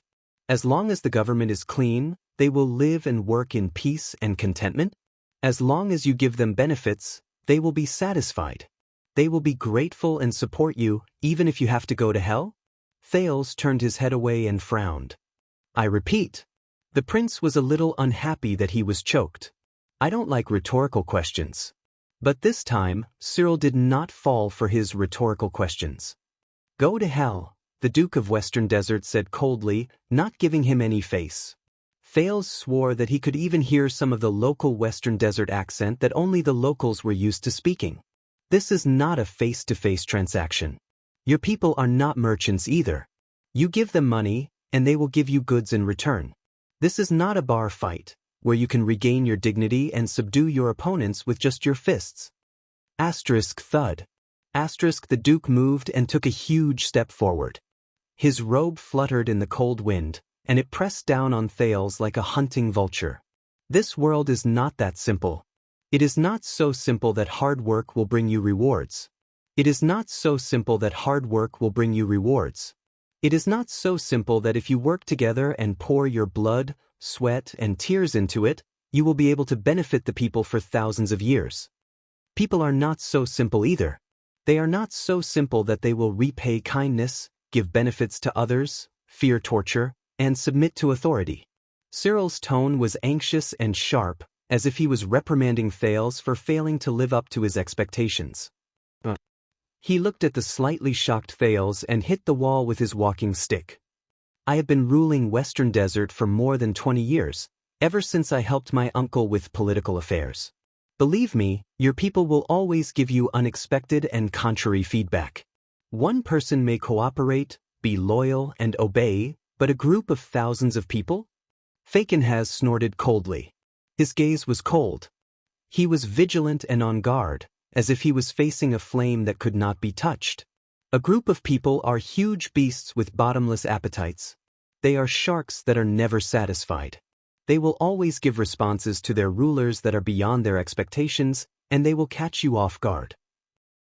Thales was slightly stunned. This Cyril, he's not his usual self. At the very least, he's not like how he was during the national conference 6 years ago. If he wasn't putting on an act. Cyril turned around and gritted his teeth fiercely. If you hate your people, they will hate you even more. If you love your people, they will not necessarily love you back. A high-handed authority may bring about even more intense resistance, but benefits that benefit the people may not bring about true loyalty. Good intentions lead to bad things, and actions that go against one's wishes are even more common. Asterisk thud. Asterisk thud. Asterisk thud. Asterisk the Duke paced faster and faster. He tapped his walking stick against the ground repeatedly, and it released a dull sound that made people's hearts palpitate. At the end of the era of multiple kings, the first king to use messenger crows to replace courier messengers on a large scale brought about an unprecedented change to the world. But in the end, he died of the absurd crime of indulging in pleasures and abusing the people. More than 1,000 years ago, Emperor Bashir was benevolent. He reformed the old system in a bold and decisive manner. He wanted to provide protection to his people who had nowhere to live, but he died of depression amidst endless complaints and surging public sentiment. Thales frowned as he listened to these historical stories that sounded unfamiliar yet familiar at the same time. Are you saying that we are walking on a path that we cannot control, and that we might be heading towards unexpected consequences that go against our wishes? We can't change it with human strength, and we can't turn around to avoid it either. The Duke did not comment. So, Thales simply and mercilessly snorted in response. Then what you said just now about the unstoppable momentum of the general trend, the worry and wariness you spoke of, aren't they all nonsense? But Cyril seemed to be angered. He first snorted angrily and slammed his walking stick against the ground. He stopped moving. No, what I'm talking about is, hoping to use simple and crude methods to obtain direct and effective results is often the opposite of what we should do. He stared straight at Thales. Even if the goal is correct and the direction is not wrong, if the method is wrong and the method is wrong, it is very likely that it will be in vain, or even self-defeating. This is the problem we are facing. It is a mistake made by your father and his enemies. The goal is correct and the direction is not wrong. The method is wrong and the method is wrong. Your father and his enemies. A mistake made together. At that moment, Thales suddenly realized Cyril's meaning and his stance. Cyril said coldly, "The powerful ancient empire guarded Thornland with a large number of soldiers. The Duke of Thornbirds ruled the southwestern province, which was known for its rebellious spirit, with an iron fist. He killed them until they were submissive." It seemed to be a remarkable and effective political achievement, and the emperor was quite impressed. But the duke's tone changed, and it became sinister and strange. However, when the moment of the empire's decline arrived, the people who raised the flag and rebelled were the strongest. In the end, they hung the heads of the provincial governor and the entire family of the Duke of Thornbirds on the flagpole, destroyed the army of the empire, and shattered the empire's territory. It was none other than these children of Thornbirds. As his mind became more and more agitated, Thales took a deep breath and leaned back against the wall. "If I remember correctly, the Fakenhas who uses the four-eyed skull as their emblem, your clan saying his power arises from violence?" He said softly and waited for the Duke's response. "Power arises from violence." The Duke of Western Desert froze for a moment. He was silent for a long time, until a gust of cold wind blew. The Duke said faintly. There was a rare complicated look in his eyes. "But the people outside only know this saying. This is the worst saying." Cyril, whose face was so haggard that he did not look like a human, stared at Thales. "Power arises from violence. The worst saying." "So?" Thales asked tentatively. But Cyril Fakenhas interrupted him rudely. He spoke coldly, and in his profound tone, he said a string of words that made Thales sit up straight. "Power dominates interests. Interests lead to conflict. Conflict leads to violence. Violence leads to obedience. Obedience forms habits. Habits create order. Order affirms power." Thales was stunned. It was very strange. Fakenhas, who usually had a sharp, unpleasant, and hoarse voice, spoke in a cadence, as if there was some form of respect in his voice. This is the logic of power arises from violence. It is a perfect cycle that cannot be broken. As for power and violence, which the outsiders love to talk about, they are just two small pieces of the puzzle. Cyril lowered his head and narrowed his eyes. He held onto his walking stick like a vulture perched beside a tree, waiting for an opportunity to strike. But too many people like to simplify and skip quite a lot of the steps in the middle. They think that by giving benefits, they can win obedience, and that resorting to violence can bring them power. This is the biggest problem. Especially those reformers who want to bring change to the world and change everything that people are used to. Power arises from violence. But they are just two pieces of the puzzle. Fakenhas' words made Thales sink into deep thought. Cyril snorted coldly again. "And do you know what we call the group of great people who were the most eager, were the most confident, and were the best at changing the world?" Cyril's next words attracted Thales' attention. "Wizard." The room was silent for a few seconds. Thales let go of the dagger in his hand. He could not help but raise his head. He tried to hide his surprise and met the Duke's gaze with a solemn expression, which also seemed to be burdened. "And do you know what they brought to the world in the end?" Cyril did not continue speaking. Just like that, the two of them faced each other quietly in the ominous room at the top of the tower. One of them had a terrifying gaze, and the other was very puzzled. But Thales quickly shook off the untimely question. "Cyril, you are not here to help your vassals and speak up for them." Thales quickly returned to the current context. "But you are also not here to stand on the king's side and show your sincerity to the kingdom's bloodline." Thales said straightforwardly, "Am I right?" He used a definite sentence. The two of them were silent for a while again. Finally, a smile appeared on Fakenhas' face. It was not the fake smile that he habitually wore, but a cunning smile that was a little light, even though it was a little horrifying on his face. "I told you, don't treat me as a stubborn and old-fashioned antique. The Duke exhaled a long breath, as if he wanted to make a brief conclusion to this conversation. Falkenhaz is not a conservative who does not understand the current situation. If the tide is like this and the general trend is like this, then I will not be stingy in making changes, and I will accept my fate without complaint or regret. I also believe that both order and habits can be changed. Under Thales's careful and serious gaze, Cyril's gaze moved. But this kind of change must be done step by step, bit by bit, drop by drop, and when the conditions are right, success will follow naturally, and it is only logical. And not like this. Cyril raised his cane and pointed outside the window. There is a change in the north, and the prince has returned.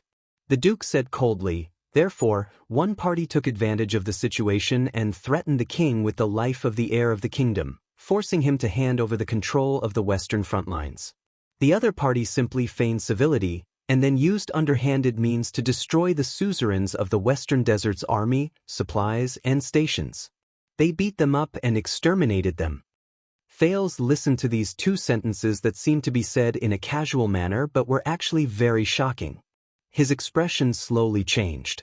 Didn't you notice? Compared to the petty actions of forcing the king to abdicate, framing, and creating momentum 6 years ago, the actions of both your father and the suzerains now are much more intense. And the irony is, do they really think that through this so-called victory? At that moment, Falkenhaz was very serious. Can they get rid of their opponent's ambitions and hostility? Cyril waved his hand resolutely, and he looked rather imposing. No. This was one of the rare moments where Thales felt that as a duke, Cyril did not lose to the heroic and grand archdukes in Northland. They will only make things worse for each other until the final step, which is either now or in the future. Thales pursed his lips, and a myriad of thoughts ran through his mind. But aren't you the leader of the suzerains in the west, the suzerain of the ruins who controls his vassals, and the guardian duke of Western Desert? The prince spoke slowly. When the game between Renaissance Palace and the ruins that revolves around me and power is placed on the chessboard, shouldn't you be responsible for it and not be able to contribute to it? Cyril smiled. That is why you are not the king yet. The Duke cast Thales a sideways glance. Do you think that at every important point in history, a certain person's will dominates the tides? Cyril said coldly, you must know that when your vassals and subordinates are enraged and the people's will is high, you do not have much choice but to go with the flow while you stand in front of the tides. Thales' frown deepened. The Duke said in a gloomy tone, unless you want to take the king's place and become the target of all who stop them from seizing back their hopes. If you don't become their leader, you will become their enemy, and you will be the first to fall when you are attacked from both inside and outside. Thales was silent for a long time. So, what Cyril said means, the teenagers suddenly remembered the national conference a long time ago. It was the vote that decided whether he was an illegitimate child or a legitimate prince. At that time, Cyril voted yes, but his nominal vassals, 2 of the 13 distinguished families, voted no. Thales took a deep breath and pulled his thoughts back to the present, which had become worse as he thought about it. Is it that bad? Cyril was silent for a while as well. Do not forget what I said. People will always respond to their rulers in ways that are beyond their expectations, and they will catch you off guard. Unfortunately, the suzerains of Western Desert are also included in the description. Falkenhaz turned his head around and glanced at him faintly. Of course, to your father, you and I are also included in the description. Thales did not answer when he heard Falkenhaz's words. The Duke turned his head around and looked at the gray sky outside the window again. There will be consequences when you draw the commoners to your side to fight against the nobles and do whatever it takes to restrain your power. The commoners are not chess pieces that you can manipulate, and the nobles are not sacrificial targets. There was an endless chill in his voice, like the bleak autumn wind. The suzerains of Western Desert are no different from courting death if they try to stop the general trend, but Renaissance Palace may not necessarily get the results they want. Both sides are eager for quick success, and this is a great taboo. Thales clenched his fists. Cyril looked at the sky of Western Desert. He seemed to be at a loss. He sighed softly with emotion. More than 100 years ago, the virtuous king's chessboard was silent, gentle, and stable. But today, the chessboard your father and them are playing on. The Duke of Western Desert paused for a few seconds. No, this will not end well. The bloody year will not be the end of the story. The confusion in his eyes disappeared, and he returned to reality. He became sharp and vigilant. Unless His Majesty can slaughter all the living beings on this land and wipe out all disharmony from the roots. I don't know. Perhaps one day in the future, when Constellation can make it so that everyone has a mystic gun, they can send messages instantly, and the ruler on the throne only needs to nod his head to easily destroy the world, he might succeed. Another gust of cold wind blew into the tower, and it brought with it a whistling sound. But both of them did not seem to notice it. This time, Thales was silent for a long time. Very long. No. After a long while, Thales spoke with a dry and hoarse voice. You're right. Believe me, even if that day really comes, he will not succeed. Happy or not, vote or not. I've been typing words for the whole day, and I'm almost as tired as a swordless dog. End of this chapter. Chapter 498. The prince and the duke were both silent for a while. So this is your goal today? Thales pulled out the dagger that was stuck at the head of the bed. He tossed it in the air and accurately grabbed the hilt of the dagger as the blade flipped. After going through countless fights, he had become increasingly skilled and simple in this manner. Cyril narrowed his eyes slightly as he watched the prince's actions. Thales raised the tip of the blade and pondered for a while. You want me to join you and become the third person outside of the two camps? You want me to stop Constellation from moving faster and faster between the iron whip of the driver and the galloping hooves of the fierce horse? Third person. At that moment, it was as if the clouds in the sky blocked the sun, and the room darkened. The Duke of Western Desert pressed his hands on his walking stick again and again. The fierce horse will not submit to the iron whip, and the driver will not give up on whipping. His gaze was sharp, and the person in the carriage, no matter who it is, cannot sit and wait for it to fall apart. Thales flicked the blade between his fingers gently. So. Thales snorted and pointed the tip of the blade at the Duke in a very rude manner. All of this, including your inexplicable appearance, your threat with your sword, your alarmist talk, your earnest words, and your arrogance, was all for this moment? Thales stared at Cyril with the ghost of a smile on his face.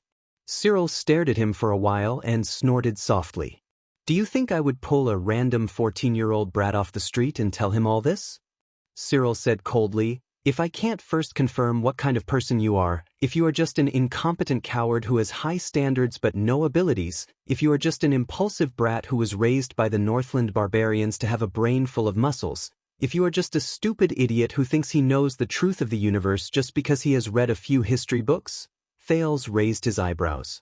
The Duke sized him up from the corner of his eyes and said in disdain, then you are not worth my words. The teenager was slightly stunned. Thales exhaled and stuffed the dagger back under his pillow. You know, if you want to win me over by praising me, you can actually use better words. The Duke of Western Desert opened his mouth, which seemed to be missing a piece of flesh, and laughed eerily, like a mummy opening its mouth. Don't worry, you won't be short of sweet words. The prince's return is a major event that will shake Constellation. Countless eyes will be focused on you. Cyril narrowed his eyes. But you have to be more careful and alert. The nobles and suzerains with power and influence will fight to be the first to find you. They will try to rope in the prince who has just returned to the kingdom and use all methods to make you stand on their side. They will turn you into the vanguard to fight against Renaissance Palace. Fakenhaz's tone changed. Before you accept their kindness, please remember, they are only against your father, not truly loyal to you. Thales fell silent. He suddenly remembered Quickrope's words. The shackles of power. How was he going to live a different life? When he thought of this, Thales took a deep breath and raised his head. They won't succeed. But Cyril shook his head in disdain. When I said rope in, I didn't just mean knocking on the door and giving gifts. Thales frowned and retorted sarcastically. Of course, it might also include threatening me with a sword and telling me that the carriage must not fall apart. This time, it was Cyril's turn to be silent. A few seconds later, the Duke said airily, "You know, some words are nonsense to most people in the world." Thales was instantly confused. Cyril snorted softly. "Remember what I said today?" He extended his finger and waved it by his lips. "Of it." Cyril's eyes shone with a cold glare. "What if you can use it one day?" He paused for a second and curled his lips in a rather evil manner. "Of it." Thales stared at the Duke and felt uncomfortable. But Cyril quickly changed the topic. "Compared to these, you have to be more careful of your father." "Father?" Thales' nerves slowly tensed up. The strong figure appeared in his mind again, and it made him remember the suffocating feeling he felt when he faced him. The Duke's voice echoed in his ears, and there was a different meaning to it. "As you grow older, perhaps he will realize that you are no longer that pitiful child. Perhaps he will also try to win you over as a father and control you with the power of a king." But Falcon's tone changed again, but he suddenly became quiet. It was as if the sky had suddenly turned gloomy, and rain was about to fall. He stared at Thales. His terrifying face and cold gaze made the latter's heart clench. When the news of Extet's upheaval, Nuvan VII's death, and the reshuffling of Northland's political power reached Constellation 6 years ago, everyone was shocked. The Duke's tone and rhythm became heavy and slow, reminding Thales of Putray when he was narrating the bardic poems. Who would have thought that a few months ago, we old bones were still living in fear, fearing that the arrogant Northland barbarians would invade the south again? Cyril exhaled softly and pointed at Thales. But someone only needed to gently poke holes in the domineering and overbearing kingdom of the Great Dragon, and they could not even fend for themselves. Do you know what that means? Incomparably tyrannical and overbearing, riddled with holes, unable to even fend for themselves. What did that mean? Thales could not help but recall the nightmarish night in Dragoncloud City. Dragon's blood. He looked at Cyril, who was pointing at him, and cleared his throat unnaturally. "You think too highly of me." The prince sighed. 6 years ago, it was just an accident and a tragedy. "I did not contribute much to it," Cyril interrupted him coldly. "I did not say it was your contribution. Don't flatter yourself." Thales choked on his words, and his expression became rather unpleasant. The unpopular Duke snorted coldly. "As I said, from the Battle of Eradication to the Bloody Year, Falcon's has followed Jadestar since ancient times." He pointed at the ancient empire's sword leaning against the wall. "In the past 700 years, Sentinel has witnessed a lot of history." Cyril was extremely solemn. "More than you can imagine." Thales felt Cyril's cold gaze, and an ominous premonition rose in him. "That's why I know." The Duke said softly, "The so-called descent of calamity in Dragoncloud City was definitely not an accident, nor was it some rare coincidence. The descent of calamity. It's not an accident." At that moment, Thales pressed his thigh tightly. Fortunately, Cyril did not look at him again. The Duke paced to the window and looked at the camp quietly. "Every time they appear, they will be cleverly concealed, blurred, exaggerated, and whitewashed. As time passes, they will eventually become hearsay and bedtime stories of passers-by. But I know that they exist, and they are real. Exist, and they are real." Thales exhaled. He breathed deeply to hide the change in his emotions. Cyril's voice became sharper and more urgent. "And every time they appear, they are inseparable from our world." The next moment, the Guardian Duke of Western Desert turned around abruptly, and his eyes were like lightning as he stared at Thales. "No matter what happened in Dragoncloud City, it was your father's doing," he said resolutely and decisively. "He and that old viper, Marat, used some method. It was your father's doing." Thales stared back at the Duke quietly, enduring the rolling bloody memories in his mind. But no matter how hard he tried to ignore them, he could not help but recall those scenes. The blue light in Asda's eyes, the purplish lines on Giza's face, the tears on Little Rascal's cheeks, Black Sword's wounded body, the strange gash on Raphael's arm, and King Nuvan's head on the ground. Your father's chessboard is cold and merciless, and you do not know what his next move will be. Will he ignore the rules, or will he overturn the chessboard? The Duke's expression was solemn and his tone was cold. My child, be strong.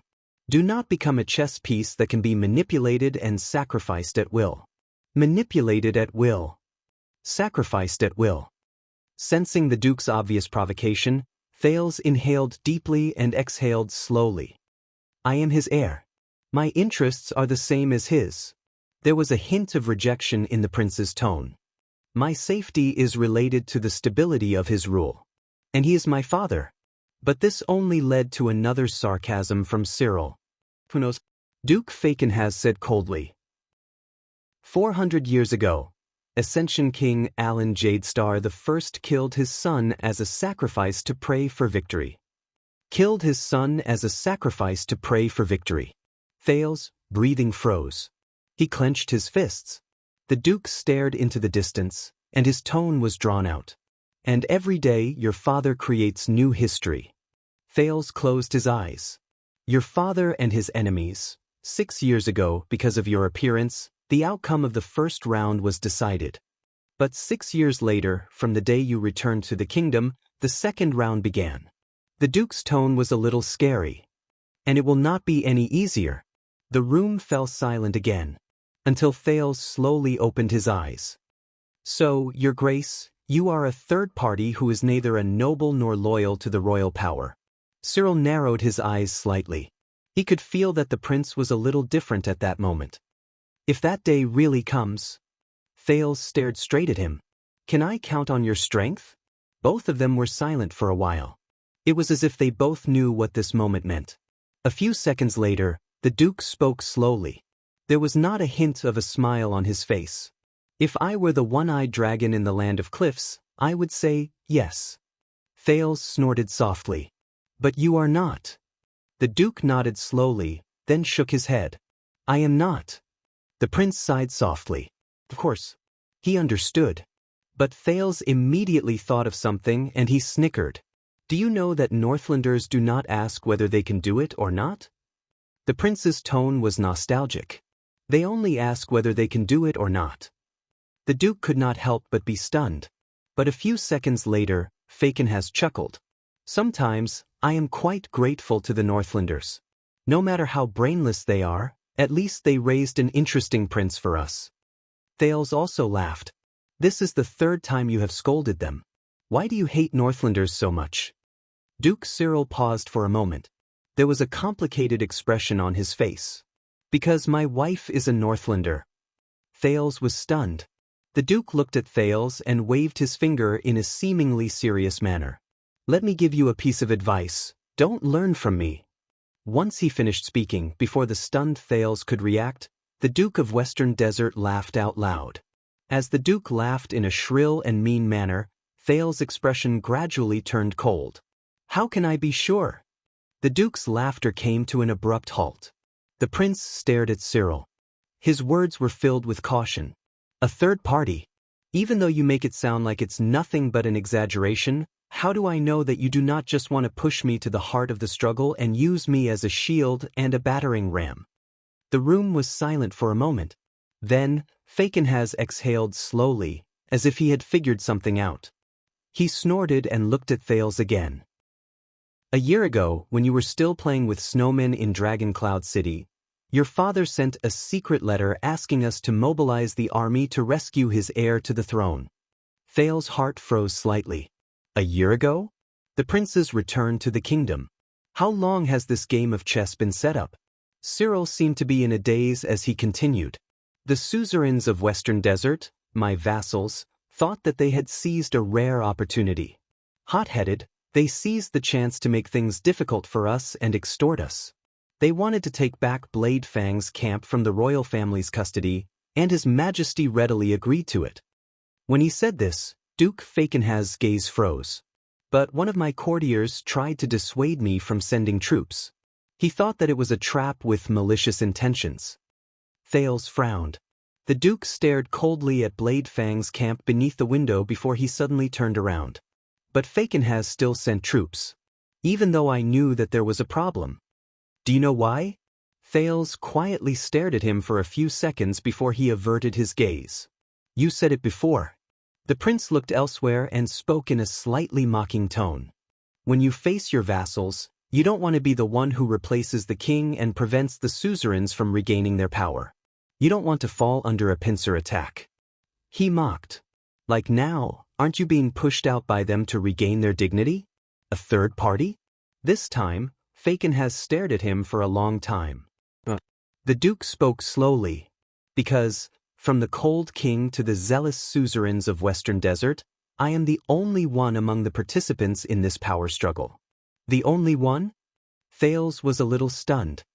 When the legendary wing and my vassals had their eyes on Blade Fang's camp, no one cared about the serious matters in the desert, and no one cared about the heir of the kingdom who was supposed to be the main character. Cyril slowly became serious.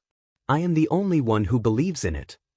I believe that compared to the ownership of Blade Fang's camp, the noble's power, and His Majesty's success or failure, the duke bent his back so much that his head was almost pressed against his cane.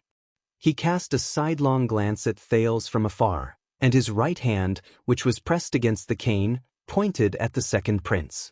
To save you, to save Prince Thales Jadestar, and to return home safely.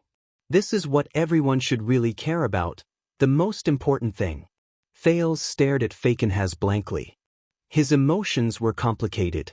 Cyril straightened his back, hiding his old and haggard appearance from just now. His gaze was very sharp, as if he could see through everything. All right. Thales spoke laboriously. You're not bad when it comes to pretty words, but the duke spoke again and cut him off. So, I stopped some suzerains from secretly leaking information to Extet and obstructing you from returning to your country. Cyril raised his voice. Thales was stunned. The duke's tone became melodious, and it greatly reduced the shrillness in his voice. So, Baron Gertz led the most efficient Raven Whistle-like cavaliers to go against his direct superior's orders and spare no effort in searching for you. He did not even spare the orcs. Thales could not react to it for a moment, but he soon realized that something was wrong. Baron Gertz. Raven Whistle Light Cavaliers. The familiar name made Thales raise his head swiftly. Who? He glared at Cyril. Who are you talking about? But Xianxia only watched him with interest. 2 seconds later, as if the duke had enough of enjoying Thales' expression, he slowly said, You're right. He then said slowly, So, after you and your merchant group parted ways with Kandarl Nushin, who was acting suspiciously in the desert, you were able to have a smooth journey and reach Blade Fang's camp without any obstacles. Thales' thoughts stopped for a moment. Merchant group. Kandarl Nushin. Smooth journey without any obstacles? Impossible. Thales stared at the indifferent duke in a daze. How did you know? But Thales lowered his head and bit down on his next words. He remembered. Baron Gertz. Thales instinctively said, I met him in the desert, the commander who chased after the orcs with the freak squad. Thales raised his head and stared straight at Cyril, but he could not hide the surprise in his voice. He's one of yours? Cyril chuckled. He was confident and relaxed. Before I was made the Baron of Emolii town under the Chroma family, Xianxia Gertz was my courtier. The room was quiet for a few seconds. Then, Thales exhaled laboriously. Then, he asked in disbelief, then whether it was when I met the army in the desert or when I entered Blade Fang's camp, you always knew? Also, if that Baron is one of my people, then what he heard in my tavern, the Duke let out a disturbing chuckle. That's not all. At that moment, Cyril's ghastly and cold laughter was incredibly terrifying. I also knew that Blade Fang's camp, which was within my grasp, was filled with inauspiciousness. I knew that there was something fishy about the movements of the regular army of the royal family. I knew that William's mercenary lackeys were eager to take action. I also knew that it was not a coincidence that Gertz met the orcs in the desert. The Duke's words were like a steel blade that reflected a sharp, cold light. What did he say? Thales breathed in shock and bewilderment. Blade Fang's camp is filled with inauspiciousness. The movements of the regular army. The mercenary lackeys are eager to take action. The orcs are definitely not a coincidence. This information, this intelligence, this means, Thales frowned and looked at the Duke. You knew everything, but you did not show up, did not come to me, and did not interfere in the battle in the camp. When the legendary wing recaptured the camp, you did not help the suzerains of Western Desert. You only, Cyril exhaled in relief. I only asked Gertz to make sure that you entered the camp and then fled far away. I only asked the Fakenhas family skull guards to rotate out early so that they could stay far away from the center of the vortex and away from this trap. I let that bastard Williams complete his hunt. Thales could not help but ask. But before everything started, you clearly had the intelligence and ability to turn the situation around, but you watched the conflict between the royal family and Western Desert happen. You watched as your vassals suffered great losses? The Duke of Western Desert smiled. Because this conflict was necessary, and it could only end like this. Cyril looked at Blade Fang's camp outside the window. He seemed to be deep in thought. The suzerains of Western Desert lost this round, lost their men and prestige, and were dejected. His Majesty won this round, protected Blade Fang's camp, and dealt a blow to his opponent. Both sides will just return to the previous situation. A thought appeared in Thales' mind, and he suddenly understood. As expected, Cyril turned his head around. But imagine this. If I successfully interfered with His Majesty's game of chess, forced away the regular army of the royal family, prevented the suzerains from suffering losses, and even helped them regain control of the western front lines. What would happen to Western Desert next? Thales sighed. The Duke continued. Will my stupid vassals, after celebrating each other's victory, be satisfied and quit while they are ahead, or will they be even more aggressive? And would a person like your father accept reality and give up, or would he look at me and Western Desert in a different light? Cyril's tone became very scary. Go all out and return the favor 100-fold? The Duke sneered. Then here comes the problem. Fakenhas' ugly face showed deep grooves. Will the ruins become the next Cold Castle or the next Dragon Cloud City? Sometimes, doing nothing is the best choice. Thales leaned against the wall weakly. The Duke's words were very soft, but they made him feel as if a heavy weight was pressing down on him. He had just returned from Northland. He was used to the Northland barbarian style of fighting, threatening, and drawing blood at the slightest disagreement, at least to the nobles. But after today, he suddenly understood a lot. Constellation carried out another set of rules of the game. Another, shackles of power. The prince's eyes became gloomy. Now, is this enough to prove it? Cyril said coldly. I am neither the kind of nobleman you think I am, nor am I your father. Instead, I am the true third party in Constellation's Colosseum, a life and death arena. Third party. Thales shut his eyes tightly. The silence lasted for almost 30 seconds. Then Cyril spoke slowly. Williams is probably coming back from his patrol. I don't want to run into him. Gotham can't beat him. Thales opened his eyes and watched the Duke bow slightly to him. It was a pleasant conversation. You can continue with your lunch. Thales, who had complicated thoughts, sighed and returned the greeting. Asterisk thud, thud, thud. Asterisk as his leather robe fluttered, the Duke of Western Desert turned around with a mysterious smile and walked towards the door. But Thales saw something. Your Grace, you forgot your sword. The prince frowned and pointed at the ancient empire's sword with a beautiful arc against the wall, sentinel. Asterisk thud. Asterisk the Duke's walking stick paused on the floor. But against Thales' expectations, Cyril said something else. The Duke of Western Desert turned around and said coldly, You are the one who forgot your sword. Thales was stunned. Cyril narrowed his eyes and pointed at the ancient empire's sword against the wall. From now on, Sentinel is yours. Thales was stunned. Hold on to it. Hold on to your sword.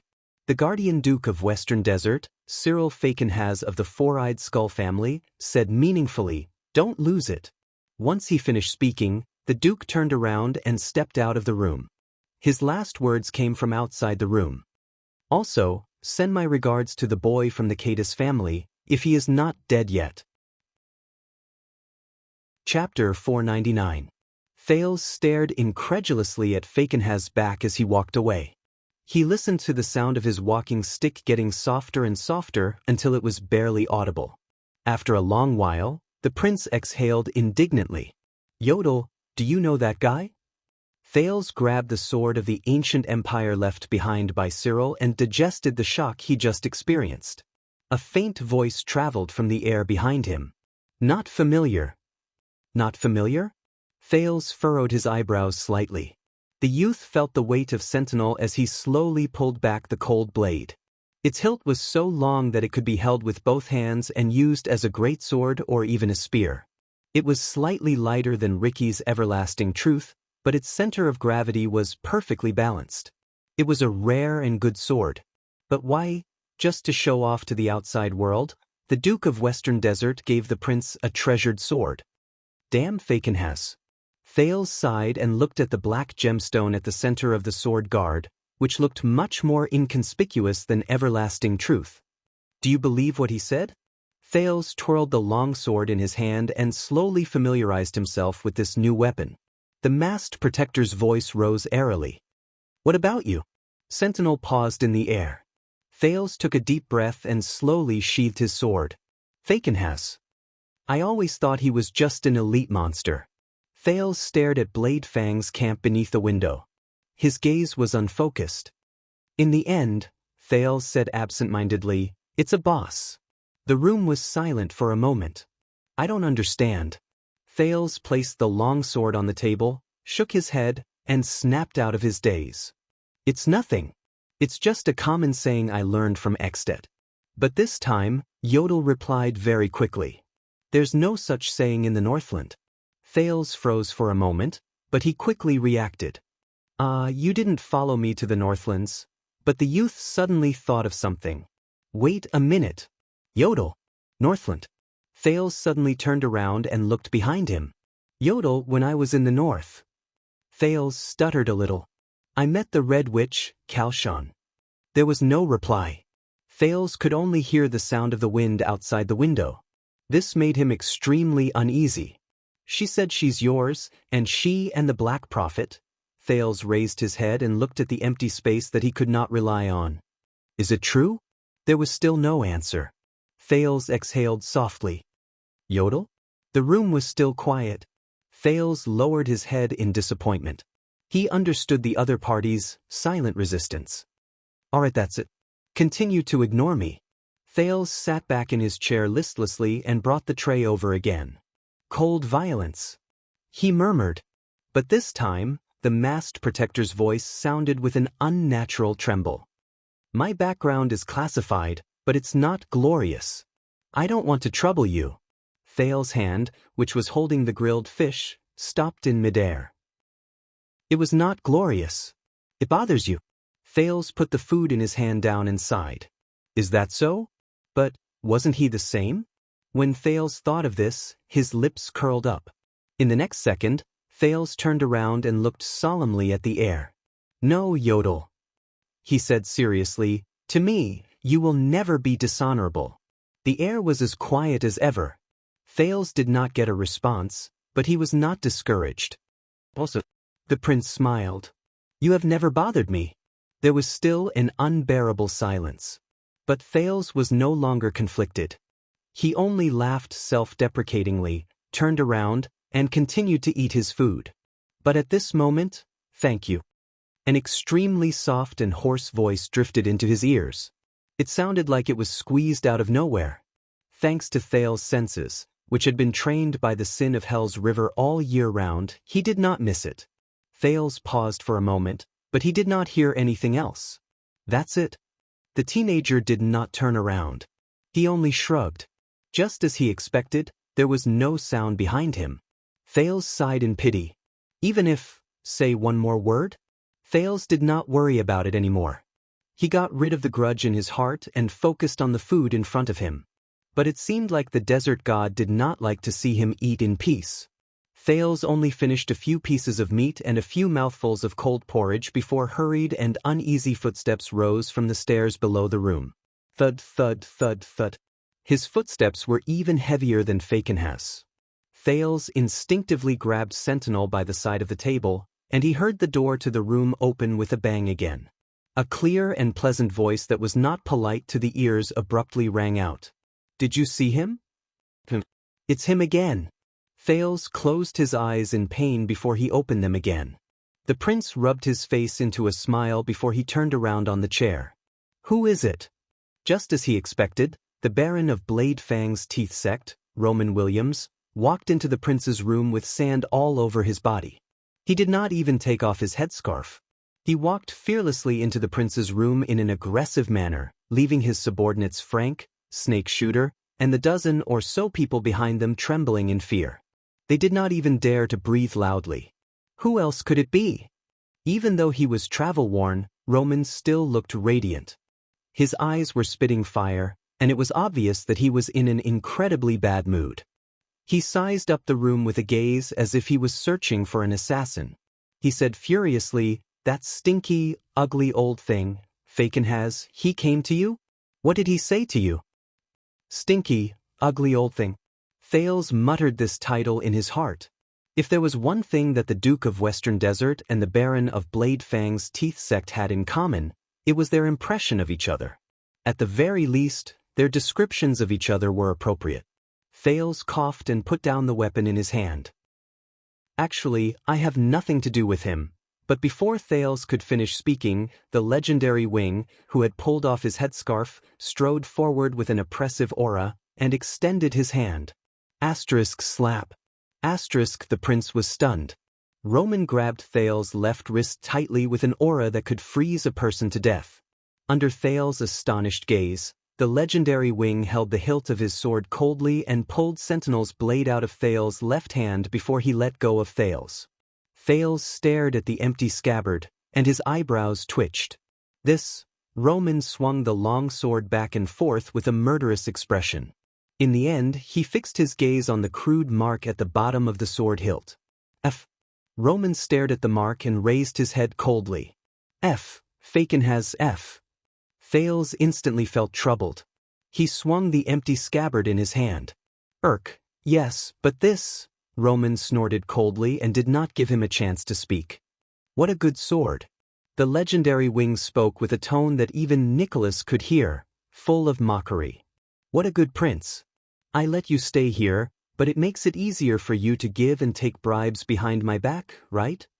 "Take bribes?" Thales was stunned. He stared at Sentinel in Roman's hand, and he suddenly felt that he had been wronged, but he could not defend himself. But in the next moment, Roman moved his arm, and the sword flashed towards him. Everyone was taken aback. Thales only had time to raise his scabbard to block the attack. Whoosh the sound of leather rubbing against metal rose. When Thales snapped out of his daze, he was shocked to find that Sentinel had been perfectly sheathed in the scabbard in his hand. It fit perfectly, and it was incredibly precise. How did he do it? Behind Roman, Frank and Snake Shooter's faces were pale. Both of them had one foot in the room, and their arms were stretched forward. They still had expressions that said, "Sir, don't do this," or, "That's the prince." "If you like their gifts so much, Jade sir." Roman lowered his arm and used his gaze to force his subordinate to swallow his grievances. He then stared coldly at Thales, who was still in shock.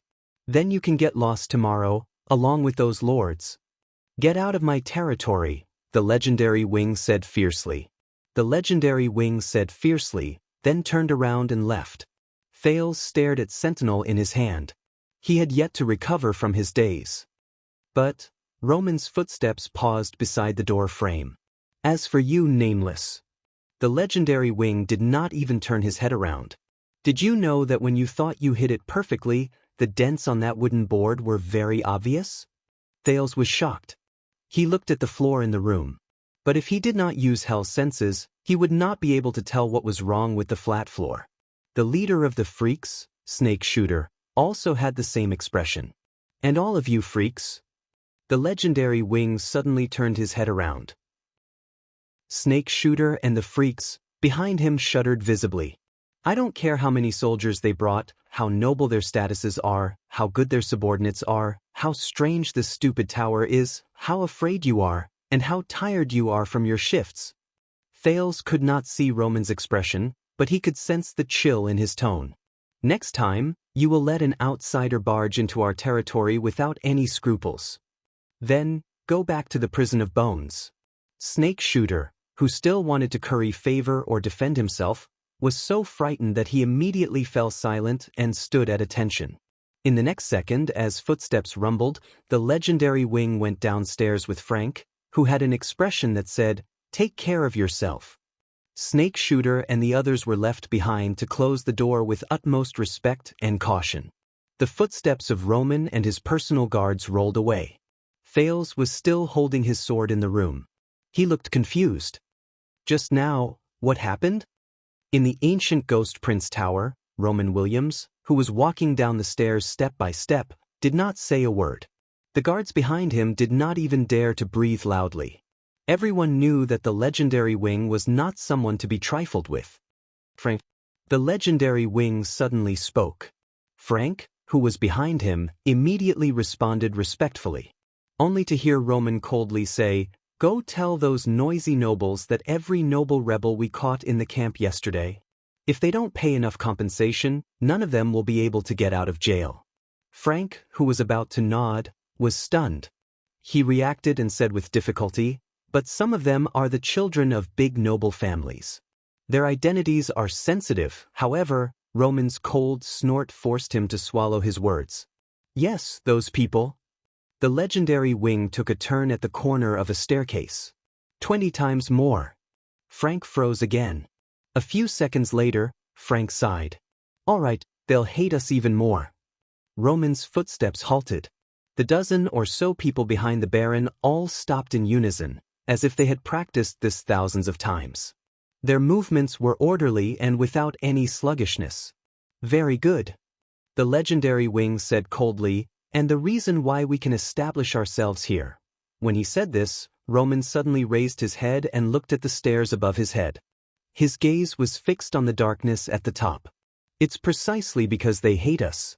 Frank was stunned. But his commander did not say anything else. He just walked out of the tower. In the room at the top, Thales looked at the door in puzzlement. He then looked at the long sword in his hands awkwardly. He suddenly had a feeling that this might be one of Fakenhaz's goals. He wanted everyone to see the prince accept the Fakenhaz family's gift. But the things he said to her, "Hold it tight. Hold your sword tight. Don't lose it." After a while, Thales could only sigh. That damned, stinky, ugly old thing. Has he always been like this? What did he say to Prince Herman in the past? When he thought of this name and remembered that Herman died in this place, Thales lost his appetite. Herman and Shadow Shield. What kind of connection do they have? As for Teng, who has been mentioned by countless people. Who is he? Thales' expression froze. He thought of something. The prince stood up, walked quickly to his luggage, and started rummaging through it. A few seconds later, he finally took out the expensive roll of paper. But the moment he opened it, Thales froze. Thales sucked in a deep breath. "Yodel, how much do you know about my fourth uncle, Herman Jadestar?" A few seconds later, a faint answer came from the air, as usual. "I'm not familiar with him." "Very good." Thales closed his eyes gently. "I guess so," the prince said with a smile. The prince smiled and opened his eyes. In the next moment, Thales carefully and unhesitatingly opened the letter that held a special meaning to him. "To my angry kitten, you did not write me a letter. 8 months and 21 days ago, after our precious meeting, which ended on bad terms. You might not understand. Perhaps you do not understand with what spirit I am writing this letter. As the conclusion of that argument. Yes, kitten, you have always been sharp and understanding. Your instincts are accurate, and you hit the nail on the head. But, my most precious friend and lover, you might not understand what you mean to me. You turned around and left. You were free, arrogant, and valiant. But you took away everything from me. In the past 8 months, no matter how urgent my official duties were, they became boring and cumbersome. No matter how exciting my life was, it became boring. My close friends, whom I met every day, became mediocre. Even the imported fine wine from Sarah Dukedom and Hobbs' talented manuscripts became tasteless. Do you know, my dear kitten, from a baby to an adult, from a prince to a viscount? No one has ever treated me like this. They treated Herman Jadestar like this. My father could not, my mother could not, Midir could not, Horace could not, Scholar Theram and Mother Erin could not even my grandmother could. Simplicity, innocence, kindness, sincerity, and optimism. They took a lot of things from me. But they never took everything. Everything. They never dragged me out of the noble palace and the gorgeous mask, pushed me into the muddy abyss, and let me tear my heart out under the pouring rain and the cold moonlight. They only wanted to show the true heart in my chest that was full of scars. Because I did not allow it. Herman may not be known for his ability to fight. But believe me, in his heart, he is a warrior who has never surrendered to anyone. No one can make him bow down to me, compromise, and admit defeat. No one. Except for you, kitten. Only you. The emptiness and pain of losing you has been torturing me, and tearing me apart. It has even defeated my pride and dignity, my defense, and my ego. All my pride and arrogance are nothing in front of them. I was as hysterical as a lowly, and vulgar person in the market. I could not sleep and I could not eat. Damn it. That was the scene of a drama I despised the most. You know, kitten, if you want me to admit this, it would be better for you to just kill me. But that is no longer important.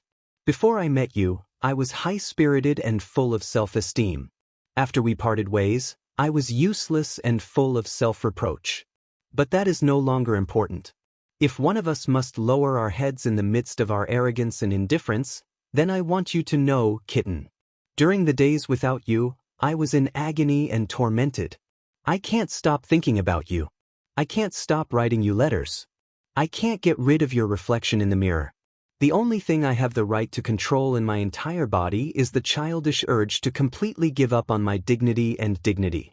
I don't care about my pride and tradition. I only want to submit to you. Kitten, over the past 8 months, I have often thought. What brought about our disagreements and discord? Is it because of our sensitive identities? Is it because of our unblessed futures? Is it because of our completely different lives? Is it because of our difficult personalities? Is it because of our completely different experiences? But it's just like the result we face every time we argue about responsibility and freedom, life and love, unity and independence, reality and dreams, and when we argue about whether Cahill Yarrow or both Karandi has a higher level of attainment in rhetoric. There is no answer. Only recently, when there is chaos everywhere and the kingdom is in danger, when the world is in great decline, I suddenly understand. I understand what is the most important thing to me and to us in the days where there is no tomorrow. Just now, the horn for nightfall in Blade Fang's camp sounded. But what I saw flashed in my mind was our first meeting. That night, you pointed your sword at me, and with a disdainful smile that I can never forget, you said softly, "This kitten can dig out your heart." You did it. Kitten. If you don't believe me, my cruel and adorable friend, then lower your head slightly. Now, do you see it? My heart, which was powerless and pulsating, was dripping with blood, but it was also an undisguised heart. It is lying quietly in your palm. Lying in the fate it is destined to fall into. Willingly. At this moment, the soldiers and civilians under the watchtower were bustling with activity, and I suddenly understood what I saw as young Kessel's pointless persistence. He loved her, madly in love with that young police officer who came from a humble background and had a disreputable reputation. He loved her as a whole, more than he loved anything in the world. Then, he would naturally give up everything for her, risk universal condemnation, give up on the promise of a dignified marriage, give up on the Jadestar family name, give up on the status of a prince, give up on the royal family's property, give up on the right to inherit the throne, give up on his father's strict love. In comparison, my brother is a coward. It's me, kitten. It has always been me. I am the one who dragged you down. It's my pointless worries and dignity that have always been holding you back and hindering our future. Kitten, you have always been free and unfettered. You are proud, elegant, brave, and strong. You do not look back and do whatever it takes for your goal. As the so-called son of the king and the Jadestar descendant, I am lethargic, burdened, sensitive, fragile, and full of worries. Status, identity, age, difference, the words of the people outside, the dignity of the royal family, and the responsibilities of a prince. Excuses, everything is an excuse. I enjoy the joy of being with you and ask for your understanding, but I am the only excuse that I do not want to make sacrifices for myself. You are right, kitten.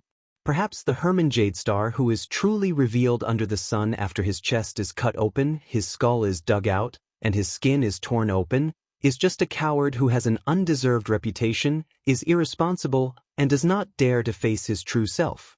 Now, the information about the emergency in the desert and the unusual gathering of orcs and barren bone people is placed on my table. But I can't help but miss the time we spent together over the years. I miss your light footsteps, your moving voice, your meaningful poems, your innocent smile, your beautiful lips, and your clear eyes. I miss the way you walked in the forest and danced under the moon. I can quote the classics and argue eloquently in front of the most dangerous enemy, speak calmly and rationally in front of the most cunning and unscrupulous merchant, and act naturally in the most dangerous situation. But I can't. I can't maintain a strong and confident tone in the letter I wrote for you. At this moment, even the tip of my pen is trembling. My handwriting is as ugly as an orc's drawing. But I understand, kitten. You gave me the most precious chance to discover my true self. My world is only meaningful when it is related to you. But when I think about losing you because of a pointless argument that might not have been so pointless, I cannot help but feel as if my heart is being cut by a knife.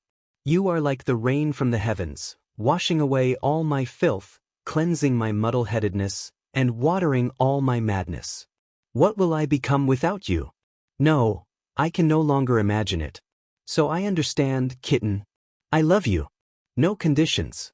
Regardless of the cost. Without hesitation. There is nothing else. There is nothing else. Thales, who was reading the letter quietly, could not help but notice that the ink had melted between these few lines, as if it had been stained with. The words gradually became a little messy, but it still maintained a different kind of beauty. Tear stains. Thales was lost in thought for a few seconds before he continued reading. But, perhaps you don't understand, but at the risk of angering you again, my kitten, apart from you and me in this dirty world, I still have one more thing to do. The last thing. I know that while we are together, I should not pollute your ears with my annoying mundane affairs. I also know that you are tired of me worrying about boring and meaningless government affairs. I also know that you have never been used to seeing me worry about everything. I'm sorry. But ever since you left, I have no one to talk to. I can't tell you how difficult the situation is now. Blood relatives, family, kingdom, politics, history, future, everything is intertwined. I can't get rid of it, I can't struggle free. I'm sorry, kitten. I love you. But I can't just walk away, at their most desperate moment. I want to beg you to forgive me, my kitten, my love, my heart's blood, my inborn sin, the source of my madness. Forgive me. Forgive me for walking into this bottomless whirlpool myself, even ignoring our future that has just begun to see the light of dawn. But just as you said, you love me not because of my body, not because of my poetry, and not because of my status. You love the light in the depths of my soul. Now, that light has suddenly flickered. It tells me what I should do. After we're done, my kitten, no matter how heavy the shackles the cruel reality places on our bodies, no matter how many obstacles our identities will leave behind for us, no matter what kind of answer our Father will give to our love, no matter what blessing or curse fate will bestow upon our union. None of that matters anymore. Anyway, in the history of our family, we have always been the ones who arrogantly offended the gods, and the gods have never protected us with mercy. I love you, kitten. Forever. Wait for me. Wait for me to settle everything in this suffocating whirlpool and pay off my debts. Wait for me. I love you, and I hope that you love him. HN Jadestar on the night of the 19th of January, at Blade Fang's camp. Fate is like a poem. How do you know the rhythm? 'Cause I will have Roman deliver this letter. Ever since Tinnen, whom you are familiar with, unfortunately passed away, he has been my most reliable messenger. He knows the route to Half Tower, but he has a worrisome temper and is sometimes a little mischievous. Bookmarked for easier reading. You're tuning in to the Wandering Hero YouTube channel. Don't forget to subscribe and join us on this journey to catch the most captivating stories.